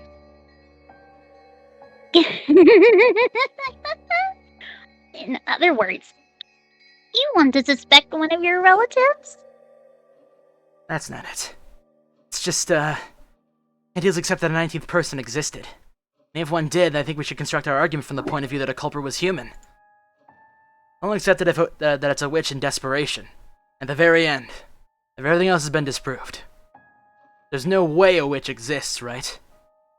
Why has everyone been casually accepting that the culprit is a witch? I think it's great your family love makes you hate the thought of someone close to you being a murderer, but it's not okay to. Is it okay to let that fool you? You want to find the detestable culprit who killed so many people? Anarchy, don't you want to avenge your parents? Jessica, don't you want to avenge Cannon-kun and Cannon-kun? Don't you? Don't you want to avenge Cannon and Cannon? Yeah, I'll avenge the person who's sitting right next to me eating a cookie. Don't you want to avenge Shannon? Why are there so many cannons here? There's a lot of Shannon. cannons. You should at least want to know who it was that killed you. Why is everyone totally surrendered and decided that the culprit was a witch? What's wrong with all of you? The foolish and short-tempered battler tried to force his ignorance on the others and yelled at them. Yuri, what are you doing here? Everyone just looked at him pityingly, suddenly watching over him. At the time, hey Khan, you want to take over? I think you know who this is. At that time, the wise Maria laughed and pointed out Battler's mistake. I'm shocked. Always easy repeating this nonsense. Thinking you figured something out, Battler. So, what's next? What would a human do it? In practical terms, I mean. I imagine you'll say, I just can't think of anything right now, or with some kind of device. Using abstract words to run away and evade the topic. What I really want to know, Battler, is this. Why don't you believe in Beatrice? She exists. So why don't you believe? Because she doesn't exist. Witches don't exist. There's no way! It was almost like a spoiled child who just doesn't want to accept something. The pitying gazes quickly closed in around Battler, but they didn't reach his stubborn heart. You realize that you're acting just like a spoiled brat throwing a tantrum, right? Battler-sama, I understand your feelings, but... Beatrice-sama does exist. Battler-kun, why don't you believe? Even though there's so much proof. It does the argument that the witch must have been behind everything just because I can't explain it. I mean, if you don't know how a light bulb shines, that magic is the cause? That's wrong, isn't it? There's nothing that can't be explained without magic. All this about witches and magic is just an abdication of thought. You just surrendered and gave up because you don't understand what's happening. Isn't that right?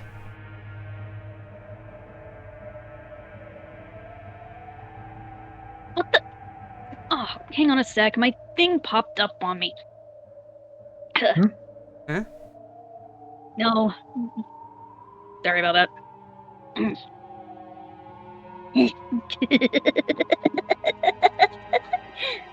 Well, unsurprisingly, it looks like you alone won't believe no matter what, Battler. Even a single person doesn't believe the miracle won't occur. So, if you don't rethink your ignorant theories, the miracle, the magic, won't be completed. Now I see. I finally figured it out. In other words, you guys are trying to force me to say that witches exist, right? Law that everyone accepts becomes the truth. Is that what this is all about? I'm so sorry. I'm so sorry I keep going on about this, but what you're doing is all useless. I refuse. You guys are all pressing me, and that's why it's all useless. Why? Sorry, but why don't you let me spin the chessboard around one more time? You want me to force me to accept that there's a witch? There's a really easy way. And the indirect way of saying it must be a witch because humans couldn't have done it. If they do, show me a witch doing its magic. Furthermore, what Maria said earlier is what'll really dig her grave. That even one person doesn't believe a miracle won't occur. Real miracles happen whether people believe in them or not. And if I alone don't believe. The miracles are magic or witches that exist only because I believe in them are downright lies.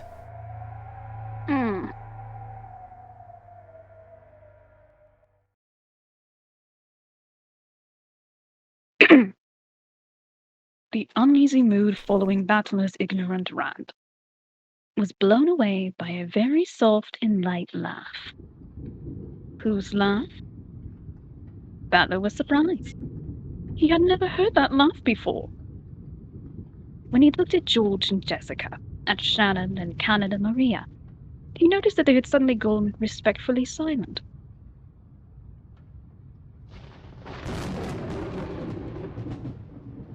Here she Everyone, is! our golden witch. Con, I'm gonna give you a little bit of advice though. Beatrice does not sound British. Kind of, I have the bit of the twang because she does speak a bit proper, but like, not just dial it back. To give you an idea, just go with like a tomboy princess, essentially. Okay. Just a little bit of feedback. You can keep doing the British one for right now, but just in general.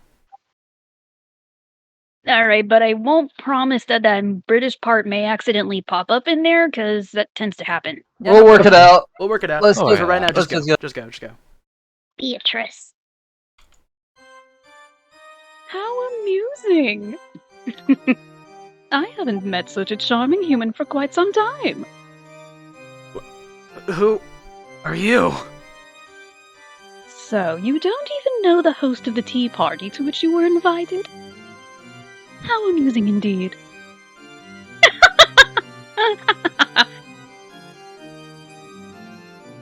This is Beatrice-sama, the golden witch who lived for 1,000 years.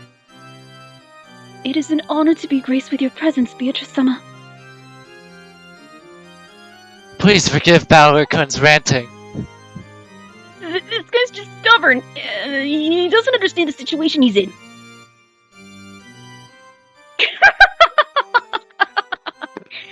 What a treat this is!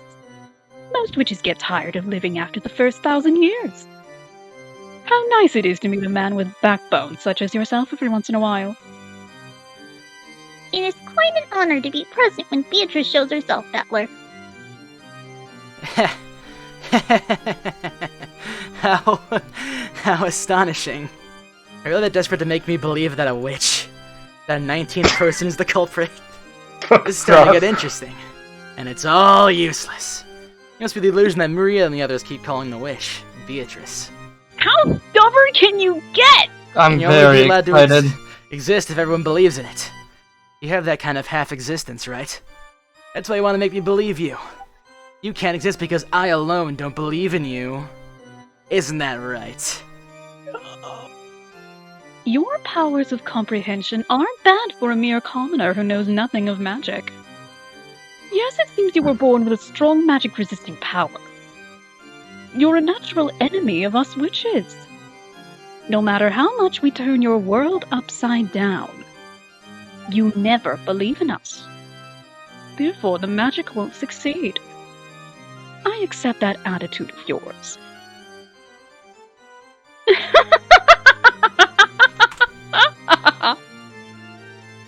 I've got no clue what you're saying. It's very kind of you to go to all the trouble of showing yourself to us.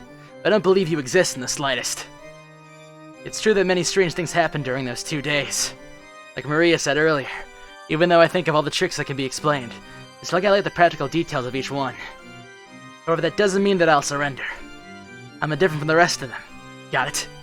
Except that was the work of a witch just because I can't explain it. This keeps getting more amusing. Making you surrender will be worth my while. You're just the kind of man I'd like to force into praising my name. I'd love to try making a man like you kiss my toes. No thanks. You wanna talk nonsense? Talk all you want. I deny you exist. All the events can be explained with human tricks. Never for even a speck of magic or witches. Also, Battler is a boob man. Oh, Viking down! Wonderful! What a perfect way to divert oneself from 1,000 years of boredom. Then let me ask you. A short while ago, you said that using the crack in the door would be sufficient to kill Ava and Hideyoshi, right? Explain how they could have been killed by using some human trick. Heh. Only jumping right into the toughest part, are you? Does that mean this is the trick you're proudest of? Miss Real Culprit. Wow, wow, wow, wow, wow, wow. The shake of her golden pipe. Gentle, multicolored smoke trailed out of the end. The smoke quickly obscured their surroundings. They were suddenly in the hallway of the mansion.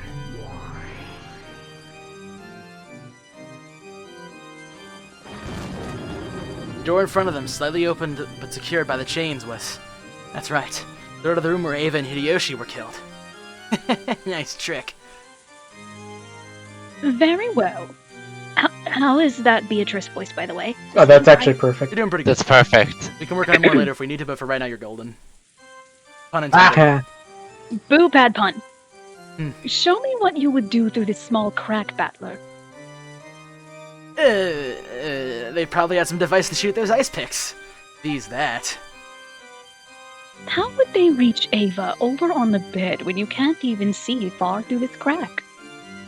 And how would they reach Hideyoshi in the bathroom with the door shut? Damn. Tell me that, darling. There's a crack. There should be some way. If you can't think of one, allow me. Oh? How would a witch do it? Come on, let's see your little trick. Battler, you're being rude to Beatrice. When did you get here? I've been here, bitch. How nice. What a charming man. That'll make it even more fun to force him into submission. Don't let me kiss your toes that much. Only if I surrender. But watch. I'll definitely expose this trick. Then I'll make you kiss my ass instead. What a delightful man! I remember that promise. Weak witches kiss the behinds of demons to gain power. Because there's no more humiliating oath. Just being told that makes me want to force you into surrender. Paying no mind to Battler's worthless ranting, Beatrice once again shook the golden pipe. That's right, that golden pipe was her precious magic cane. Come, arise, children. I am the guide of purgatory. Forgive the deadly sins and hold the 7 stakes. Guided by those magic words sound like a command. 7 stakes gathered. The stakes of the 7 demons symbolizing the deadly sins of sinful people. Beelzebub and Asmodeus. Come, forgive the sins. Release the spirits of the sinners. What? Picks of Beelzebub and Asmodeus responded to Beatrice's call. 2 stakes of the demons were stuck into the crack of the door, like billiards balls struck with a cue stick. And several scattered noises reflected through the wall, making a sound like a woodpecker. At the end, a pleasant sound could be heard.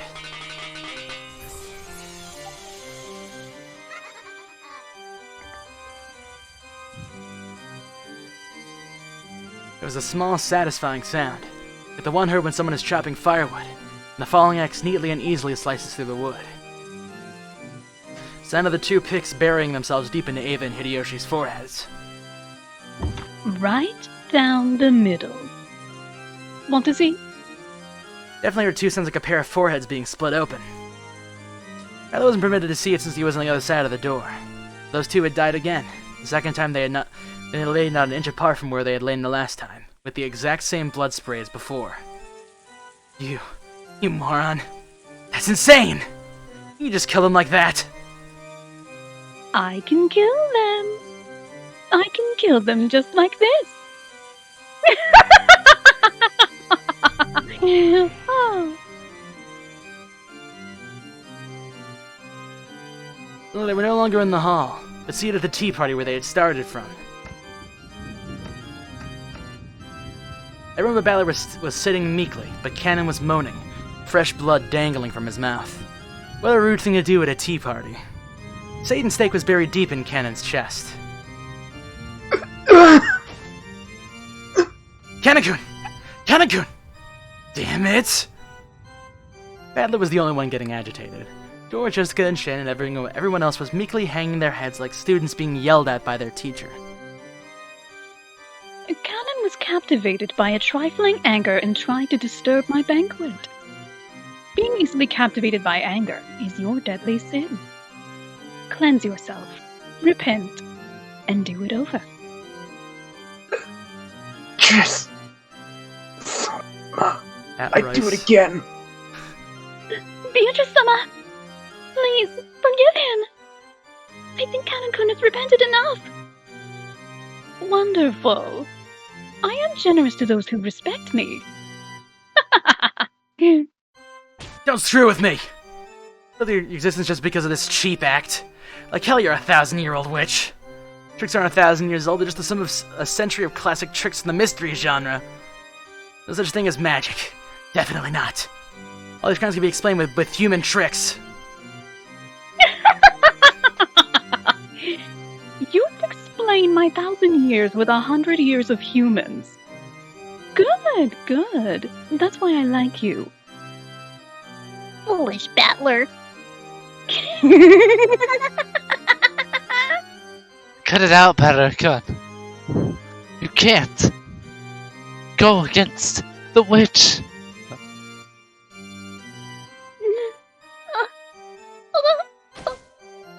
Shannon started moaning, holding her cheek. Maybe she had a toothache. It only wasn't a toothache after all.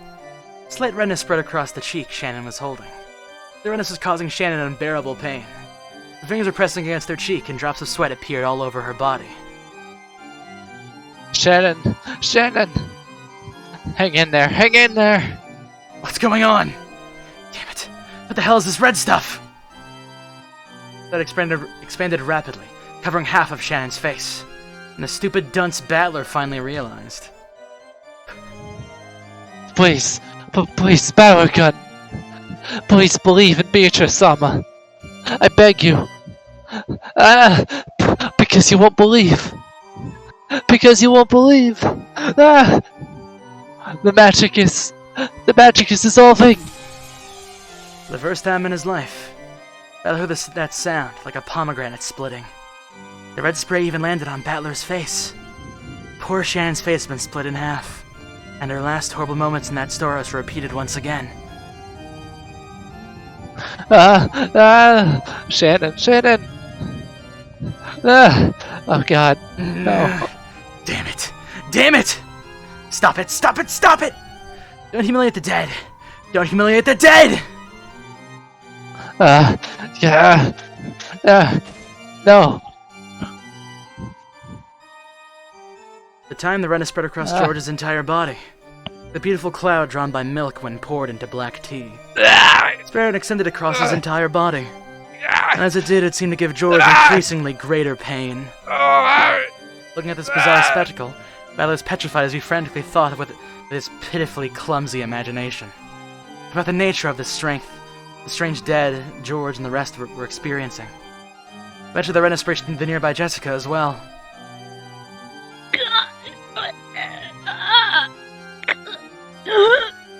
Stop it! Stop it! Stop it! Put it down, Nikitu! What did Jessica do? Just stop it! I can't yell that much, it's fucking late.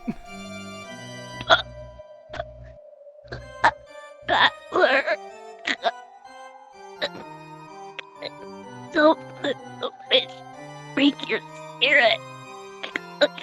Deny her. Erase her. As long as one person denies her, she's an illusion that can't exist. Are you okay, Jessica? Anarchy.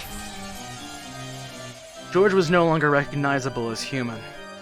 Only a pile was left of her meat after the good, delicious meat had been scraped off to be cooked. And even resembled a human's the shape of his lower jaw and ribcage. But that Jessica, who was covered with a steadily strengthening redness, was approaching the same fate. Battler? Quick, believe in Beatrice. If you don't, everyone's magic will dissolve. Maria, it's all over your body, too.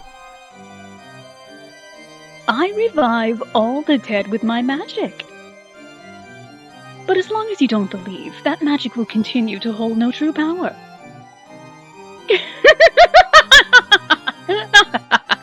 But I'm sure that a man like yourself won't surrender to something like this, right?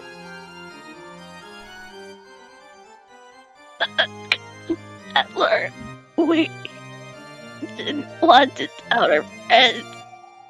We refused to face reality. It gave into the witch. But, Battler, you won't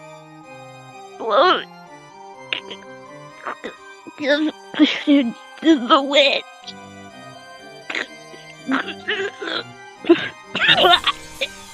Jessica! Yeah! Poor Jessica met the same end. Just like George, she ended up in like a butcher's leftovers. George and Jessica were now so destroyed and melted and mixed up it was impossible to tell them apart.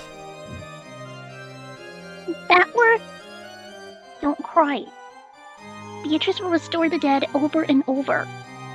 So there's nothing to be sad about.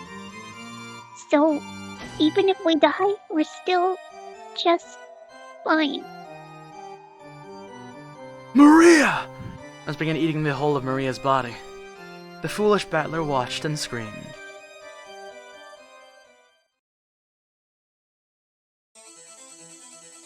I won't forgive you. I'll never forgive you. A witch? Magic? I'll risk my body and soul to deny you. No matter what happens, I can't accept you. Now that you're gone so far to piss me off, I'll never forgive you! I won't forgive. I won't forgive. I definitely won't forgive you. You regret making me, or sure me a battler, your enemy. I'll deny you no matter what. No matter how baffling things get. You can all be explained by humans. I'll erase every cell of you from this world.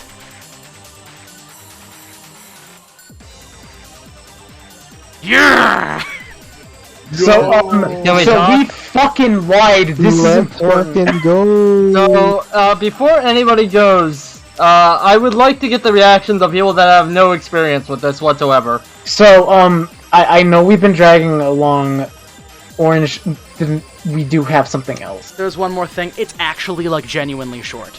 Short, and it's the most important fucking thing we need to hit tonight. Trust me, like, you guys will all Last time you said something was short, that was an hour look, ago. Look, Shelly, if you want to dip out, you can. Like, but this is genuinely short. This is hey, look, Sakine! You can just you can watch it later if you want to. I mispronounced that. My apologies. One thing I have a day off tomorrow. I just don't want to kill my sleep. I know you can dip. Yeah, you just like trust me. You guys will be happy to see what happens at the end. Is it under 10 minutes? Yeah. No. It's fine. I've done this far. I might as well finish it off. Because genuinely, the next part we're hitting is very important. Also, given everything that, sorry. I will also say before we start, if you know anything, we need you to shut the fuck up. God damn, fuck me. Given everything. Hey, Orange, can I go ahead and have that channel? Interrupting Khan over and over? Could we not? Yeah, here, I can make you something.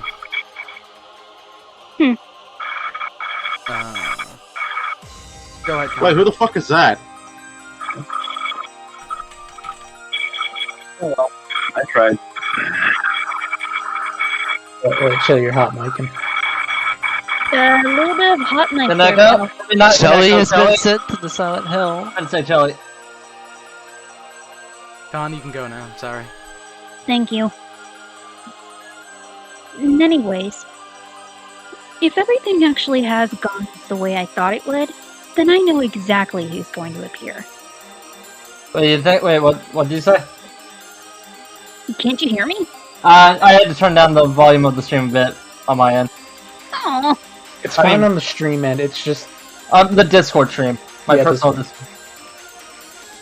Know exactly who's Hey, gonna Matoki, appear, you said? Zakuru, they follow me on Twitter. But yeah, what did you say, Colin? I said... I think I actually know what's going to happen next. If everything is going the same way I thought it would. Who do you think's gonna appear? Like I'm telling you guys. Okay, fair enough. I think we're about to do the time warp again.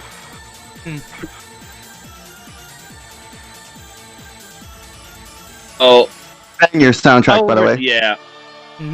Yeah, Prison Strip fucking slaps. yeah, it's a great check. Again, Shout out we're to- gonna be saying that a lot with Umineko tracks. Shout out to 45. They do fucking good work. Also, I am having my own personal fucking theory crafting session with you guys after the normal theory crafting session. Do we want to push off the theory crafting for the start of next session? Because I'll be honest, even I'm hitting my I know limit. you say it's like it's the best content, Joshy, but I think we can just have like a nice little like personal one to ourselves if people want to. Okay. Con, this next section's all you. Yes. And as I suspected, Actually, I think I'll probably be doing the narration, but for the most part, it's all you. then I believe I know who's coming up. Oh god. Oh, what the fuck? Well said! Battler, was it? That's just the thing to divert me from my 1,000 years of boredom. Come, explain. Try explaining it with all human tricks. And learn how lowly humans are. Let's see if what humanity has built up in 100 years can oppose my 1,000 years. That's what will make forcing you to submit so pleasant. So tell me, you who call yourself Battler, what about Maria's letter? How the 6 were killed? The shutter? The receipt's seal? The closed room with the chain? Cannon in the boiler room? Genji and the others in the lounge? Natsuhi's suicide? The riddle of the epitaph? The location of the hidden gold?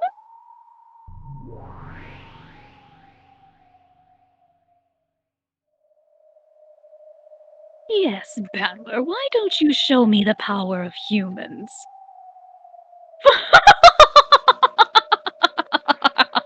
Ah!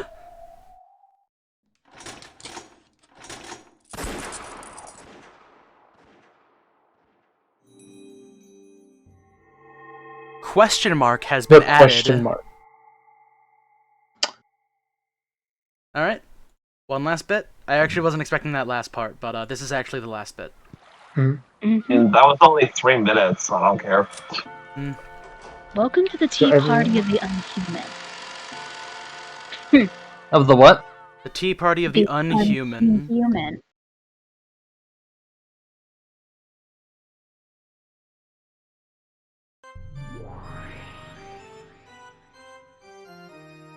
What sort of tea should I prepare next? You have free choice of any brand that ever was throughout the ages. Oh! So, Con, go with a voice you think fits for this character. Dried plum black tea. The kind that goes for 200 yen a pack. A mature version.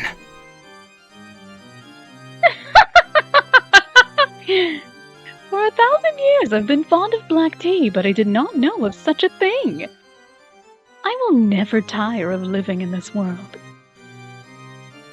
Bito, you don't have to display such hostility. I am just a wandering witch. I didn't come with the intention of violating the rules of your territory.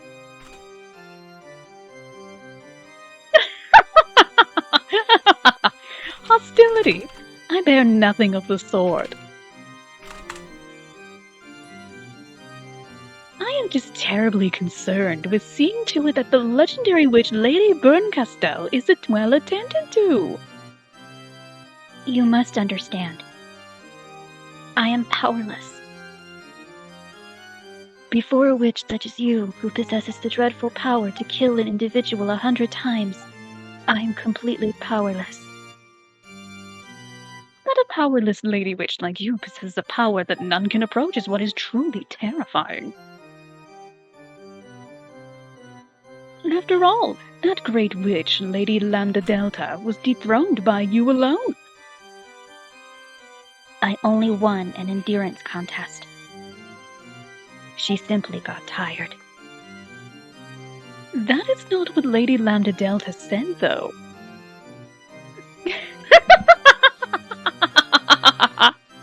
Ah, too much humility can seem unlikely, Lady Berncastel.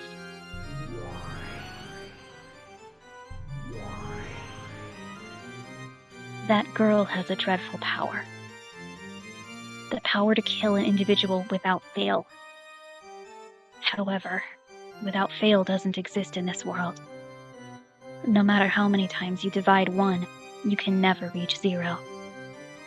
That girl has the power to bring the odds of failure down to almost exactly 0. The power to give rise to almost perfect certainty. I hope I never have to fight such a terrifying witch again. However, you have the power to cause success without fail as long as the odds are not 0. Though you may say without fail doesn't exist in this world, you possess an infallible power yourself.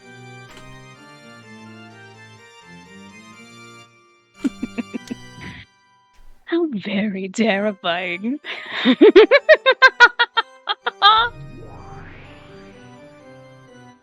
The power to kill an individual endlessly. I think you're the more terrifying one. You jest. From your point of view, mine is but a trifling power. This is most certainly what one would call empty praise. Call it flattery to make up for the cost of staying here.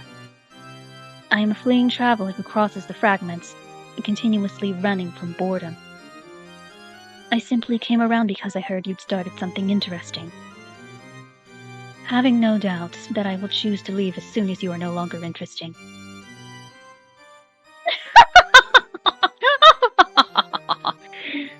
I, Beatrice, am simply and deeply humbly delighted to have the great Lady Berncastel as an observer. Ah. And so, your impressions? Lambda Delta is terrifying because of her cruelty, but she's a girl I can understand. You do seem capable of affection, but I can't understand you at all. That makes you much more terrifying than her.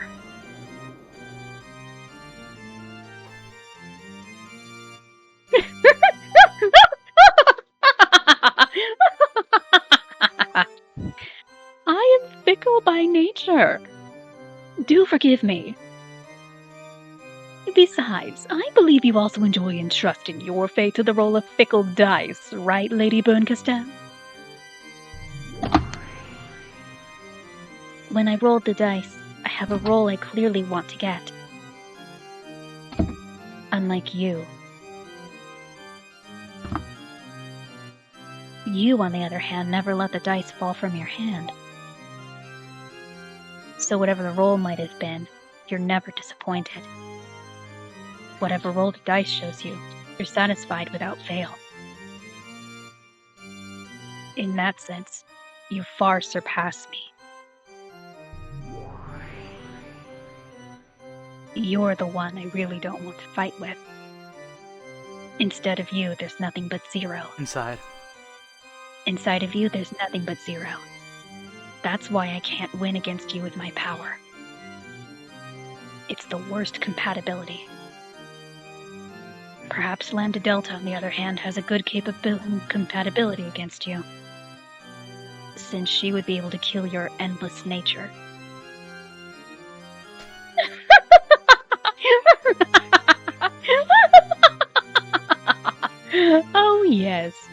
Witches truly are the best people to enjoy black tea with.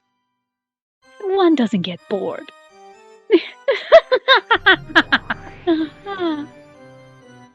Then I'm relieved. Boredom is the only poison that can kill me. So don't kill me, okay?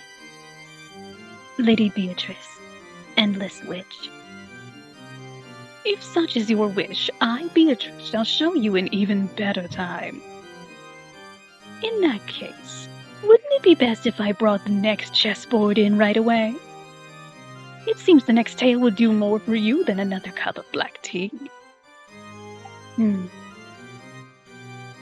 Just wait for a moment.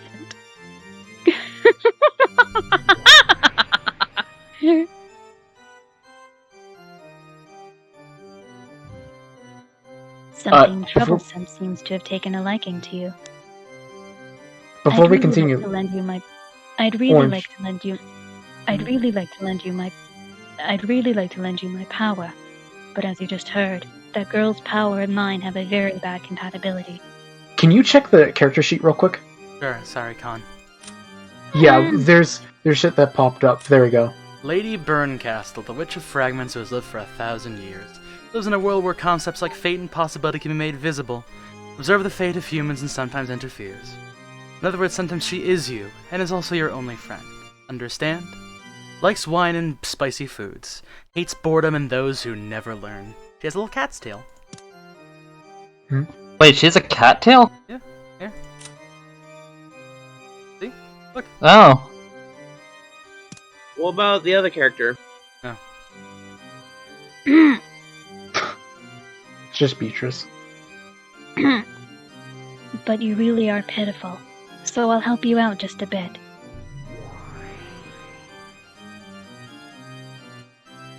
First of all, about that girl. She does have the name Beatrice, but that doesn't necessarily mean she is one individual woman. Get what I mean? In other words, she's not some human. Her existence is a personification of the rules of this world. To beat her, you'll have to expose the rules of this world and unravel them. Perhaps this can be likened to learning the rules of chess by watching a game. First, take a good look at the chessboard. Then, learn the movements and roles of the pieces. Then look for the conditions required to win at her game. When you've managed to reveal all these things, her heart will be exposed. After that, you can rip it apart or crush it as you please.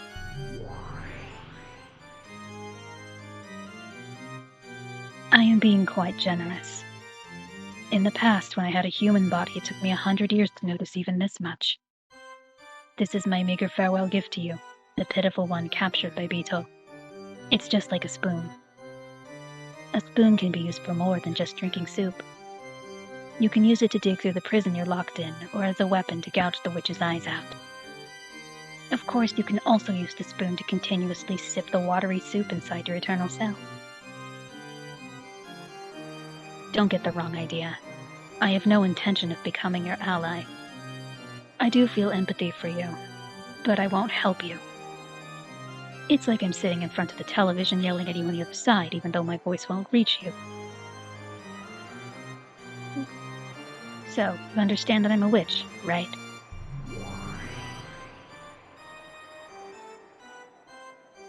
I intend to enjoy this endless tale that Beetle is going to weave until I tire of it.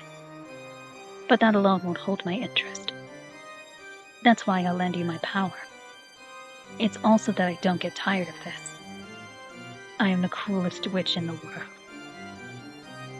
Whomever the opponent may be, I'll make them surrender with certainty. Even if it's Beatrice, the Endless Witch. Okay? You are my game piece. Give it your best shot. I'll give you some advice sometimes, out of her sight. Don't bore me, okay?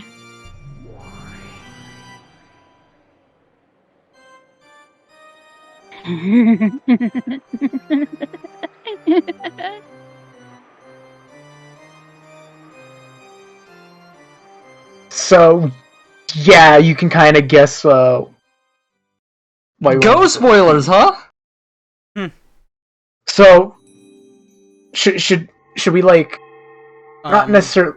They don't all You know what? We will that. not confirm nor deny anything. As always, I will say this to state this: Ryukishi does like using this design a lot. Alright, so I'm glad a lot of my fucking worries, like about spoilers, have now been evaporated. Because I don't know this image, but like Ryukishi does like hold use on, that hold design. on, hold on. This stream has been going on for entirely too long, so I'm going to let free the people who desperately want to go. We're gonna have our little discussion in the Discord. Hey, if you want to join it, that's fucking sick. But whatever. Have a good night. I'll see you all later. Umineko.